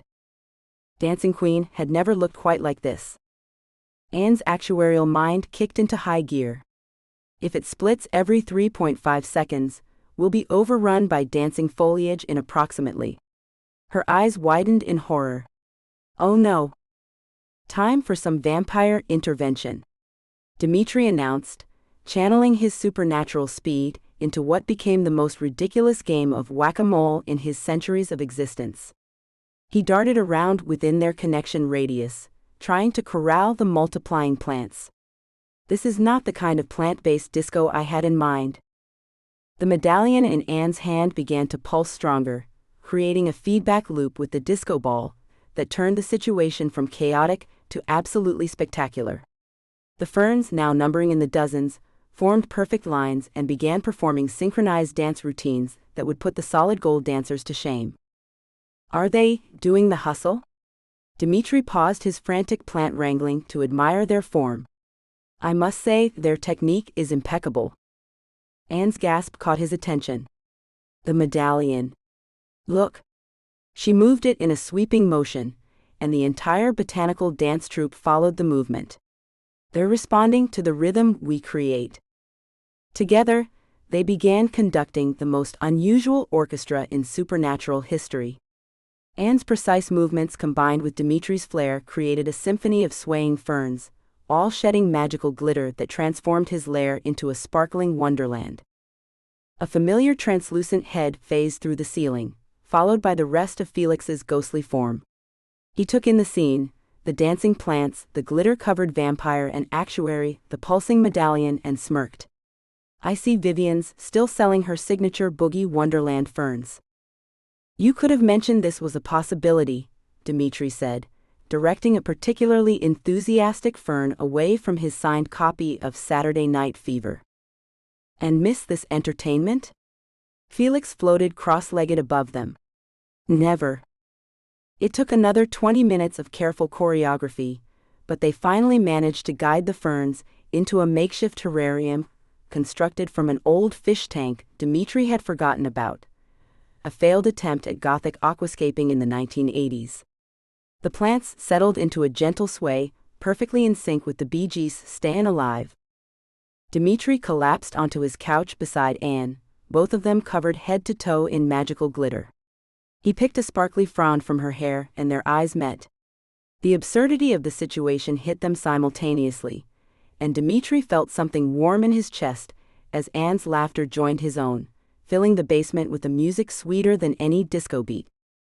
"I suppose," he managed between chuckles, brushing glitter from his velvet sleeve, "we should add botanical disco management to our list of shared skills." Anne brushed at the stubborn glitter coating her blazer, a parting gift from their recent tangle with the overly enthusiastic enchanted ficus. The sparkles only seemed to multiply with each swipe, catching the light like tiny disco balls themselves. She'd given up trying to maintain her usual polished appearance after the third plant had decided to shower them with magical sparkles in what Felix had dubbed the great photosynthesis fiasco of 2024. "I swear this stuff is breeding," she muttered, following Dimitri into his lair. The basement had become oddly comfortable over the past weeks, though she'd never admit it out loud. Her eyes drifted to a corner she hadn't noticed before, where canvas and art supplies lay scattered beneath a half-finished painting of Greystone. The mansion in the artwork twisted impossibly, its Victorian architecture bending like a Mobius strip through clouds that looked suspiciously like dance floors. "You paint?" The question slipped out before she could stop it. Dimitri's usual dramatic flair dimmed slightly as he approached the easel. "I haven't painted anyone since." His voice trailed off as his gaze found Maggie's portrait of him, the one that had captured him in his mortal days. But when he turned back to Anne, something shifted in his expression. "My dear Anne, you're positively luminescent." She glanced down at herself, still covered in the botanical glitter bomb aftermath. "I look like I lost a fight with a craft store." No, stay right there." Dimitri's hands fluttered with excitement as he grabbed fresh canvas and supplies. "The light is perfect." The distance, he paced exactly 7.7 meters back, their new magical leash length, is destiny. "Oh no, I don't think." But Dimitri was already arranging his vintage velvet couch, because of course he had a velvet couch in his disco lair, and gesturing for her to sit. Above them, the enchanted disco ball seemed to read the room, its usual enthusiastic sparkle dimming to a soft ambient glow that cast gentle shadows across the space. "Just for a moment," he coaxed, already mixing colors with supernatural speed. "Consider it data collection for our curse research." Anne found herself sinking into the surprisingly comfortable couch, still amused despite herself. Data collection involves spreadsheets and probability matrices, not portraits. "Ah, but art captures energies that numbers cannot quantify." Dimitri began humming "Heart of Glass" as his brush moved across the canvas with fluid grace. The theatrical vampire she'd come to know faded into something else, focused, intense, almost still. The medallion in her pocket began to pulse gently, its rhythm matching each brush stroke. Anne watched, fascinated, as faint traces of magic swirled in the paint itself, creating patterns that shouldn't have been possible with ordinary pigments. Normally, being the center of attention made her want to crawl into the nearest actuarial table and hide. But something about this moment felt different. The silence between them held none of their usual verbal sparring, replaced instead by something that made her heart beat just a little faster than her risk calculations preferred. "The light is doing remarkable things with your aura," Dimitri murmured, more to himself than to her. His brush moved with inhuman precision, capturing something Anne couldn't see but could feel in the way the mansion's magic hummed around them. Felix drifted through the wall, his ghostly presence adding a pearl-like sheen to the already ethereal lighting. He observed the painting with an appraising eye that seemed to span centuries. "You've captured her essence, old friend. Just like Maggie captured yours." Anne's breath caught as Dimitri turned the canvas toward her. The woman in the portrait was unmistakably her, the sharp green eyes, the practical set of her shoulders, but there was something more. Magic danced around her painted form like constellations, the glitter in her hair transformed into stars. The disco ball's light wrapped around her like a protective embrace, and her expression. Anne recognized her own determination there, the intelligence she prided herself on, but softened by something that made her chest tight. "Is that really how you see me?" The question came out barely above a whisper. "The paint sees what it will," Dimitri replied softly, his usual flamboyance nowhere to be found. "I merely follow its lead." The medallion's pulse strengthened, and Anne felt their connection, the curse that bound them, shift like a living thing. Understanding flowed between them without words, an equation she hadn't known she was trying to solve suddenly clicking into place. "The magic responds to you differently now," Felix observed, his tone carefully neutral. "Both of you." Anne couldn't look away from the portrait, from this version of herself that existed in Dimitri's vision. Practical and powerful, yes, but illuminated by something that felt dangerous to name. The glitter on her skin caught the light, a mirror to the painted stars, and for once, she didn't feel the need to brush it away. "Well," she managed finally, falling back on humor to break the intensity of the moment, "at least you didn't paint me doing the hustle." Dimitri's lips curved into a smile that held none of his usual theatrical flair. "The night is still young, my dear actuary. The night is still young." Chapter 15, A Tea Shop Interlude. Anne stifled a yawn as she studied the finished portrait, the basement's disco ball casting shifting patterns across the canvas. The painting captured more than just Dimitri's likeness. Somehow it had caught that infuriating sparkle in his eyes, the one that made her stomach do unreliable things. "Hate to break up the artistic appreciation," Felix's voice drifted through the canvas, "but lyrics expecting you before her morning rush." "Is it that late already?" Anne checked her watch, the face covered in the same stubborn magical glitter that had exploded from Dimitri's enchanted houseplants hours ago. The numbers glowed faintly beneath the sparkles. 5:47 a.m. Dimitri stretched dramatically, sending a shower of glitter cascading from his velvet sleeve. "Time flies when you're creating masterpieces, darling." "Time flies when you're covered in magical plant debris," Anne corrected, trying unsuccessfully to brush the sparkles from her blazer. "They seem to multiply instead." "At least we'll be the most fabulous customers at the tea shop," Dimitri declared, leading the way up the basement stairs. His enthusiasm, even after an all-night painting session, was oddly infectious. The early morning light hit them as they stepped outside, and Anne blinked at the peaceful streets of Greenwood. Their synchronized movement had become almost natural now, the precise 7.7-meter dance that kept Dimitri tethered to her presence. They weaved around early morning joggers, who did double takes at their glittering appearance. "Your left," Dimitri called out cheerfully as they navigated around a startled woman walking her dog. The poodle barked once, then sneezed out a small puff of glitter.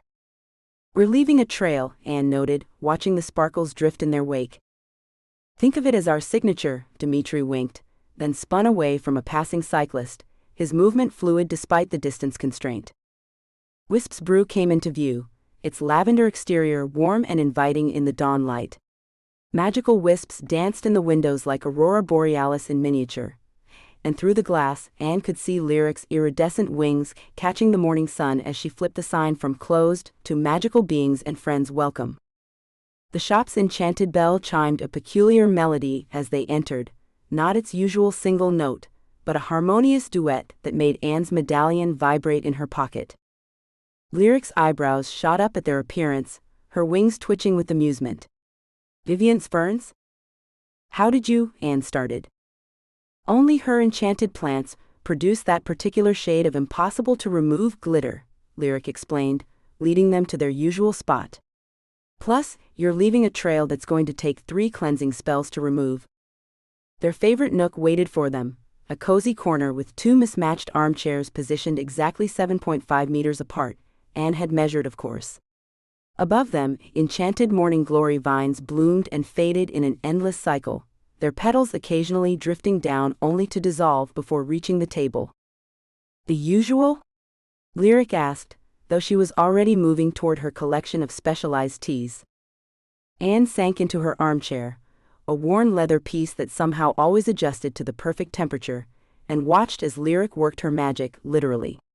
The five baristas' movements were a dance of their own, herbs floating through the air as she crafted their drinks. Moments later, their beverages arrived. A steaming cup of chamomile dream tea for Anne, the surface shimmering with actual dream fragments that swirled like cream, and Dimitri's Bloody Sunrise Special, garnished with tiny sparklers that crackled in harmony with their glitter-covered clothing. The shop's peaceful energy wrapped around them like a warm blanket. Fairy lights twinkled in mason jars along the walls, and Anne felt the medallion in her pocket humming contentedly, matching the gentle vibration of magic that seemed to pulse through the floorboards. Dimitri was uncharacteristically quiet, watching the sunrise through the shop's enchanted stained glass windows. The light painted him in soft watercolors, and for a moment he looked almost human. "You know," he mused, his voice lacking its usual theatrical flair, "I haven't felt this present in decades. Usually, I'm too busy planning my next dramatic entrance." Anne took a sip of her tea, letting the warmth spread through her chest. Dream fragments danced across her tongue, tasting like childhood memories and possibility. "I used to think predictability meant safety," she found herself saying. "But there's something oddly comforting about all this chaos, at least the magical kind." Lyric moved through the shop with practiced grace, her subtle magic ensuring other early customers, a yawning werewolf in joggers, a pair of giggling pixies, kept their distance. Their teacups refilled themselves with perfect timing, steam rising in artistic swirls that matched the pattern of glitter still falling from their clothes. Anne watched as a sprinkle of glitter drifted from her sleeve onto the table, where it immediately began arranging itself into tiny constellations. "I suppose there are worse things than being permanently sparkly." "Darling, there are few better things than being permanently sparkly," Dimitri corrected, just as Lyric approached with a fresh scone on a delicate plate. Written in perfectly placed cinnamon across the scone's surface was a message: "Auction intel incoming. Also, you might want to know, your glitter is contagious." Anne glanced at the werewolf jogger, who was now examining his sleeve with confusion as sparkles began to appear on his running gear. "Oh dear." "Oh, fabulous," Dimitri corrected, beaming as the pixies at the counter started sneezing glitter. "I do believe we've started a trend." Dimitri watched Anne from across their cozy corner table at Wisp's Brew, marveling at how naturally she fit into this magical space now. The morning crowd's gentle chatter filled the air as Lyric approached, her iridescent wings catching the light. With a casual wave, she created a privacy bubble around their corner, and Dimitri noticed how the other customers' gazes simply slid past them, as if their table had become a blind spot in their perception. The fairies' wings shimmered as she refreshed their teas, and Dimitri couldn't help but notice the familiar pattern in their gleam, the same unique signature he'd grown accustomed to seeing in Greystone's wards. It reminded him of Maggie's magic, but with Anne's practical twist. "You know," Lyric commented, her wings creating dancing shadows on the tablecloth, "your aura's changed since you first came here." Dimitri leaned forward, studying Anne with renewed interest. The shop's enchanted candles seemed to agree with Lyric's assessment, their flames tilting toward Anne like eager performers seeking a spotlight. "Darling, you're becoming quite the magical beacon," he said, unable to keep the pride from his voice. Who would have thought his perfectly practical actuary would bloom into such a supernatural sensation? Anne's response was predictably analytical. She stared into her teacup, where the leaves were arranging themselves into patterns Dimitri recognized from Maggie's journals. He glanced down at his own cup, amused to find his leaves still creating what looked like a miniature disco dance floor. Some things never change, even in tea leaf readings.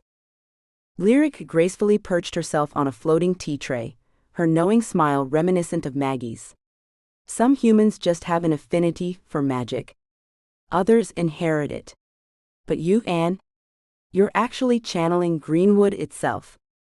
The medallion around Anne's neck pulsed with a warm glow, and Dimitri watched, fascinated, as ripples spread across her T's surface in perfect synchronization with Greystone's protective wards. Even after centuries of existence, magic could still surprise him. Your aunt wasn't just protecting the mansion, Lyric continued, her delicate fingers arranging cookies into an intricate pattern. Dimitri recognized the layout of Greenwood's ley lines, impressed by the fairy's flair for dramatic revelation.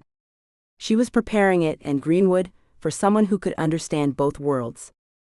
Unable to resist, Dimitri shifted closer to Anne, careful to stay within their 7.7-meter limit. The privacy bubble shimmered at his movement, and he felt the familiar tingle of their shared connection. An actuary who can calculate magical probabilities and navigate supernatural insurance claims? Absolutely brilliant. He gave Anne his best charming grin. Though I must say, your risk assessment skills were somewhat lacking when you agreed to share a mansion with a vampire. The look Anne shot him could have frozen hellfire, but Dimitri caught the slight upturn of her lips. He'd learned to treasure those almost smiles. Watching Anne now, he could see her growing awareness of the magical world around them.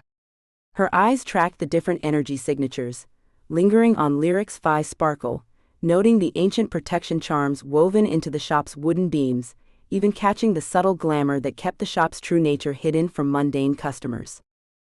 Lyric's wings twitched with amusement. The glitter incident wasn't just about mischievous plants, she revealed, and Dimitri had to stifle a laugh at Anne's grimace.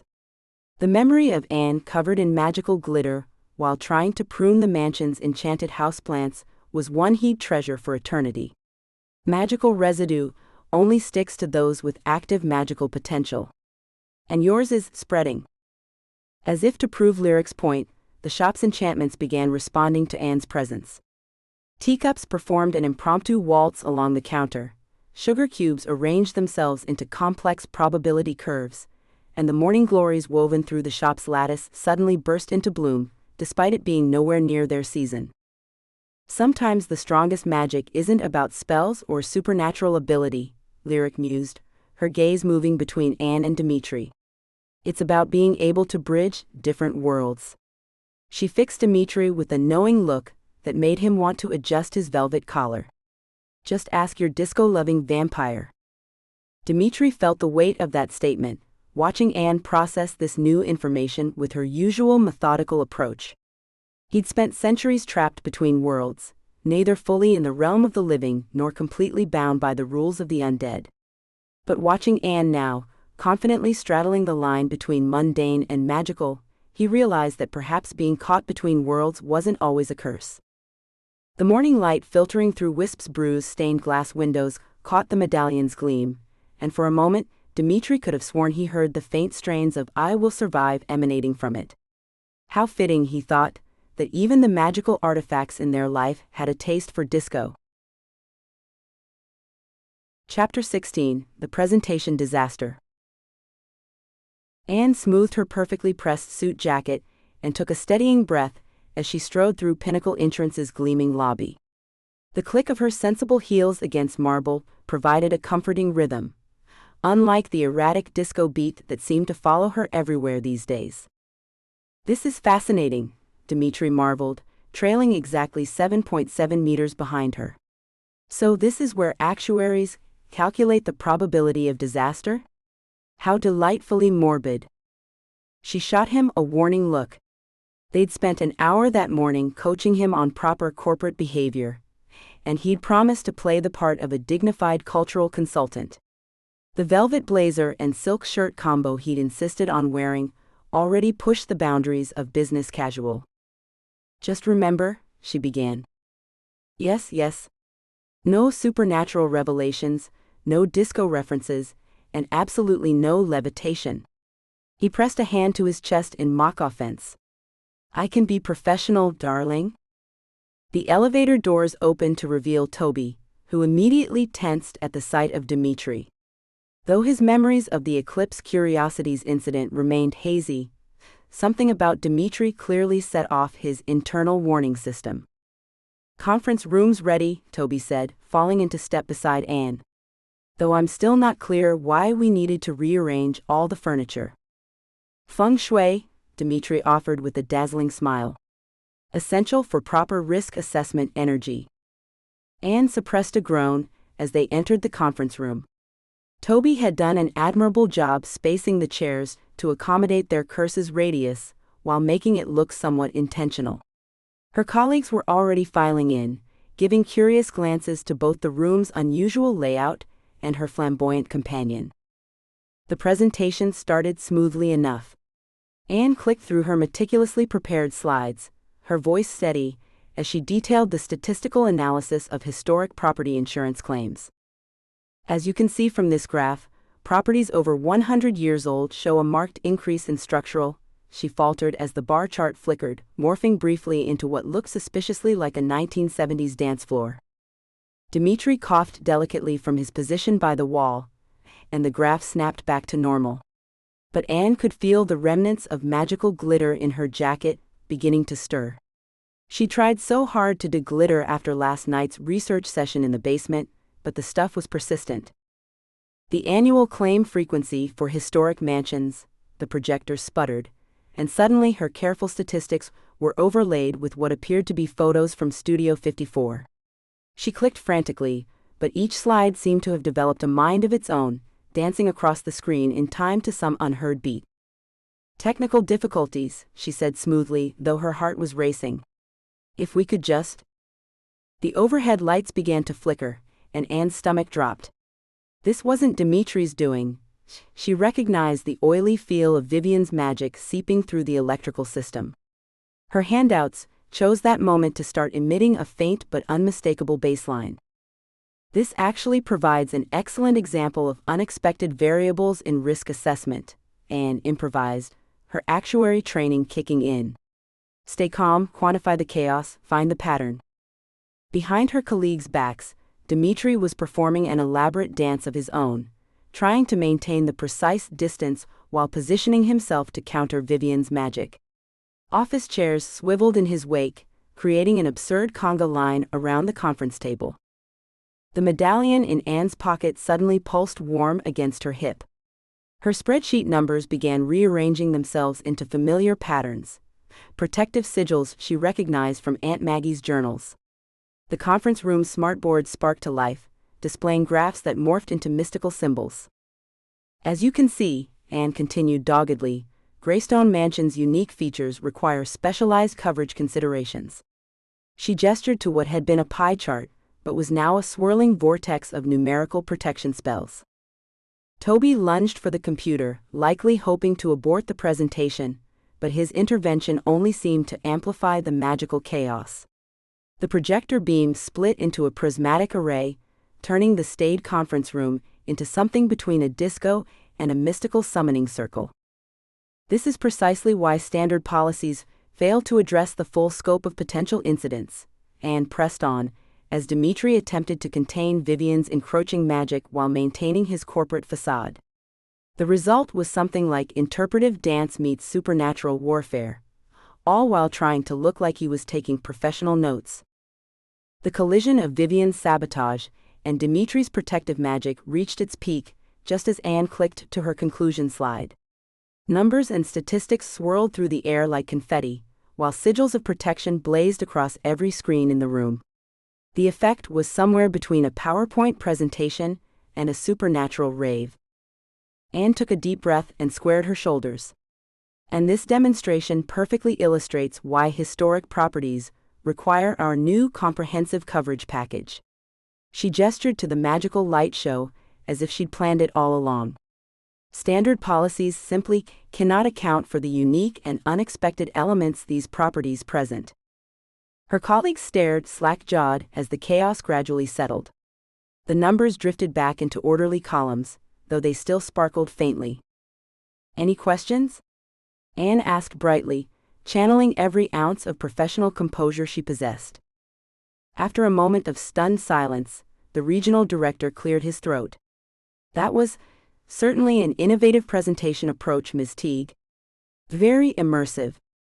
I particularly appreciated the interactive elements demonstrating potential system disruptions.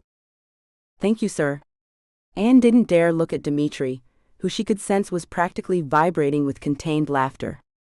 I believe in thoroughly illustrating all possible risk factors. Well, you've certainly made a compelling case for specialized coverage. The director gathered his glitter-dusted papers. Have the full proposal on my desk by Monday. As her colleagues filed out, still looking somewhat dazed, Anne finally allowed herself to slump against the podium. Toby was staring at the now innocent projection screen, as if expecting it to break into song. That was magnificent, Dimitri whispered, maintaining their careful distance but beaming with pride. Though I believe your technical difficulties may have actually improved the original PowerPoint. Corporate presentations could really benefit from more pizzazz. Not one word. Anne began gathering her magically enhanced handouts, which were still humming faintly. She'd have to figure out how to explain expense reports for disco-proof office supplies. Dimitri felt the tension crackling through Greystone's foyer, like static electricity before the storm. Anne's heels clicked against the marble floor, each step a thunderous accusation in the loaded silence. The presentation disaster had been the final crack in her carefully maintained composure, and he could practically see the moment it shattered. Not everything in my life can revolve around your supernatural drama. The words hit him like a physical blow. His usual theatrical nature twisted into something sharper, more brittle. Oh, I'm sorry my curse is such an inconvenience to your perfectly ordered existence. Should I have scheduled my eternal torment around your quarterly reports? He watched her spin away, only to halt at exactly 7.7 meters, their magical tether pulling taut. The irony wasn't lost on him as they began their forced orbit of each other, like binary stars locked in a dance neither had chosen. His velvet jacket swished as he moved, the sound somehow both comforting and mocking. I had a life before this. Anne's voice cracked with raw frustration. Her perfectly styled bun had come loose, auburn strands falling around her face. A career, plans, a future that made sense. Now I can't even give a presentation without disco lights and magical interference. The medallion in Anne's pocket pulsed with an angry light that matched their emotional turbulence. Above them, the crystal chandelier flickered erratically, and Dimitri felt his beloved disco ball dim in sympathetic response. Each flash of light cast stark shadows across Anne's face, highlighting the hurt and exhaustion there. Centuries of loneliness rose in his throat like bile. At least you had a life to lose. His voice dropped to something ancient and weary. I've been trapped here watching the world change while I remain frozen in time, making jokes because the alternative is madness. He gestured broadly at his vintage outfit, a movement that once would have been playful but now felt like self-mockery. Felix materialized briefly near the grand staircase, took one look at the magical maelstrom their combined distress was creating, and promptly vanished again. Smart ghost. Maybe Vivian's right. The words fell from Anne's lips like poison, and Dimitri watched her face transform with instant regret. Maybe all of this is just an elaborate trap Aunt Maggie set, and we're all just playing our parts. The carefully constructed walls he'd built over centuries, the flamboyance, the disco obsession, the eternal performance, cracked right down the middle. Is that what you think? His voice came out hollow, stripped of its usual theatrical flourish. That everything, the curse, the mansion, us, is just some magical manipulation? The hurt must have shown on his face because Anne flinched. They retreated to opposite ends of their magical tether, the 7.7 meters between them feeling like an ocean. Dimitri found himself near his favorite velvet chaise lounge, while Anne stood rigid beside the curved banister. The space between them crackled with unspoken words and wounded feelings. I need space, Anne finally said, then let out a bitter laugh at the impossibility of her own request. Not physically, obviously, but I need to think. The medallion in her pocket had gone cold. Dimitri could feel its chill even from across the foyer. The mansion's magical ambiance, usually a warm golden glow, had dimmed to barely a flicker. He stood perfectly still, a skill perfected over centuries of undeath, while Anne's shallow breathing echoed in the silence. For the first time since Anne had inherited Greystone, Dimitri felt truly cursed. Not because of the magic that bound him to the mansion, but because of the way his eternal heart ached at the distance between them. A distance that had nothing to do with meters and everything to do with trust. The disco ball hung dark and silent above them, no longer casting its usual rainbow patterns across the foyer. Even it seemed to understand that this wasn't a moment for its usual sparkle and shine. Dimitri watched a muscle work in Anne's jaw as she stared determinedly at the floor, her arms crossed tightly across her chest. He wanted to say something, anything to bridge the gap. But for once in his long existence, all his clever quips and dramatic declarations had deserted him. The silence stretched between them like a physical thing, heavy with hurt and misunderstanding. Somewhere in the mansion, a clock ticked away seconds that meant nothing to him, but everything to her. Each tick reminded him of the fundamental difference between them. She was bound by time in a way he never would be again. Perhaps that was the cruelest part of all this, watching her waste precious moments of her finite life, standing as far from him as their curse would allow, both of them trapped in an orbit neither had chosen. The foyer's temperature dropped several degrees, the mansion itself seeming to mourn their discord. Dimitri remained motionless, a statue in vintage velvet, while Anne's breathing gradually steadied into something more controlled. The space between them held all their unspoken fears, her terror of losing control of her life, his dread of eternal solitude, and the shared, unacknowledged fear that whatever was growing between them might be nothing more than magical manipulation. Their shadows stretched across the marble floor, almost but not quite touching. A perfect metaphor for their current situation that would have amused him in any other moment. But right now, watching Anne's rigid posture and clenched fists, he felt nothing but an ache as ancient as his curse. Chapter 17, Falling Out. Anne paced the study with methodical precision, each step carefully measured in her mind. 7.7 meters. The number that had seemed almost whimsical during their earlier experiments now felt like a curse of its own. Below her feet, she sensed rather than heard Dimitri entering his lair, his presence as tangible as a change in atmospheric pressure.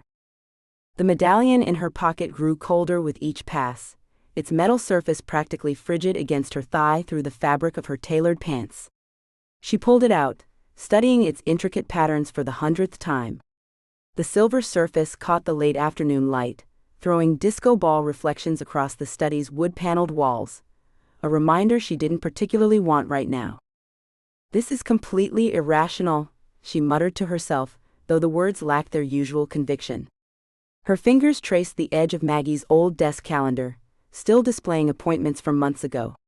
The careful notation of Dee's vinyl night appeared multiple times, written in her aunt's flowing script. Through the floor, the muffled sound of vinyl records being sorted reached her ears.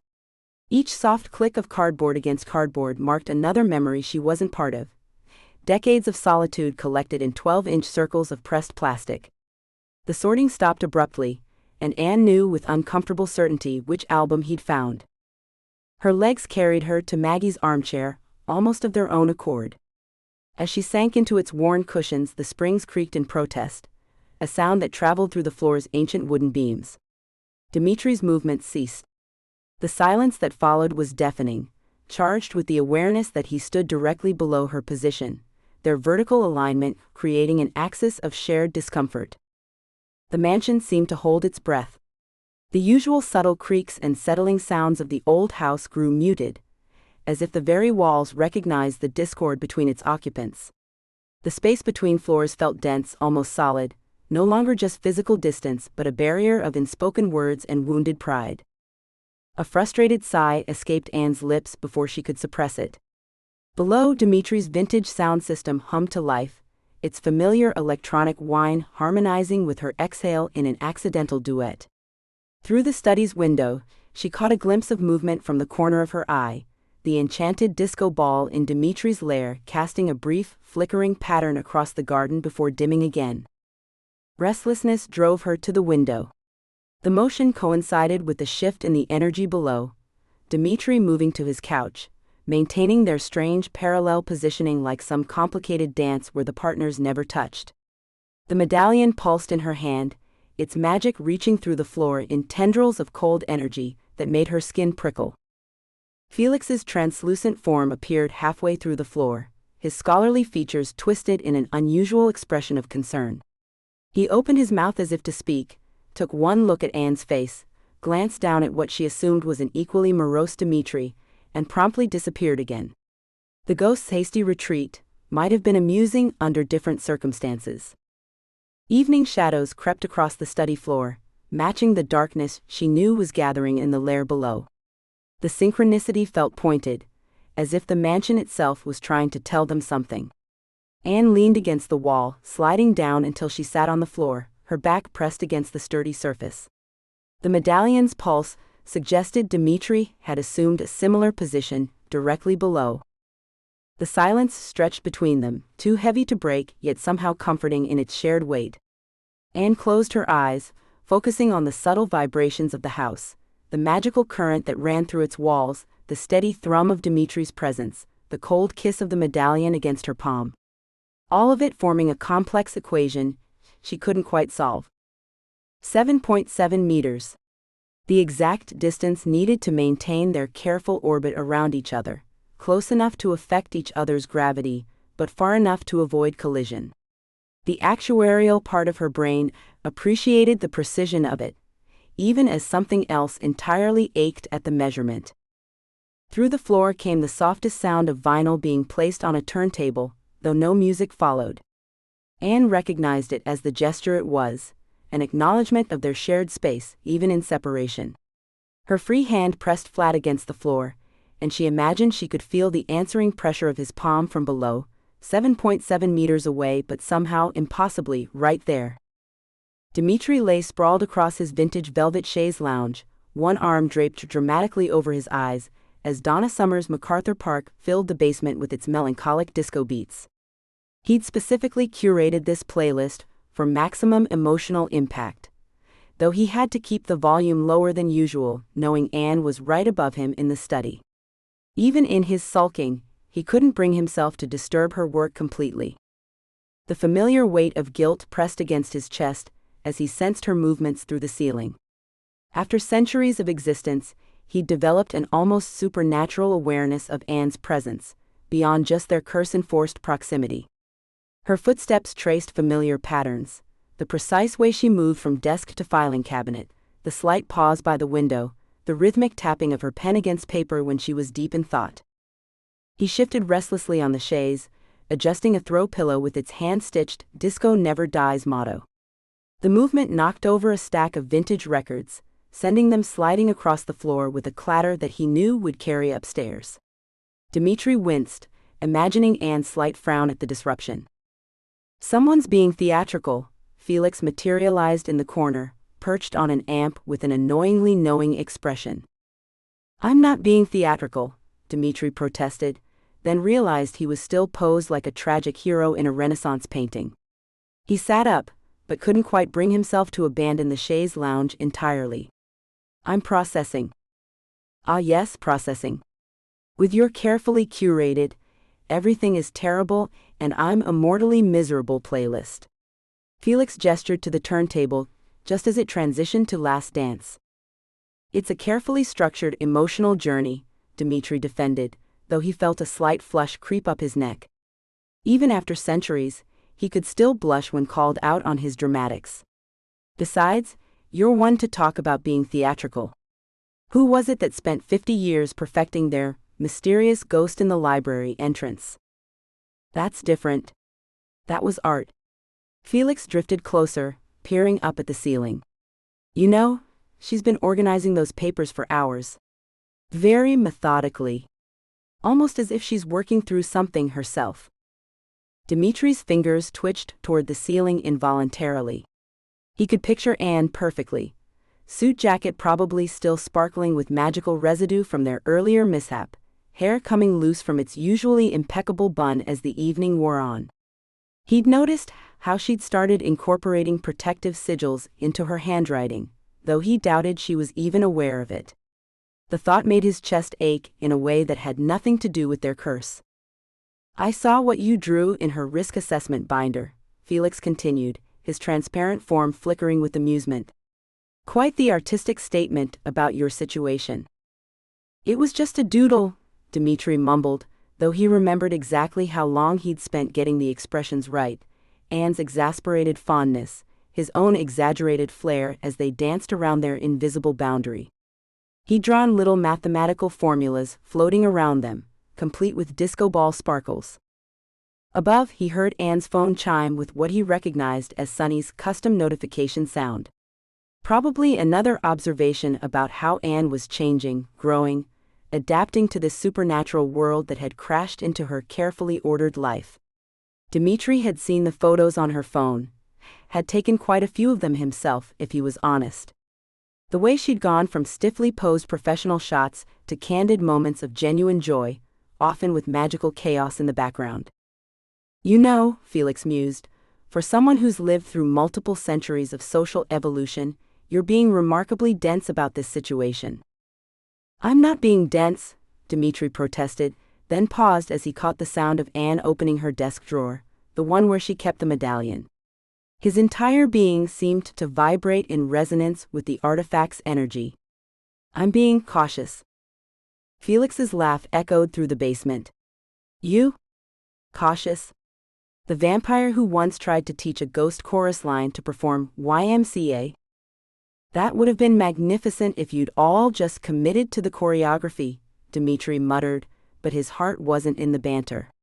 His attention was fixed upward, tracking Anne's movements as she settled back at her desk. He could picture her reviewing her calendar, the one that now tracked magical energy patterns alongside actuarial deadlines, each notation precise and perfect in its own way. The music shifted to "I Will Survive," and Dimitri couldn't help but smile slightly at the irony. He'd survived centuries, curses, magical binding, and yet here he was, undone by the way an actuary had methodically reorganized his chaos into something that made sense without diminishing its magic. "She categorizes everything, you know," he said softly, more to himself than Felix. "Probabilities, risks, outcomes. But she's stopped trying to eliminate the variables. Started finding ways to work with them instead." He ran a hand through his hair, loosening it from its usual dramatic sweep. "She's extraordinary." "For someone who color codes her sock drawer?" Felix raised an ethereal eyebrow. "Especially because she color codes her sock drawer," Dimitri replied, thinking of how that same attention to detail had helped them understand the patterns in his curse, how her precise mind found connections he'd missed in centuries of existence. "She makes magic make sense." The sound of papers being gathered above made him sit up straighter. He could feel a shift in the energy between them, like the moment before a thunderstorm breaks. The medallion's power hummed through the floorboards, responding to something, emotion, decision, or perhaps just the natural evolution of their strange partnership. "Well," Felix drifted toward the wall, already beginning to fade. "As your self-appointed supernatural relationship counselor for the past century, might I suggest less brooding and more honest conversation? Perhaps with fewer disco ballads as emotional intermediaries?" Before Dimitri could respond, Felix vanished, leaving him alone with his thoughts, his music, and the increasingly difficult-to-ignore awareness of Anne above him, somehow both the source of his current turmoil and quite possibly its solution. Chapter 18, Reflections. Dimitri paced beneath the floorboards of Anne's study, his usual flamboyant strut reduced to measured steps that matched the slow rotation of the enchanted disco ball above. His reflection, fragmented across its mirrored surface, showed not his carefully cultivated dramatic persona, but something rawer, determination etched into every line of his centuries-old face. The vinyl collection that typically brought him comfort now seemed to mock him with their promises of eternal good times. He reached behind them, fingers finding the worn leather of a journal he'd kept hidden for decades. The pages crackled as he opened it, filled with his increasingly desperate theories about the curse, each one more elaborate than the last. Some entries were stained with what might have been wine or blood or tears, he couldn't remember which anymore. A pulse of energy from above drew his attention, the medallion's power thrumming through the ceiling like a heartbeat. He froze mid-step, something clicking into place in his mind. The curse's parameters had shifted the moment Anne inherited Greystone Mansion. He'd been so focused on the limitation, the 7.7-meter tether, that he'd missed the fundamental change. What had been a prison for centuries had transformed into something else entirely, a connection. "Well, this is new," he muttered to himself, sweeping sheet music and disco memorabilia off his antique desk. He arranged his research materials in a circle, Maggie's cleverly hidden notes, tucked into album sleeves, the mansion's original blueprints, complete with wine stains from his more melodramatic periods, and centuries of collected magical theories. Patterns emerged that he'd been too self-absorbed to notice, too caught up in his own narrative of tragic imprisonment. The enchanted disco ball began rotating of its own accord, its light picking out specific phrases among the scattered documents. Willing sacrifice glowed briefly on a page of Maggie's notes. Shared burden, illuminated in the margins of an ancient text. Protective bond sparkled in his own handwriting, all terms he'd previously dismissed as irrelevant to his situation. Finally seeing what Maggie saw in her actuary niece, aren't you? Felix materialized, perching on the edge of the desk with that knowing look that made Dimitri want to throw something through him, not that it would do any good. Dimitri's voice came out stripped of its usual theatrical flair. The curse was never meant to be broken by magic alone. It needs. He paused, the weight of realization settling over him like a velvet cloak, someone who could make order from chaos. He grabbed a piece of chalk, beginning to map the mansion's magical hotspots in relation to their 7.7-meter limit. The constraint created a perfect pattern for channeling protective energy. He could see it now, precise as one of Anne's spreadsheets. The numbers danced before his eyes, no longer just limitations but possibilities. The portrait he'd painted of Anne seemed to watch him work. He'd captured her in a rare moment of unguarded wonder when she'd first discovered the mansion's magical garden. Her analytical mind hadn't rejected the impossibility. Instead, she'd started categorizing the supernatural flora by bloom, cycle, and magical properties. She'd adapted to supernatural chaos, while somehow helping him find stability in his eternal existence. The auction, he told Felix, his resolve strengthening with each new connection he drew, isn't just about artifacts. Vivian knows the curse can be broken, but she doesn't understand. It's not about freedom anymore. He ran a hand through his hair, loosening it from its carefully styled sweep. It never was, not really. His centuries of magical knowledge merged with Anne's influence on his perspective, creating something entirely new. Breaking the curse required not just magical power, but a willing partnership between order and chaos. Between an immortal vampire stuck in the disco era and an actuary who color-coded her sock drawer. She organized my vinyl collection by year, genre, and dramatic potential, Dimitri said softly, touching the spine of a Saturday Night Fever album. Who does that? Someone who sees past the chaos to the pattern underneath, Felix replied. Someone who doesn't try to change you, just catalogs your particular brand of madness into something manageable. The disco ball's light caught the medallion's energy, streaming through the ceiling, creating a complex dance of shadows and sparkles that perfectly illustrated his revelation. Dimitri squared his shoulders, decision crystallizing like frost on a window pane. He would break the curse, not to escape his imprisonment but to give Anne back her choice. Even if that choice meant watching her walk away from the chaos he'd brought into her carefully ordered world. You know, Felix observed, for someone who spent 3 decades teaching ghosts the hustle, you've become remarkably selfless. Blame the actuary upstairs, Dimitri replied, his fingers tracing the 7.7-meter radius on the blueprint. She made spreadsheets about the optimal ghost-to-dance move ratio, and somehow that made more sense than anything I'd tried in 200 years. The enchanted disco ball spun faster, responding to his shifted emotions, casting rainbow lights that highlighted the complex mathematical patterns in his curse-breaking calculations. Anne's influence was everywhere, in the neat stacks of research, in the logical progression of magical theory, even in the way he'd started labeling his magical ingredients by potency and expiration date. Maggie knew, he murmured, picking up her journal. She knew Anne would see the patterns I couldn't. That's why she left her the mansion. He paused, a slight smile playing at his lips. Though I doubt she anticipated her niece creating a risk assessment matrix for vampire-human cohabitation.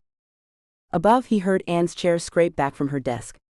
His entire being tuned to her movement, aware of every step, every shift in the energy between them. The curse that had once felt like chains now hummed with possibility, not a prison, but a bridge between their worlds. Felix drifted toward the wall, his form already beginning to fade. Just remember, he said, some chaos is worth keeping even in the most ordered life. Dimitri nodded, gathering his research with newfound purpose. The disco ball's light caught his reflection again, showing not the trapped creature he'd been, but someone transformed by the very order he'd once feared would diminish his dramatic nature. Time to face the music, he murmured, and for once it wasn't disco playing in his head, but the steady rhythm of Anne's practical heart beating above him, keeping time to a song he was only now beginning to understand. Anne sat cross-legged on the study's plush carpet, surrounded by a semicircle of manila folders. The organized chaos before her told a story, her story, divided neatly into before Dimitri and after Dimitri periods. She picked up a report from 3 months ago, scanning the precise columns of data and stark probability calculations. Risk factors remain consistent with previous quarter, she read aloud, her voice barely a whisper. Projected outcomes indicate minimal variance from established patterns. A snort of laughter escaped her as she compared it to last week's assessment, where she'd actually included a footnote about accounting for lunar phase influence on supernatural entities' decision-making processes. The newer reports were peppered with creative solutions and flexible approaches she wouldn't have considered before, like suggesting enchanted safety equipment for construction sites with resident poltergeists. A sticky note fluttered from between the pages, Dimitri's elaborate cursive sprawling across the neon paper. Darling, have you considered the supernatural liability clause? What if the ghost simply refuses to acknowledge human workplace regulations? Another note, this one bright pink. Actuary by day, magical risk analyst by night. Your cape is in the mail. The floor beneath her vibrated subtly, the bassline of Dimitri's music shifting from his earlier melancholy Gloria Gaynor to something with more purpose. The Bee Gees, she realized, not their usual disco hits but their more contemplative tracks. The mansion's atmosphere seemed to pulse in response, the tension in the air dissolving into something more electric, more anticipatory. Anne opened her laptop, fingers hovering over the keyboard as she prepared to craft one of her signature pro-con lists. Instead, she found herself typing. Learning to dance within constraints, literal and metaphorical.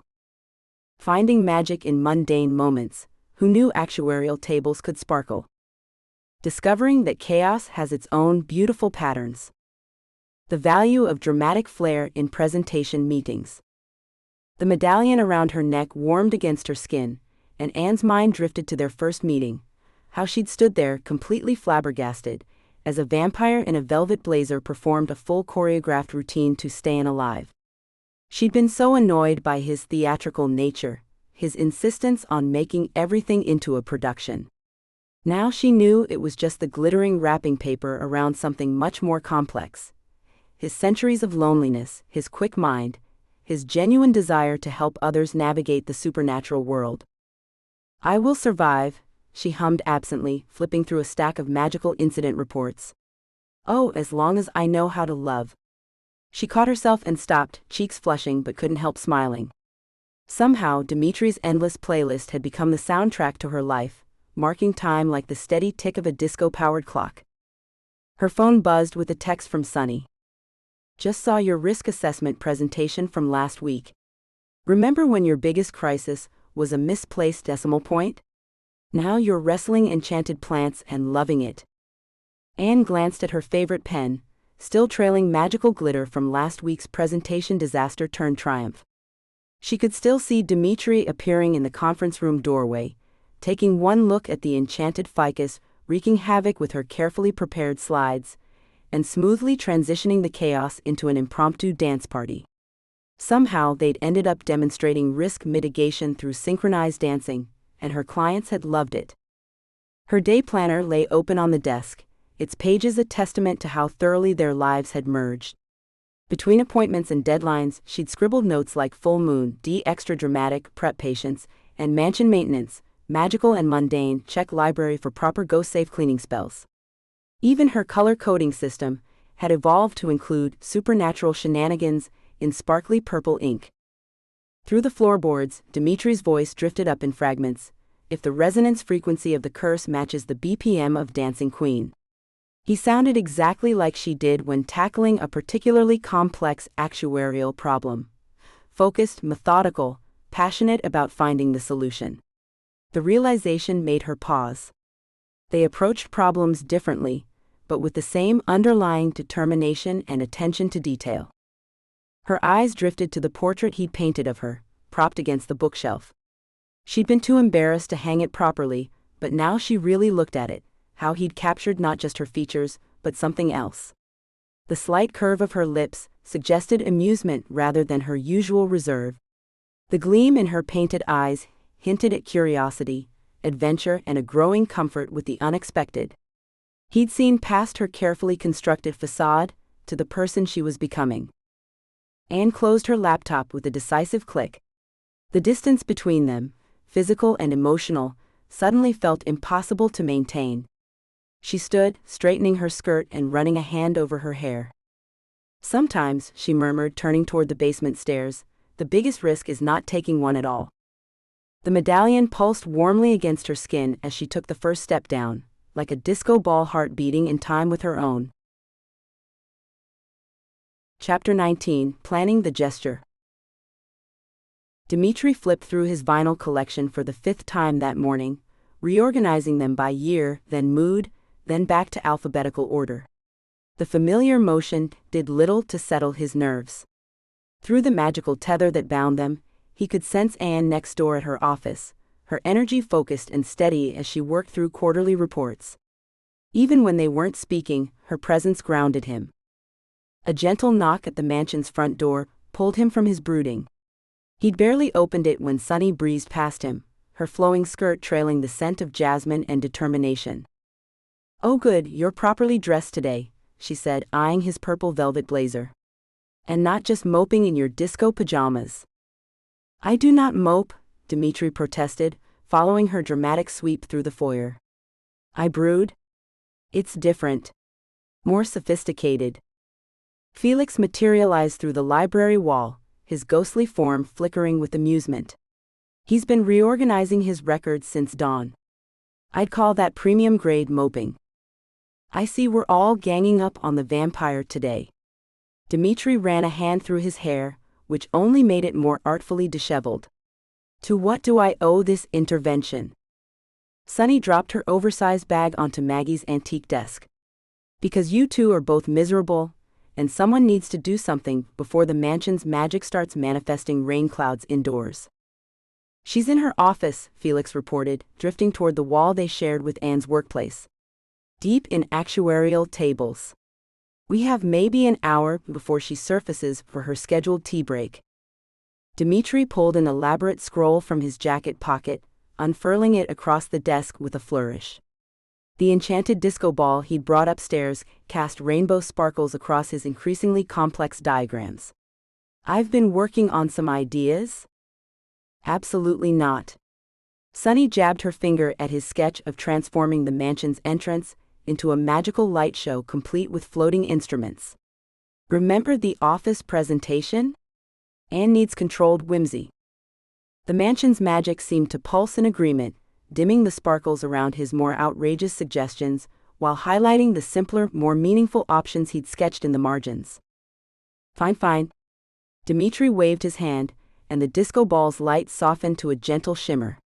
"But surely the enchanted backup dancers? Perhaps something more intimate." Felix drifted through the extensive props list, his ghostly hand crossing out items with surprising efficiency. "The poor woman nearly had a conniption when you enchanted her coffee maker to sing show tunes." "She did start drinking tea after that," Dimitri mused, then caught Sunny's pointed look. "Right, yes. Scaling back. Sunny perched on the edge of the desk, her expression softening. You know, before you crashed into her life, Anne's idea of spontaneity was trying a new flavor of yogurt. She smiled. Now she color codes her magical research and has a spreadsheet for tracking supernatural phenomena. She's still Anne, but she's expanding. The medallion in Dimitri's pocket pulsed warmly with Anne's distant presence, and he found himself touching it reflexively. Each reminder of her sent equal waves of panic and tenderness through him, his theatrical plans gradually shifting into something more genuine. Think of it as calculating the perfect ratio of drama to sincerity, Sunny suggested, helping him revise his ideas. You're not trying to dazzle her, you already did that, probably more than she ever wanted. You're trying to show her something real. As they worked, the mansion's magic responded to Dimitri's evolving intentions. Subtle sparkles of light danced across their notes, growing stronger whenever they landed on an idea that felt true to both his nature and Anne's. Did you know she keeps a journal now? Sunny mentioned, organizing their brainstorming notes into Anne's preferred color-coded system. Not for data or analysis, but just thoughts. About magic. About you. About how her whole world shifted and somehow still makes sense.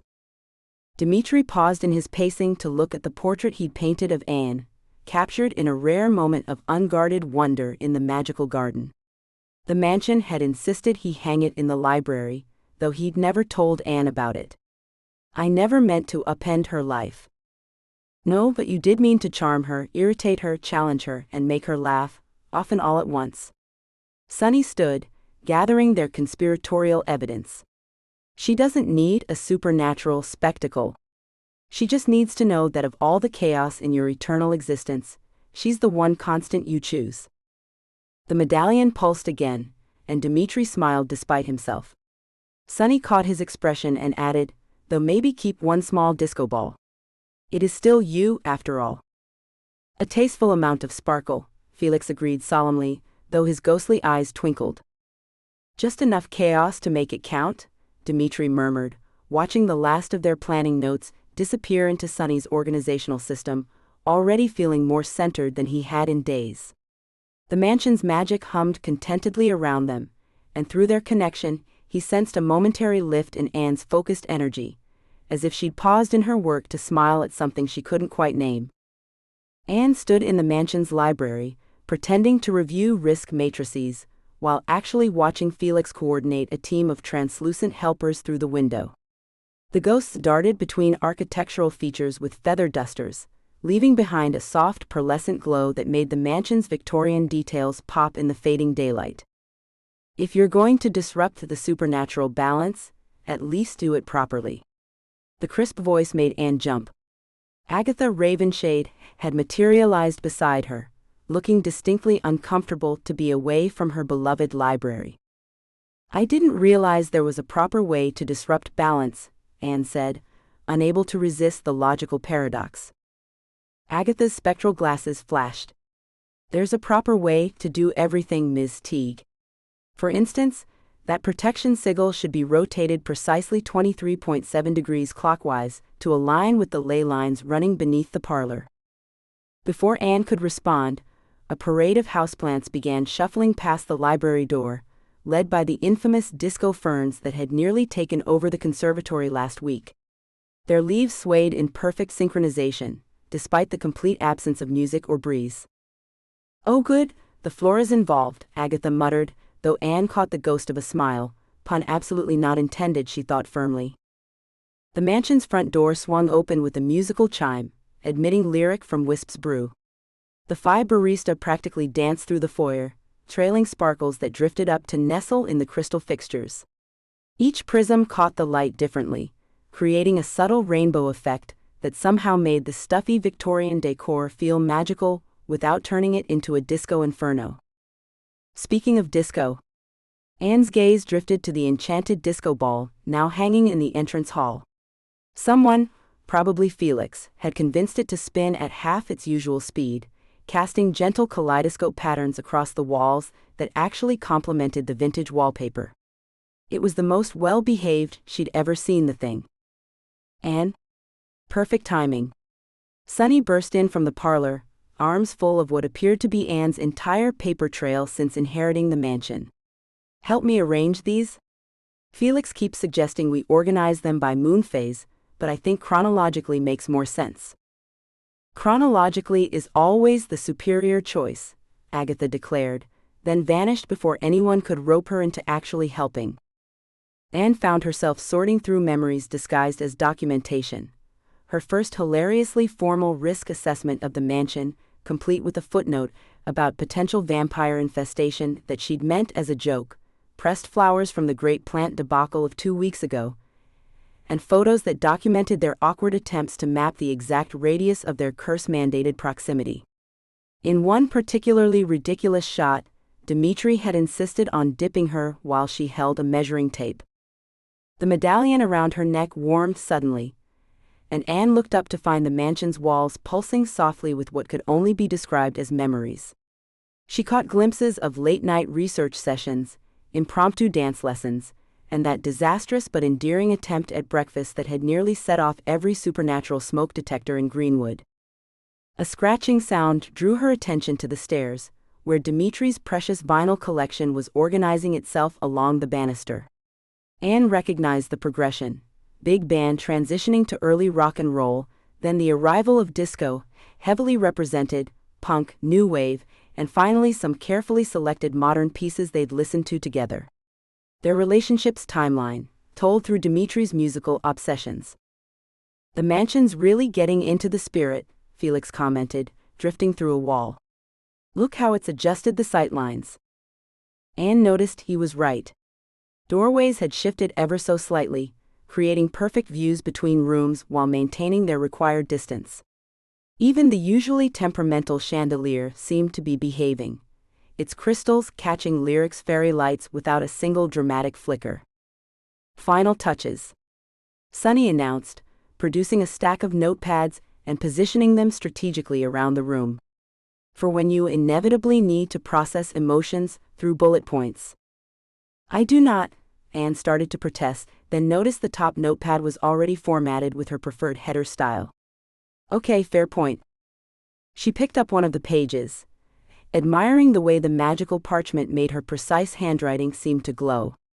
Someone had added protective sigils to the margins of her actuarial tables, the magical symbols flowing naturally between her careful columns of data. The mansion settled into an expectant hush. Even the disco ferns stopped their swaying, leaves trembling slightly as if in anticipation. Anne felt the medallion pulse again, harmonizing with the mansion's magic in a way that made her skin tingle. "For once," Felix observed dryly from somewhere near the ceiling, "even the ghosts are holding their breath." Anne heard familiar footsteps approaching from the direction of the basement. Her heart did something complicated that would have been difficult to quantify on any of her risk assessment forms. The medallion warmed against her skin, and she found herself holding her breath along with everyone else. Chapter 20: Stayin Undead. Dimitri's hands trembled slightly as he adjusted the vintage record sleeve one final time. Through their peculiar connection, he sensed Anne's approach before she even reached Greystone's front door. The mansion, seemingly attuned to his heightened emotions, thrummed with anticipation. He'd spent hours, days really, perfecting every detail. The enchanted lighting had been particularly tricky, requiring multiple consultations with Sunny to achieve the right balance of whimsy and elegance. Now delicate strands of starlight wove through the foyer, creating a luminescent path that would guide Anne deeper into their shared home. The sound of her key in the lock sent a jolt through him. Dimitri forced himself to remain still at the top of the grand staircase, fighting against his natural instinct for dramatic flourishes. No disco slides down the banister tonight. No spontaneous musical numbers. Just him, stripped of his usual theatrical armor. The door opened, and his breath caught at the sight of her. Even in her slightly rumpled work clothes, with traces of magical glitter still clinging to her blazer from their previous mishap, Anne radiated a beauty that made his eternal heart skip several beats. He watched as she paused, her sharp green eyes taking in the transformed foyer. The medallion around her neck, the one that had started this whole adventure, began to glow warmly. Dimitri felt an answering resonance from the enchanted disco ball overhead, their magical signatures harmonizing like a perfectly mixed duet. When Anne's gaze finally found him, Dimitri managed a small, nervous smile. The mansion's magic responded instantly, filling the space between them with floating lights that perfectly mirrored the constellations visible through the skylights above. Their ever-present 7.7-meter limit created an almost perfect arc between them, a distance that had once felt like a curse but now seemed more like destiny's careful choreography. The reformed disco ferns, still slightly singed from their last magical mishap, began swaying gently as music filled the air. Not his usual fare of ABBA or Donna Summer, but the softer melody that had been playing that first night when Anne had discovered him dancing in the basement. The song that had marked the beginning of their improbable story. As Dimitri descended the stairs, the mansion's walls came alive with their shared memories.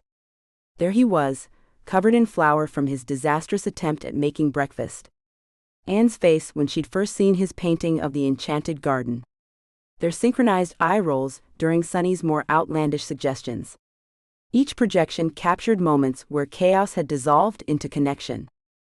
"You're being surprisingly subtle," Anne observed, her tone carrying that wonderful mix of dry humor and warmth that never failed to delight him. The enchanted disco ball rotated lazily overhead, its light catching the residual glitter on Anne's clothes. The effect created a personal constellation around her, as if the stars themselves couldn't resist being drawn into her orbit. Dimitri certainly understood the feeling. "I spent centuries making everything a performance," he admitted, his voice unusually soft as he reached the bottom of the stairs. "Until you made me realize some moments deserve simple truth." Above the fireplace, their portrait, the one that had caused such a stir when it first appeared, began to glow softly. The magical paint had captured something he hadn't fully understood until now, how they'd changed each other. His dramatic flair had learned to appreciate quiet moments, while her careful order had embraced a touch of chaos. He watched as Anne's analytical mind processed the scene, noting how he'd arranged everything to respect her need for attention while maintaining his own creative touch. The enchanted flowers formed perfect geometric patterns. The magical artifacts were placed at carefully calculated intervals. Even the ambient temperature was set to her preferred 72 degrees. Dimitri moved closer, maintaining their required distance, but making it feel like part of an intimate dance rather than an imposed limitation. The mansion's magic swelled around them, responding to the intensity of the moment. "You calculated the chaos in my eternal existence," he said, holding out the record that had played during their first encounter. The sleeve was worn at the edges, a testament to how many times he'd replayed that night in his memory. And somehow made everything add up to love. Anne stood speechless, a rare occurrence that made his heart soar. Above them, supernatural fireworks burst silently within the mansion's wards, carefully contained to avoid setting off any nearby smoke detectors, a lesson learned from previous magical mishaps. The falling stardust rearranged itself into shimmering letters, "Dance with me?" The moment hung between them like a perfectly suspended note, filled with all the magic and mundane details that had become their unique love story. Dimitri waited, eternally still for perhaps the first time in his centuries of existence, as the woman who had transformed his world considered his invitation. Anne's practical heels clicked against the parquet floor, each step leaving a whisper of stardust in her wake. The sensation still struck her as absurd, actuary Anne Teague trailing magical residue like some kind of supernatural accountant. But then again, everything about her life had taken a turn for the extraordinary since inheriting Greystone Mansion. "You're thinking too hard again," Dimitri observed, his velvet-clad form moving with natural grace within their 7.7-meter boundary. "I can practically hear your mental calculator whirring." "Force of habit," she replied, but found herself relaxing into their synchronized movement. The medallion around her neck pulsed warmly, matching the rhythm of their steps and something deeper, the mansion's own magical heartbeat, she realized with a start. The enchanted disco ball spun lazily overhead, casting intimate constellations across the walls. Its usual garish sparkle had mellowed into something softer, more meaningful. Anne watched the play of light across Dimitri's features as he guided her through another turn. "I tried making a pro-con list about loving you," she admitted with a watery laugh, the words tumbling out before her practical side could stop them. "But even my spreadsheets kept adding chaos compensation factors." Dimitri's eyes crinkled at the corners, but there was something vulnerable in his expression.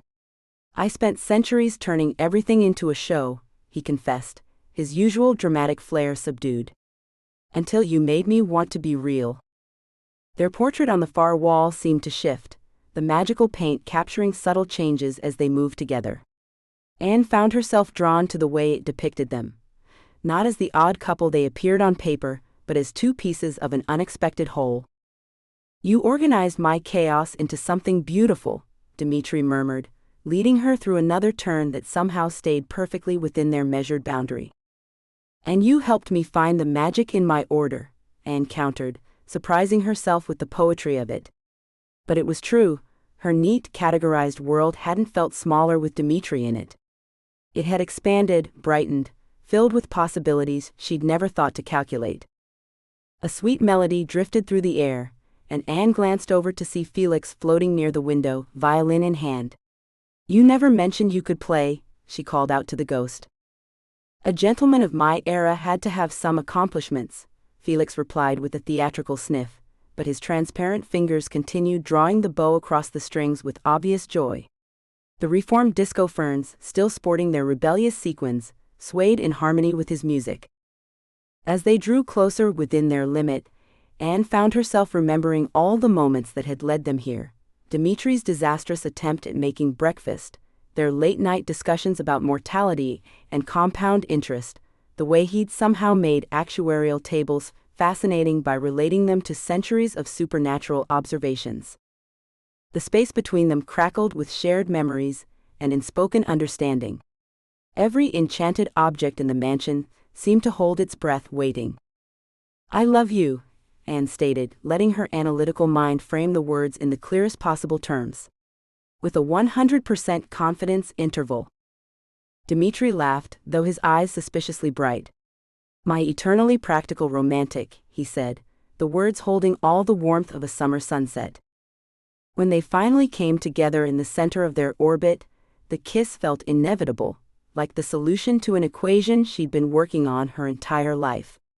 The mansion's magic surged around them, making every enchanted object glow with shared joy. The disco ball scattered stars across their skin, the medallion pulsed with triumphant warmth, and even Felix's violin seemed to sing with extra enthusiasm. They continued their dance beneath the magical starlight, and for once Anne didn't think about measuring the space between them.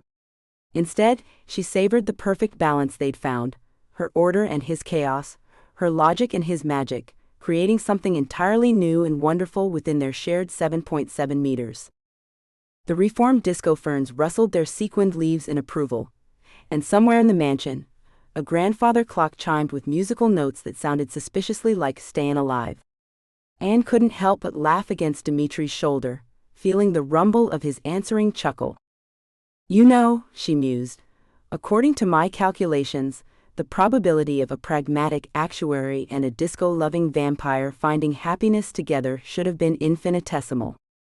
"Ah, but you forgot to factor in the most important variable." Dimitri spun her in a gentle twirl that scattered more stardust across the floor. "And what's that?" "Magic, my dear Anne," he pulled her close again, his eternal smile softer than usual.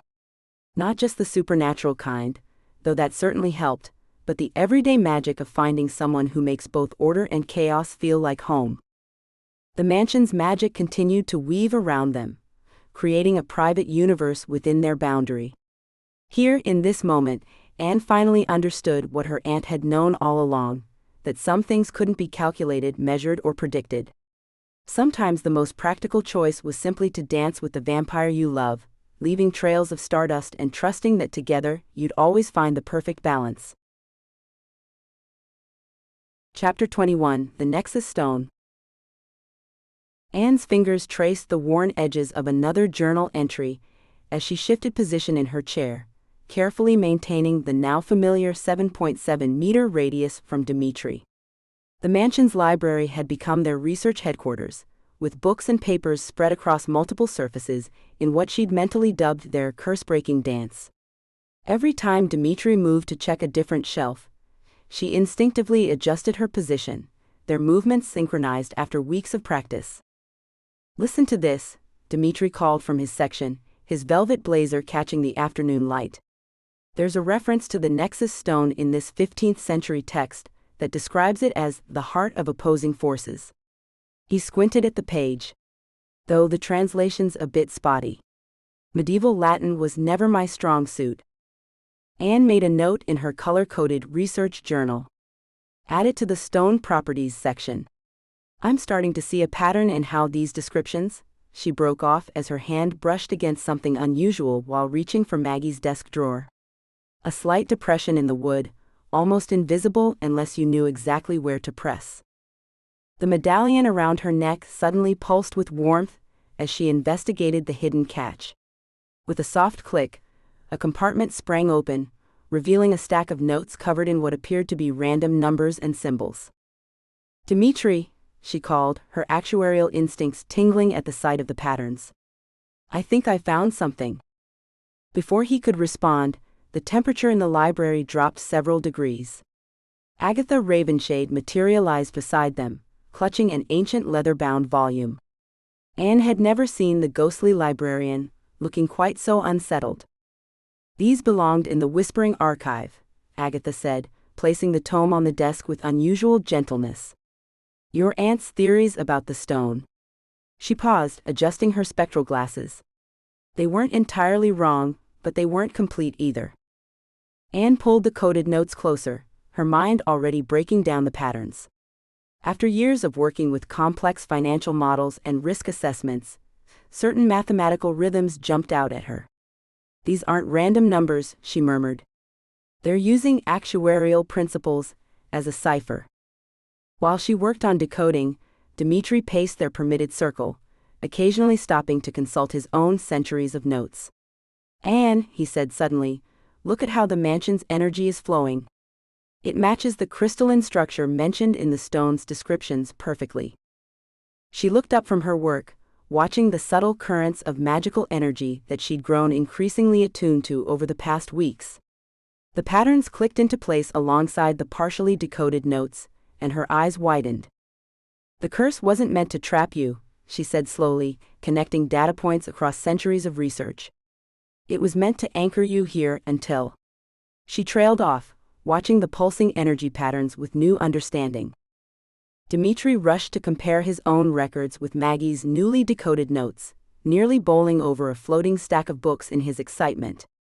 "The Nexus stone doesn't just amplify magic," he breathed. "It creates balance between opposing forces. Order and chaos, eternal and mortal, curse and blessing." The medallion around Anne's neck suddenly flared with light, projecting a complex network of lines throughout the library. Anne recognized the mansion's layout immediately. It was a perfect map of ley lines, all converging on the basement where she and Dimitri had first met. "I can fill in some of those gaps," Felix announced, drifting through a bookshelf. "Maggie spent decades on this place." "All those renovation permits she filed?" "Protection spells in disguise. She wove them right into the mansion's infrastructure." Anne's analytical mind kicked into high gear as she overlaid the magical energy patterns with the mansion's blueprint. She wasn't just preserving the house, she realized. She was creating a supernatural circuit, with the Nexus stone as its power source. Around them, books began reorganizing themselves on the shelves, responding to their growing understanding. Papers shuffled into neat piles, and even Agatha's stern expression softened slightly as the pieces fell into place. "The curse wasn't the end game," Dimitri said softly, his usual dramatic flair replaced by quiet awe. "It was preparation for something bigger." The mansion's magic hummed in response, making the medallion vibrate against Anne's collarbone. She stared at the glowing map of ley lines, at the careful notes in her aunt's hand, at the ancient texts describing balance and transformation. The magnitude of what they'd discovered settled over her like a weighted blanket. Aunt Maggie wasn't trying to break your curse, she murmured, meeting Dimitri's eyes across their carefully maintained distance. She was trying to evolve it.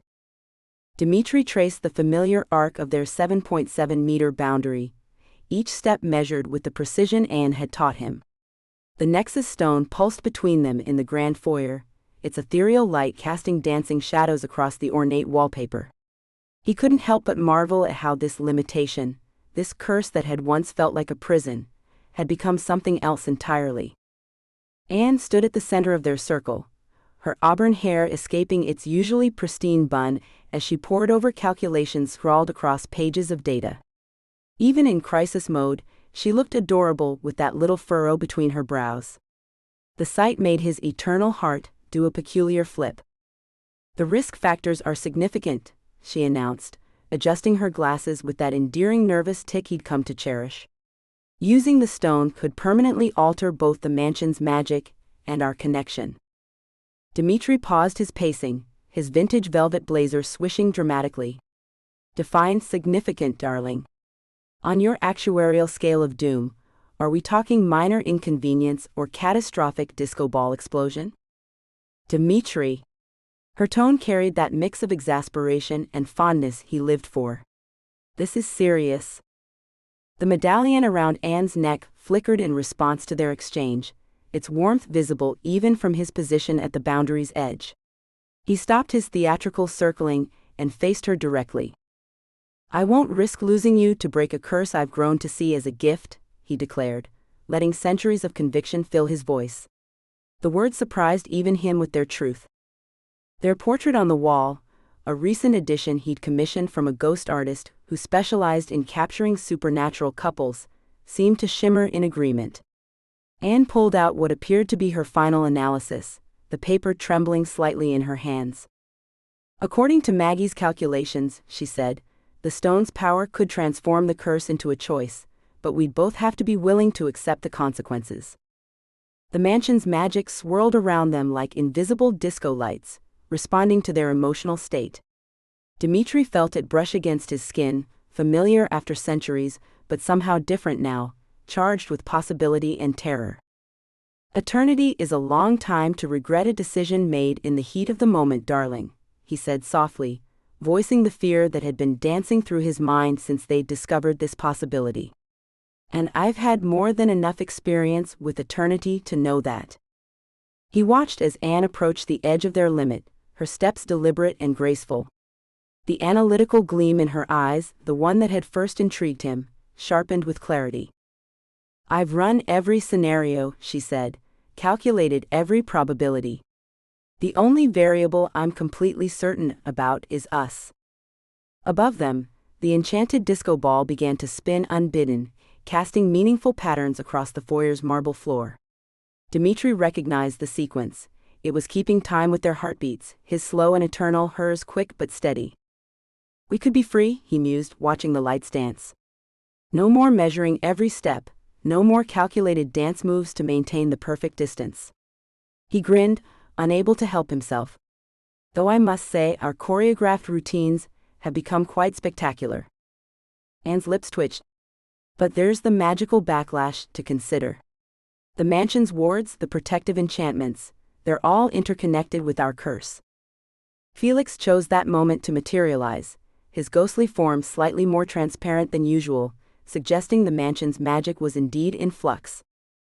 "Maggie always said the mansion's magic responds to intention as much as action," the spectral librarian offered sagely. "Your choice matters more than the method." He flickered once, then added, "Though I do hope you'll keep the disco ball. It's grown on me." The Nexus stone's energy suddenly peaked, its light creating a luminous bridge between them across their 7.7-meter span. Dimitri felt its pull, ancient magic calling to the curse that bound him. "I choose you," Anne stated with characteristic precision, her voice steady despite the magical chaos swirling around them. "Curse or no curse, 7.7 meters or infinite distance. I've done the math, you're worth any risk." Dimitri felt something shift in his chest, an emotion so powerful it might have started his heart beating again.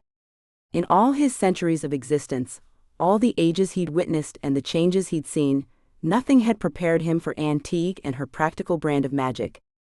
"And I choose a future," he responded, infusing every word with the weight of his immortal conviction, "where every step we take, bound or free, is a choice we make together."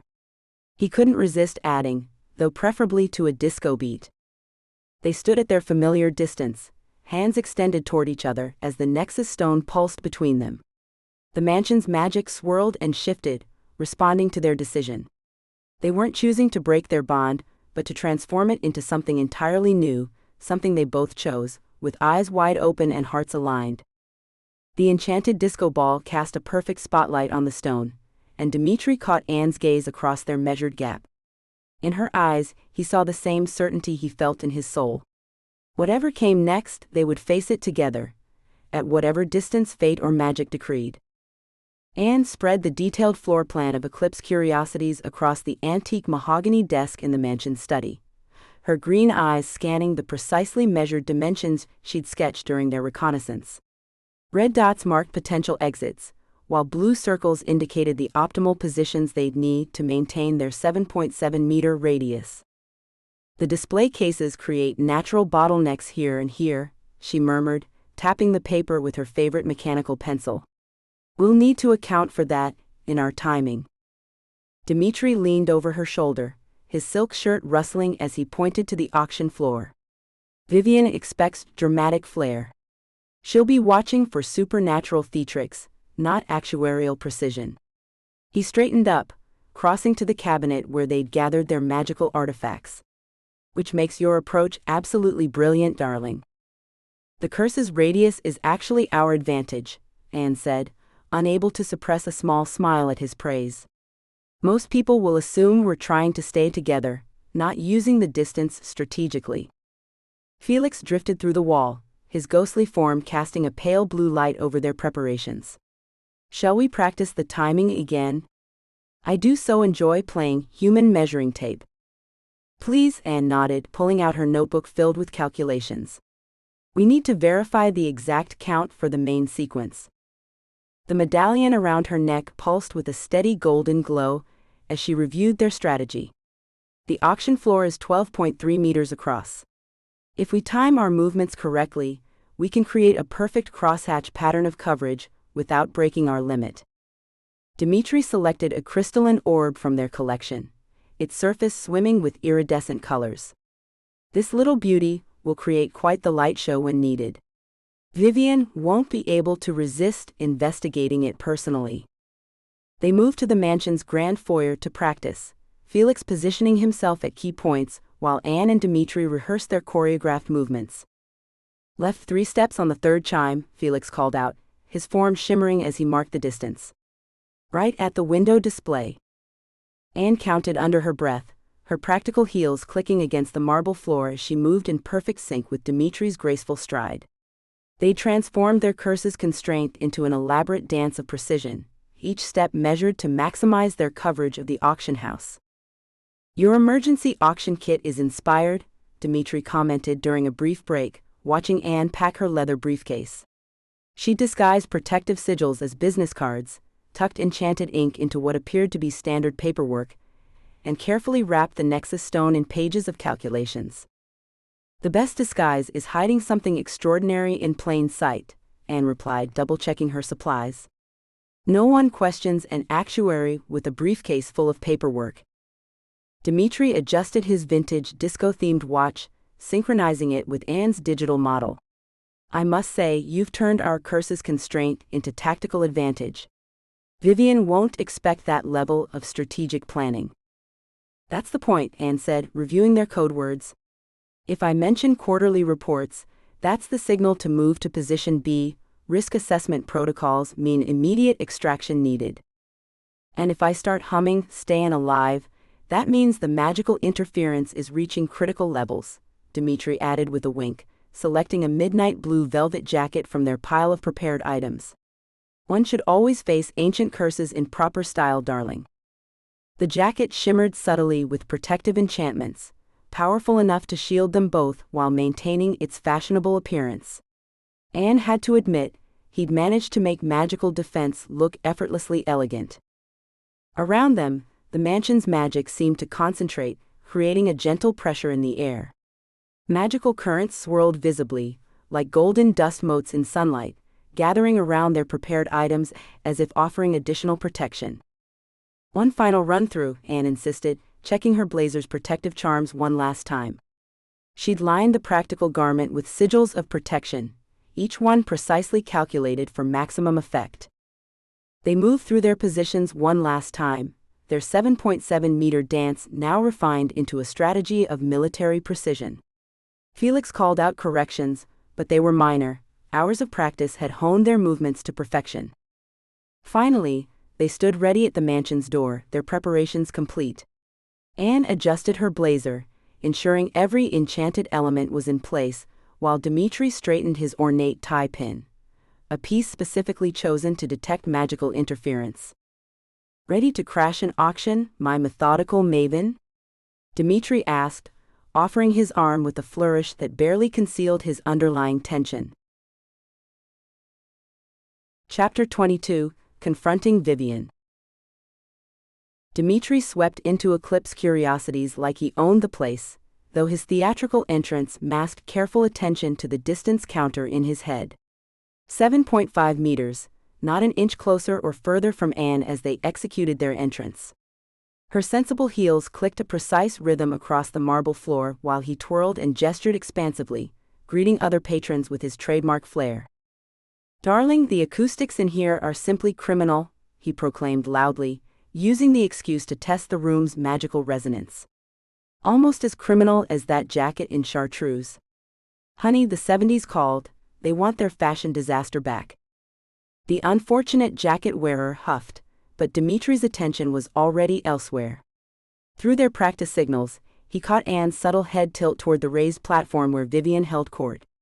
The witch's emerald eyes narrowed, catching the glint of Anne's clipboard. Dimitri fought back a grin. Their favorite actuary had cleverly disguised protective sigils among her endless columns of numbers.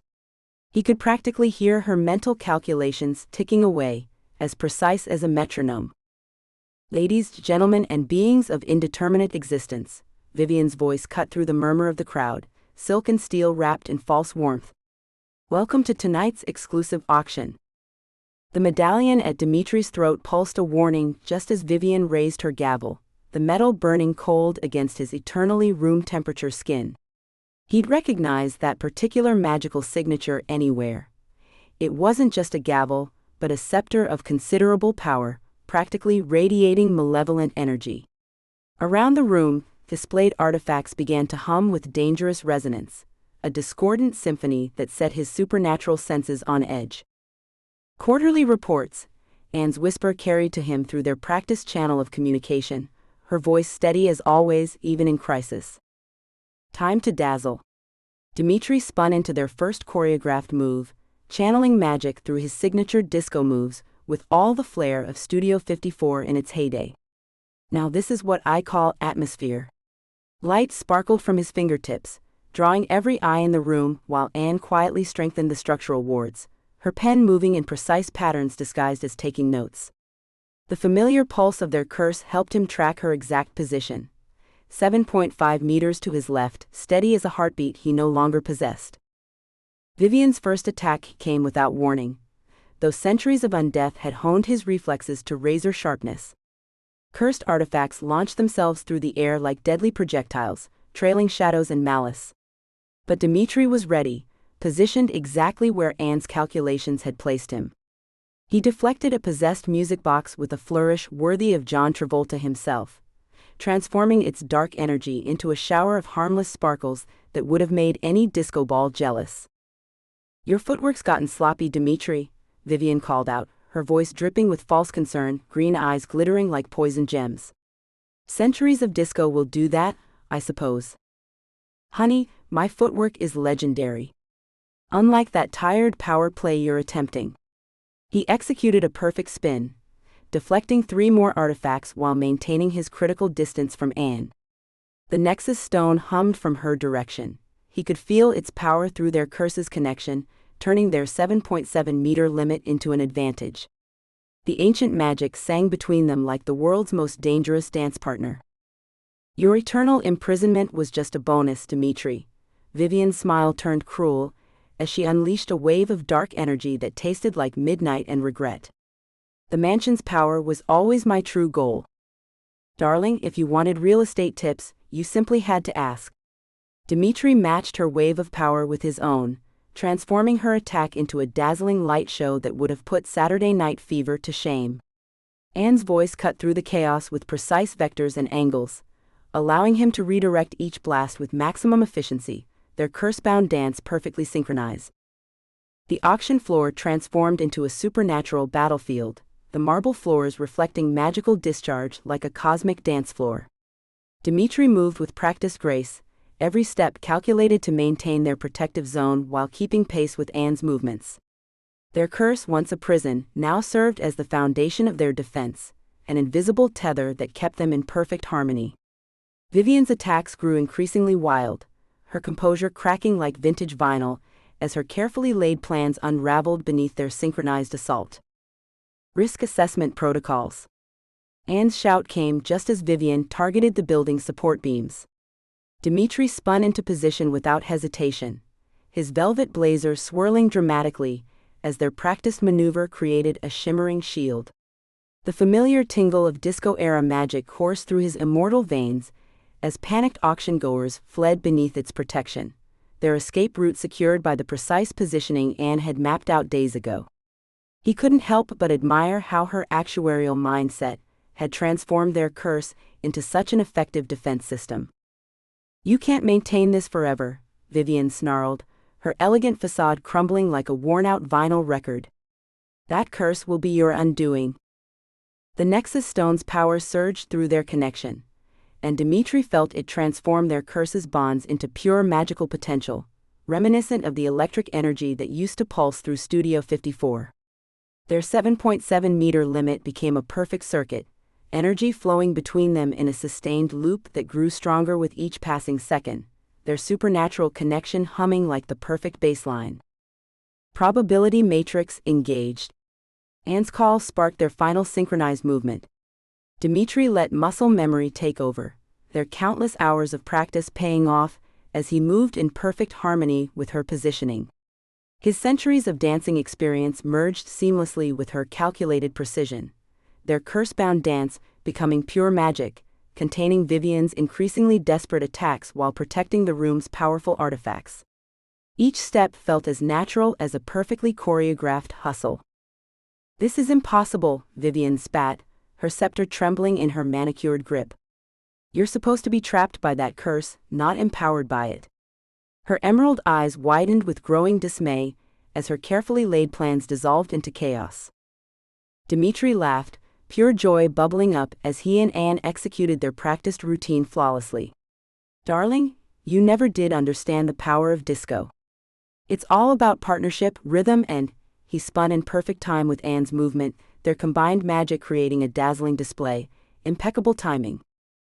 Anne's heart thundered in her chest as she faced Vivian across the opulent auction room, but her hand remained steady as she withdrew the aged document from her briefcase. The familiar letterhead of the Greenwood Historical Society gleamed under the crystal chandeliers, its magical watermark catching the light. "I believe this is your original contract with the Greenwood Historical Society," Anne announced, her voice carrying through the now silent room. Behind her she sensed Dimitri maintaining their carefully plotted circuit, his presence a reassuring constant exactly 7.7 meters away. The distance had been precisely calculated to maximize their tactical advantage while minimizing any magical interference, a detail that had made Dimitri roll his eyes dramatically during their planning session. Vivian's perfectly painted lips twitched. "And what exactly do you hope to accomplish with that dusty piece of paper?" Her manicured fingers drummed against the antique auction podium, each tap sending tiny ripples of green energy across its surface. "Oh, allow me to demonstrate." Anne clicked her favorite fountain pen, a gift from her first actuarial promotion, and began highlighting specific passages with precise methodical strokes. The ink gleamed with a satisfaction that matched her own. Section 7.3 explicitly forbids the manipulation of cursed artifacts for personal gain. The language is quite specific about the definition of manipulation, which includes, and I quote, any attempt to alter, enhance, or exploit existing magical bindings for purposes outside the scope of historical preservation and ethical study. The medallion at Anne's throat pulsed warmly, as if appreciating the delicious irony of the moment. She caught Dimitri's delighted gasp from across the room, where he'd positioned himself exactly as their flowchart had indicated. Mon Dieu! You didn't just study magic, you audited her entire operation. His voice carried the same enthusiasm he usually reserved for discovering vintage disco albums in mint condition. Naturally. Anne allowed herself a small nod, savoring the familiar comfort of irrefutable documentation. The penalty for breach of contract, she continued, flipping to the final page with practiced efficiency, includes immediate forfeit of all magical licenses and artifact trading rights. The clause is particularly elegant in its simplicity. She'd spent 3 nights analyzing this specific section, and its watertight language was practically poetry to her actuarial soul. Vivian's composure cracked like fine porcelain. Her hand shot up, crackling with emerald energy, but Anne was faster. She'd calculated this probability weeks ago, running the numbers through her risk assessment matrix until the optimal response was clear. I wouldn't, Anne warned, producing a second document bound in shimmering blue. I've already filed the necessary paperwork with the Supernatural Commerce Commission. Effective immediately. The tripled copies had been submitted in person, by certified mail, and through magical courier, and never left anything to chance. The auction room's atmosphere shifted palpably as the magic recognized the binding power of bureaucracy. Ancient artifacts in their display cases dimmed as Vivian's authority began to crumble. Around them, potential buyers murmured and edged toward the exits, no one wanting to be caught in the crossfire of a regulatory dispute. Anne noted with satisfaction that their retreat patterns matched her projected models perfectly. You think paperwork can stop me? Vivian snarled, but Anne noted the tremor in her voice, the first crack in her carefully maintained facade. A tell she'd documented during their previous encounters. No, Anne replied calmly, reaching into her briefcase once more. But I think this will. She extracted a thick folder, its tabs color-coded and organized by date, each section protected by archival-quality plastic sleeves. Copies of every illegal transaction, every cursed deal, documented with actuarial precision. I'm particularly interested in the pattern that emerged in February, regarding certain cursed disco memorabilia. She'd spent weeks cross-referencing those transactions, and the resulting spreadsheets were things of beauty. Dimitri, right on cue, spun in place and struck a pose that would have made John Travolta stand up and applaud. Darling, I believe that's checkmate via quarterly review. How deliciously devious. The Nexus stone pulsed against Anne's chest, its power harmonizing with the legal bindings she'd so carefully constructed. She watched as understanding dawned in Vivian's eyes. This wasn't just magical law, it was supernatural regulation woven into an unbreakable net of compliance and consequences. You have until midnight to surrender all illegally obtained artifacts, Anne stated, unable to suppress a small thrill as her clipboard began to glow with enforcement power. I've already scheduled the transfer, with 3 different supernatural authorities. The paperwork is filed in triplicate, naturally.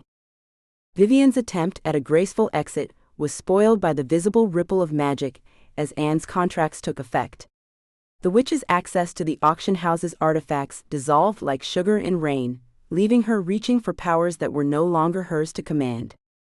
As their opponent retreated through the ornate doors, Anne maintained her position, calculator in hand as she tracked the precise 7.7-meter distance between herself and Dimitri. They held their stance until Vivian's clicking heels faded completely. Who knew paperwork could be so powerful? Dimitri mused, adjusting his velvet lapels. Anne allowed herself a small, satisfied smile as she began organizing her documents back into their proper folders. Always read the fine print. My darling actuary, Dimitri called across the exact distance their curse allowed, you've turned bureaucracy into an art form. I don't suppose you'd celebrate with a victory dance? Let me file these enforcement notices first, Anne replied, but she was already calculating the optimal trajectory to the dance floor while maintaining their required separation. After all, even victory dances could benefit from proper risk assessment. Chapter 23, A New Beginning. Dimitri stood in the ethereal morning mist of Silverwood Park, watching Anne through the shimmering veil of residual magic from the Nexus stone. Her auburn hair had escaped its usual tight bun, wisps dancing in the dawn breeze. At exactly 7.7 meters away, a distance eternally etched in his memory, she looked both familiar and somehow new. Ready? Her voice carried that endearing mix of professional precision and barely contained emotion that had first captured his heart. Even now, facing their potential freedom, she couldn't help being methodical. He nodded, for once finding himself without his usual theatrical flourishes. The weight of centuries of existence, of countless sunrises watched in solitude, pressed against his chest. But this sunrise felt different. It felt like beginning.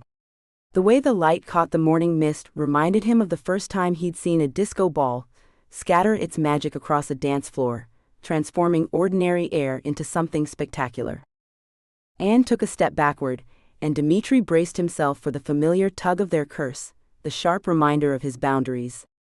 But nothing came. No pull, no pressure, no pain. Just the steady warmth of their connection, transformed by the Nexus Stone's power into something chosen rather than forced. The absence of that restrictive magic felt like removing platform shoes after dancing all night, both strange and liberating. 10 meters, Anne called out, her actuary's precision making him smile despite the intensity of the moment. She continued backing away, each step a small victory. 12-15. Her voice carried the same methodical excitement she'd shown when organizing his vinyl collection by genre, year, and beats per minute. The morning light caught the tears in her eyes, matching the ones Dimitri felt trailing down his own cheeks. 20 meters stretched between them now, a distance that would have been impossible mere hours ago. The separation felt simultaneously terrifying and intoxicating, like the first sip of freedom after centuries of confinement. His fingers twitched with the urge to dance, to celebrate, to move freely through space without invisible chains. I can still feel you, he marveled, pressing his hand to his chest where their connection pulsed steady and warm. The sensation reminded him of his favorite disco beats, a rhythm that spoke of life and possibility rather than limitation. It's like the best parts of Studio 54, but in my soul. Anne's laugh echoed across the distance, and she shifted into research mode, beginning a wide circle around him. Her heels left precise impressions in the dewy grass as she measured their new boundaries. The magical resonance is maintaining stability at 30 meters, 40. Her voice carried that adorable mix of professional detachment and barely contained wonder that made his eternal heart skip metaphorical beats. Dimitri watched her methodical exploration with fondness. Trust Anne to turn their newfound freedom into a data collection opportunity. Around them, Silverwood Park seemed to share in their joy. The ancient hollow oak emanated a soft golden glow, its branches swaying despite the still morning air. Morning glories burst into sudden bloom, their purple petals unfurling like tiny disco balls catching the light. Even the notoriously cranky garden gnomes, who had never approved of his midnight dance sessions, appeared to be smiling. One particularly grumpy fellow who'd once thrown acorns at Dimitri during his Saturday night fever routine actually winked. The surge of elation proved too much to contain. Dimitri spun in a dramatic circle, channeling his best John Travolta, letting centuries of restricted movement flow out through his fingertips. His vintage velvet blazer flared perfectly, and he couldn't resist adding a signature hip thrust that made Anne roll her eyes even as she grinned. The silk lining of his jacket caught the morning light just right, creating a prismatic effect that would have made any disco ball jealous. The radius appears to extend beyond previous theoretical limitations, she called out, still circling. We could be across the city from each other now. Her voice caught slightly as she added, but I don't want to be. The admission carried more weight than all his centuries of collected vinyl records. Dimitri's heart, long since still in his chest, seemed to flutter. He'd spent decades perfecting his dramatic personas, crafting the perfect blend of disco king and tortured vampire, but Anne's simple honesty always stripped away his pretenses. Like that night she'd caught him earnestly practicing the hustle in his silk pajamas, there was no hiding his true self from her. They began walking toward each other, and Dimitri savored each step. No magical compulsion drew them together now, just the simple desire to be close. The morning mist parted before them like a spotlight clearing the dance floor, and Dimitri found himself moving with deliberate slowness, memorizing every detail of this moment. Each footfall felt like the beginning of a new song, one they would write together. When they met in the middle of their new freedom, Anne's practical nature and his flair for the dramatic found perfect harmony. She stood close enough that he could count the faint freckles across her nose, a detail he'd memorized months ago but never tired of studying. "Of all the distances we could choose," he whispered, reaching up to tuck a stray strand of hair behind her ear, "I pick right here." His fingers lingered near her cheek, no longer bound by curse but drawn by choice. "Though I reserve the right to occasionally dramatic entrances from slightly further away. A vampire must maintain some standards after all." The morning glories continued their enthusiastic blooming around them, and somewhere in the distance, a garden gnome made a sound suspiciously like a disco beat. The hollow oak's golden glow pulsed in time with their transformed connection, marking the rhythm of their new beginning with ancient magic and modern joy. Anne stepped through Greystone's grand entrance, the warmth of victory still coursing through her veins. The foyer glowed with an ethereal light that seemed to pulse in tune with her heartbeat, or perhaps it was matching the rhythm of Dimitri's beloved disco beats. Either way, the mansion felt more alive than ever. "I still can't believe you actually color-coded the spell components," Felix called from his perch near the ceiling, his translucent form shimmering with mirth. "Who brings a label maker to a magical showdown?"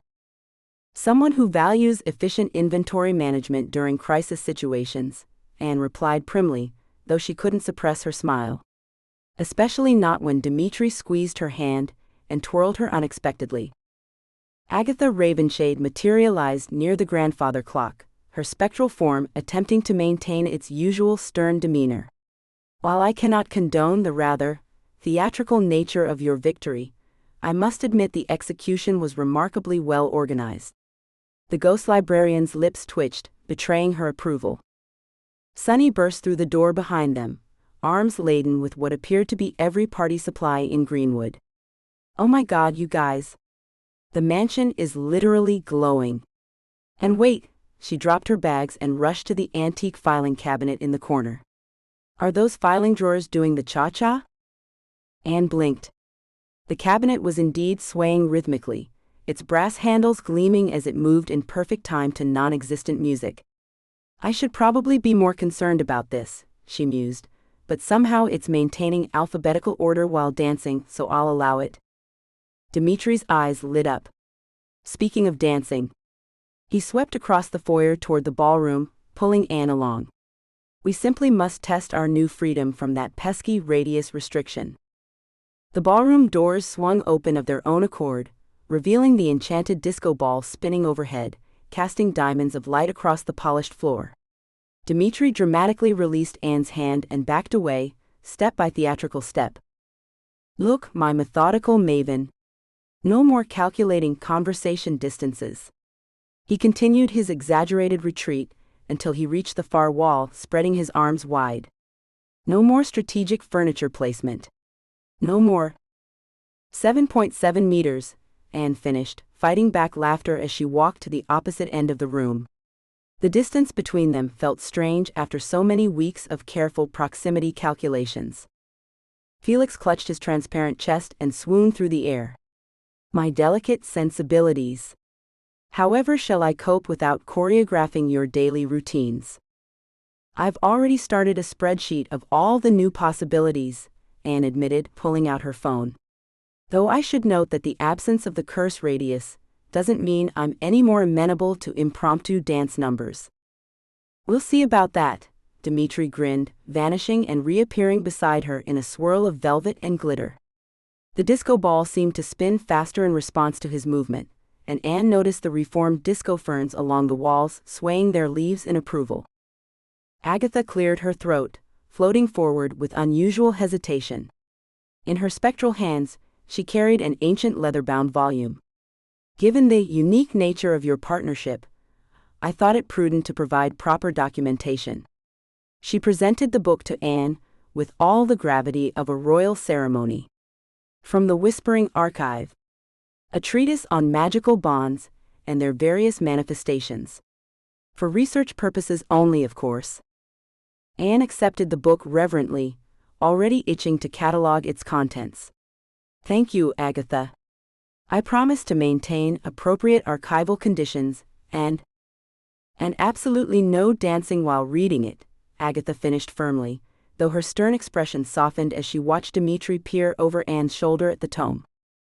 Lyric appeared in a shower of sparkles, bearing a tray of delicate teacups that shimmered with ever-changing colors. Emotional essence tea, the sprite announced proudly. Perfectly calibrated to each drinker's current feelings. Anne accepted a cup, watching as the liquid shifted from practical beige to a warm rose gold with swirls of disco ball silver. She raised an eyebrow at Dimitri's cup, which was cycling through every color imaginable, in time with his dramatic retelling of their victory over Vivian. And then, my darling Anne, cool as a cucumber in Louboutins, pulls out her calculator. It was a specialized magical energy meter, Anne corrected automatically. And announces that Vivian's probability of success has dropped to negative numbers. That's not how probability works, Anne sighed, but she was smiling as she watched him conjure illusory sparks to illustrate their triumph. The mansion seemed to share in their celebration. New doorways appeared in previously blank walls, revealing rooms Anne had never seen before. The portrait gallery had transformed into a timeline of their adventures, magical paintings capturing moments she hadn't even realized were significant at the time. Oh! Sunny exclaimed, nearly spilling her color-changing tea. I almost forgot. She dashed to her abandoned bags and began pulling out an improbable number of wrapped packages. Everyone wanted to contribute to your supernatural housewarming. The werewolves from the coffee shop sent these protection runes disguised as coasters, very practical. And the Merfolk Book Club recommended these waterproof planners. As their friends gathered around to examine the gifts, Felix orchestrated a ghostly string quartet in the corner, their ethereal music providing a perfect backdrop to the celebration. Dimitri's eyes lit up at the first notes. My dear practical Anne, he purred, extending his hand with a flourish. Might I have this dance? No radius restrictions, no curse complications, just us. I suppose, Anne replied, taking his hand. Though I feel compelled to remind you that my feelings about recreating scenes from Dirty Dancing remain unchanged. We'll work up to it, he winked, pulling her close. As they swayed together, Anne found herself mentally composing a business plan. You know, she mused, with your supernatural knowledge and my risk assessment skills, we could offer a unique consulting service. I'm thinking practical solutions for paranormal problems. Dimitri spun her under his arm. Only if we can have a disco ball in the conference room. We'll discuss it, she laughed, already imagining the spreadsheets she'd need to create. The evening wound down gradually, their peculiar family gathering in comfortable groups throughout the mansion's many rooms. Anne and Dimitri eventually found themselves on the balcony, watching Sunny chat animatedly with Felix, while Agatha pretended not to be amused by their antics. Dimitri's arms wrapped around her from behind, and he rested his chin on her shoulder. Welcome home, my methodical maven. Anne pulled a small notepad from her pocket. I've already calculated the probability of our happiness, she informed him, leaning back into his embrace. The numbers look very good indeed. Chapter 24, Happily Ever After? The moonlight cast an ethereal glow through the garden's luminescent flowers, as Anne walked hand in hand with Dimitri, savoring the simple pleasure of movement without constraint. No mental calculations of distance, no careful step counting, just the freedom to wander wherever their feet took them. The warmth of his hand in hers still sent a small thrill through her, though she'd never admit it out loud. The reformed disco ferns had taken over significant portions of the garden, their iridescent leaves swaying in perfect rhythm to some unheard beat. Anne watched them with fond exasperation. Trust magical plants to have a sense of dramatic timing. The gentle rustle of their movement created a soothing melody with the evening breeze. "There's something I want to show you," Dimitri said, tugging her toward a path she didn't remember seeing before. The mansion's grounds had developed a habit of rearranging themselves lately, though at least they had the courtesy to maintain proper geometric patterns. They rounded a corner and Anne's breath caught. A clearing had manifested, but unlike the garden's usual magical chaos, this space spoke of careful planning. A sleek professional-grade telescope stood on one side, its brass fittings gleaming in the starlight. Floating orbs of light hovered at precise intervals, projecting constellation maps with remarkable accuracy. "I've been working on this," Dimitri admitted, a touch of uncertainty in his usually confident voice. "What do you think?" Anne stepped forward, taking in every detail. Her fingers traced the spine of a leather-bound astronomy journal, perfectly organized by date and celestial event. The filing cabinet beside it, which was hovering exactly 3.7 inches off the ground, contained meticulously labeled star charts. She pulled one out, noting with approval that he'd even used her preferred color coding system. "You did all this?" "Well, the mansion helped with the spatial manipulation, and Sonny contributed some rather enthusiastic suggestions about the decor." He gestured to a plush velvet lounger, positioned for optimal stargazing. The practical cushioning met her ergonomic standards, though the fabric's subtle shimmer was pure Dimitri. As they settled onto the lounger, Anne's medallion emitted a soft golden glow. She'd grown used to its various magical responses, cataloging them in a spreadsheet she kept updated on her phone. This particular luminescence usually indicated contentment. Anne pulled out her latest research notes, unable to contain her excitement. "Did you know," she said, flipping to a carefully annotated diagram, "that some of these constellations are actually magical ley lines? The mathematical patterns are fascinating. They form perfect Fibonacci sequences when mapped against supernatural energy flows."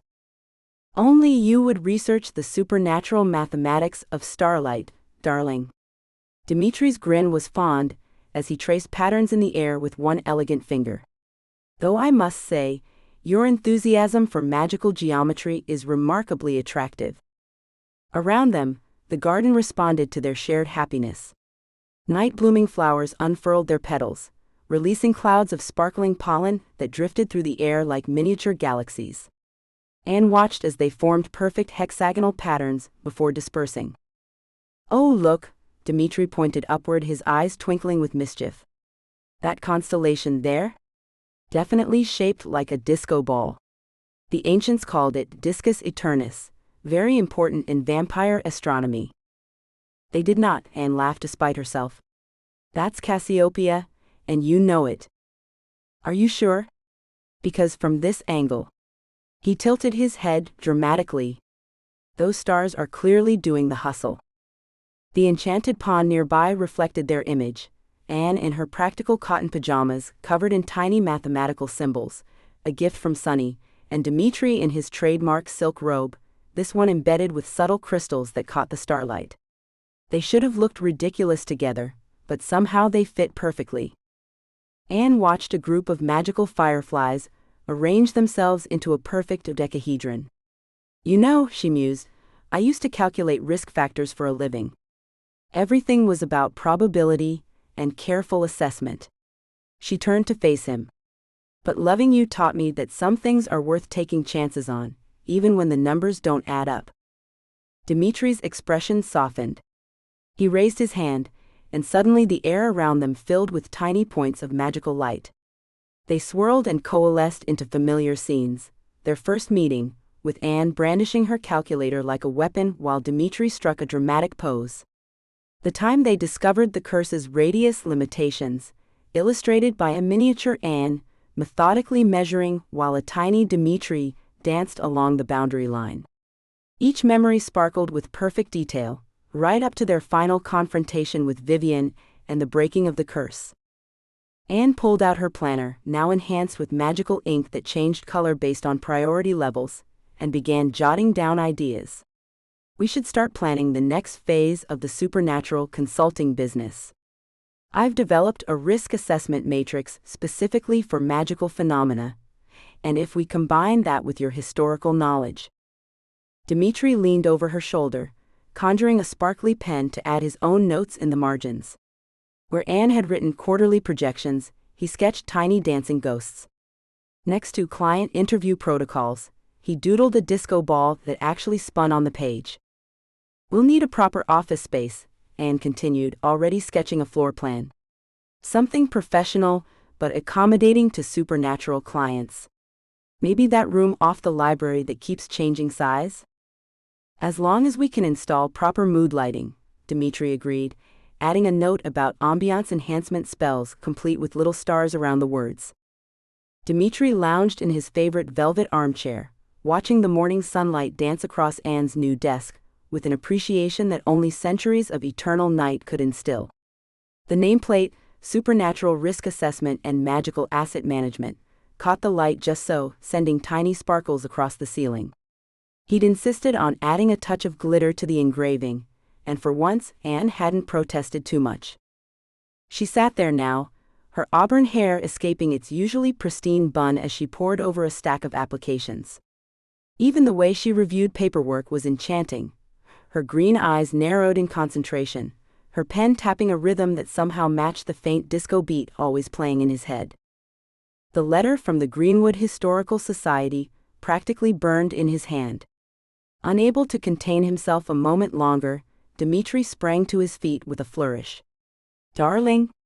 He twirled across the office, his vintage silk shirt catching the light. "The most delicious dilemma has landed in our lap." Anne glanced up, one eyebrow raised in that wonderfully sardonic way that still made his undead heart skip. Does this dilemma involve property damage, unauthorized summoning, or both? Even better. He presented the letter with a dramatic bow. Moonlight Groove is experiencing some rather spirited entertainment issues. It seems the ghost of disco past is taking song requests quite literally. Last night, Ring of Fire resulted in a rather unfortunate incident with the dance floor. The medallion at his throat, matched by its twin around Anne's neck, pulsed with shared excitement as she reached for a fresh spreadsheet. The simple act of watching her create perfectly aligned columns and color-coded categories filled him with inexplicable joy. He couldn't resist sliding behind her chair, producing his special collection of enchanted glitter markers. "These incidents need proper categorization," he insisted, adding a shimmering purple border to her neat handwriting. "Aesthetics are crucial to accurate supernatural analysis." "Dimitri, the glitter is getting in my coffee again." "Darling, that's how you know it's working." Before she could protest further, Felix drifted through the wall, his ghostly form looking particularly frazzled. "We've got trouble at the Whispering Archive," he announced, adjusting his spectral spectacles. "Agatha's about to have an ethereal meltdown. Someone's enchanted all the romance novels to give unsolicited dating advice to readers." "Oh dear," Dimitri mused, "let me guess, the bodice rippers are being particularly aggressive?" A first edition of Pride and Prejudice told Mr. Whiskers, you know, that rather stuffy warlock who frequents the restricted section, that his romantic prospects would improve if he'd stop wearing such unflattering robes. Anne was already adding this to her spreadsheet, creating a new category labeled Literary Disruptions, Romance Adjacent. The corner of her mouth twitched. Was the book wrong, though? "Not helping, darling," Dimitri chuckled, but their banter was interrupted by the sudden appearance of a new file on Anne's desk, materializing in a shower of earth-toned sparkles. "Our first official client file." Dimitri snatched it up, his eyes widening with delight. "Oh, this is perfect. Sunny's community garden has developed sentient vegetables. Apparently, the squash have very strong opinions about crop rotation, and the tomatoes are staging some sort of revolt against non-organic fertilizer. I suppose we should be grateful they're not dancing," Anne muttered, but she was already reaching for her enchanted calculator. The mansion chose that moment to reveal its latest surprise. A section of bookshelf swung open with a melodious creak, revealing a previously hidden room. Dimitri recognized Maggie's touch immediately: the organized chaos, the half-finished magical experiments, and most intriguingly, a map of Greenwood covered in glowing markers and cryptic annotations. "Your aunt had impeccable taste in secret rooms," he observed, watching Anne approach the map with measured steps. "Though her filing system leaves something to be desired." "These markings." Anne traced the patterns with her finger, her analytical mind already at work. "They're not random. Look at how they're distributed across the town." Dimitri leaned in, centuries of supernatural knowledge clicking into place. "Is it just me, or are these incidents forming a perfect disco beat?" "Don't be ridiculous," Anne started, but then paused, tilting her head. "Although, if we factor in the temporal spacing and magical frequency." A message materialized in a puff of aromatic steam, the distinctive signature of Wisp's brew. "The tea leaves are acting up," Dimitri read aloud, showing unusually specific predictions. "Something about dance competitions and probability calculations?" He grinned at Anne. "The universe appears to be speaking our language, darling." Their shared calendar on the wall, a perfect blend of Anne's precise notation and Dimitri's flamboyant additions, was rapidly filling with potential cases. Dimitri noted with amusement the variety: a haunted accounting firm, the ghosts were apparently very particular about double-entry bookkeeping, a coven requesting assistance with mathematically precise love spells, and his personal favorite, a werewolf seeking help with full moon scheduling to avoid conflicts with his yoga classes. The Nexus stone, now safely displayed in an enchanted case, with just a touch of disco lighting at Dimitri's insistence, pulsed gently whenever certain case files drew near. He watched it flare particularly bright as Anne sorted through the werewolf's paperwork. "The stone's trying to tell us something," he mused, draping himself elegantly across his chair. "Perhaps there's a greater pattern to these disturbances?" "There's always a pattern," Anne replied, adding another perfectly straight line to her analysis. "We just need to calculate the variables and, Dimitri, what are you doing to my flowchart?" "Adding pizzazz, darling. Every good probability matrix needs a little sparkle." The morning sun climbed higher, casting rainbow reflections through the enchanted disco ball he'd installed, for professional purposes, of course. Outside their office, he could hear the first clients arriving, their magical signatures creating a delightful chaos of energy. Felix drifted back in, looking amused. "You two might want to know that Vivian's old auction house is being converted. The council's appointed Anne as compliance officer." "And me?" Dimitri perked up. "Director of Dramatic Authentication," Felix smirked. "They felt your flair for the theatrical might actually be an asset in spotting forgeries."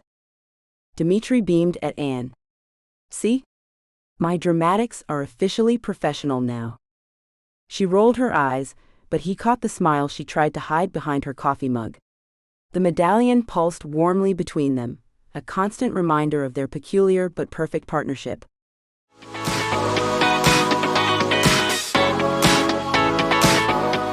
Thank you for listening. Please subscribe, like, and comment. I'd love to hear from you. You can also visit me at winvalentine.com to stay up to date.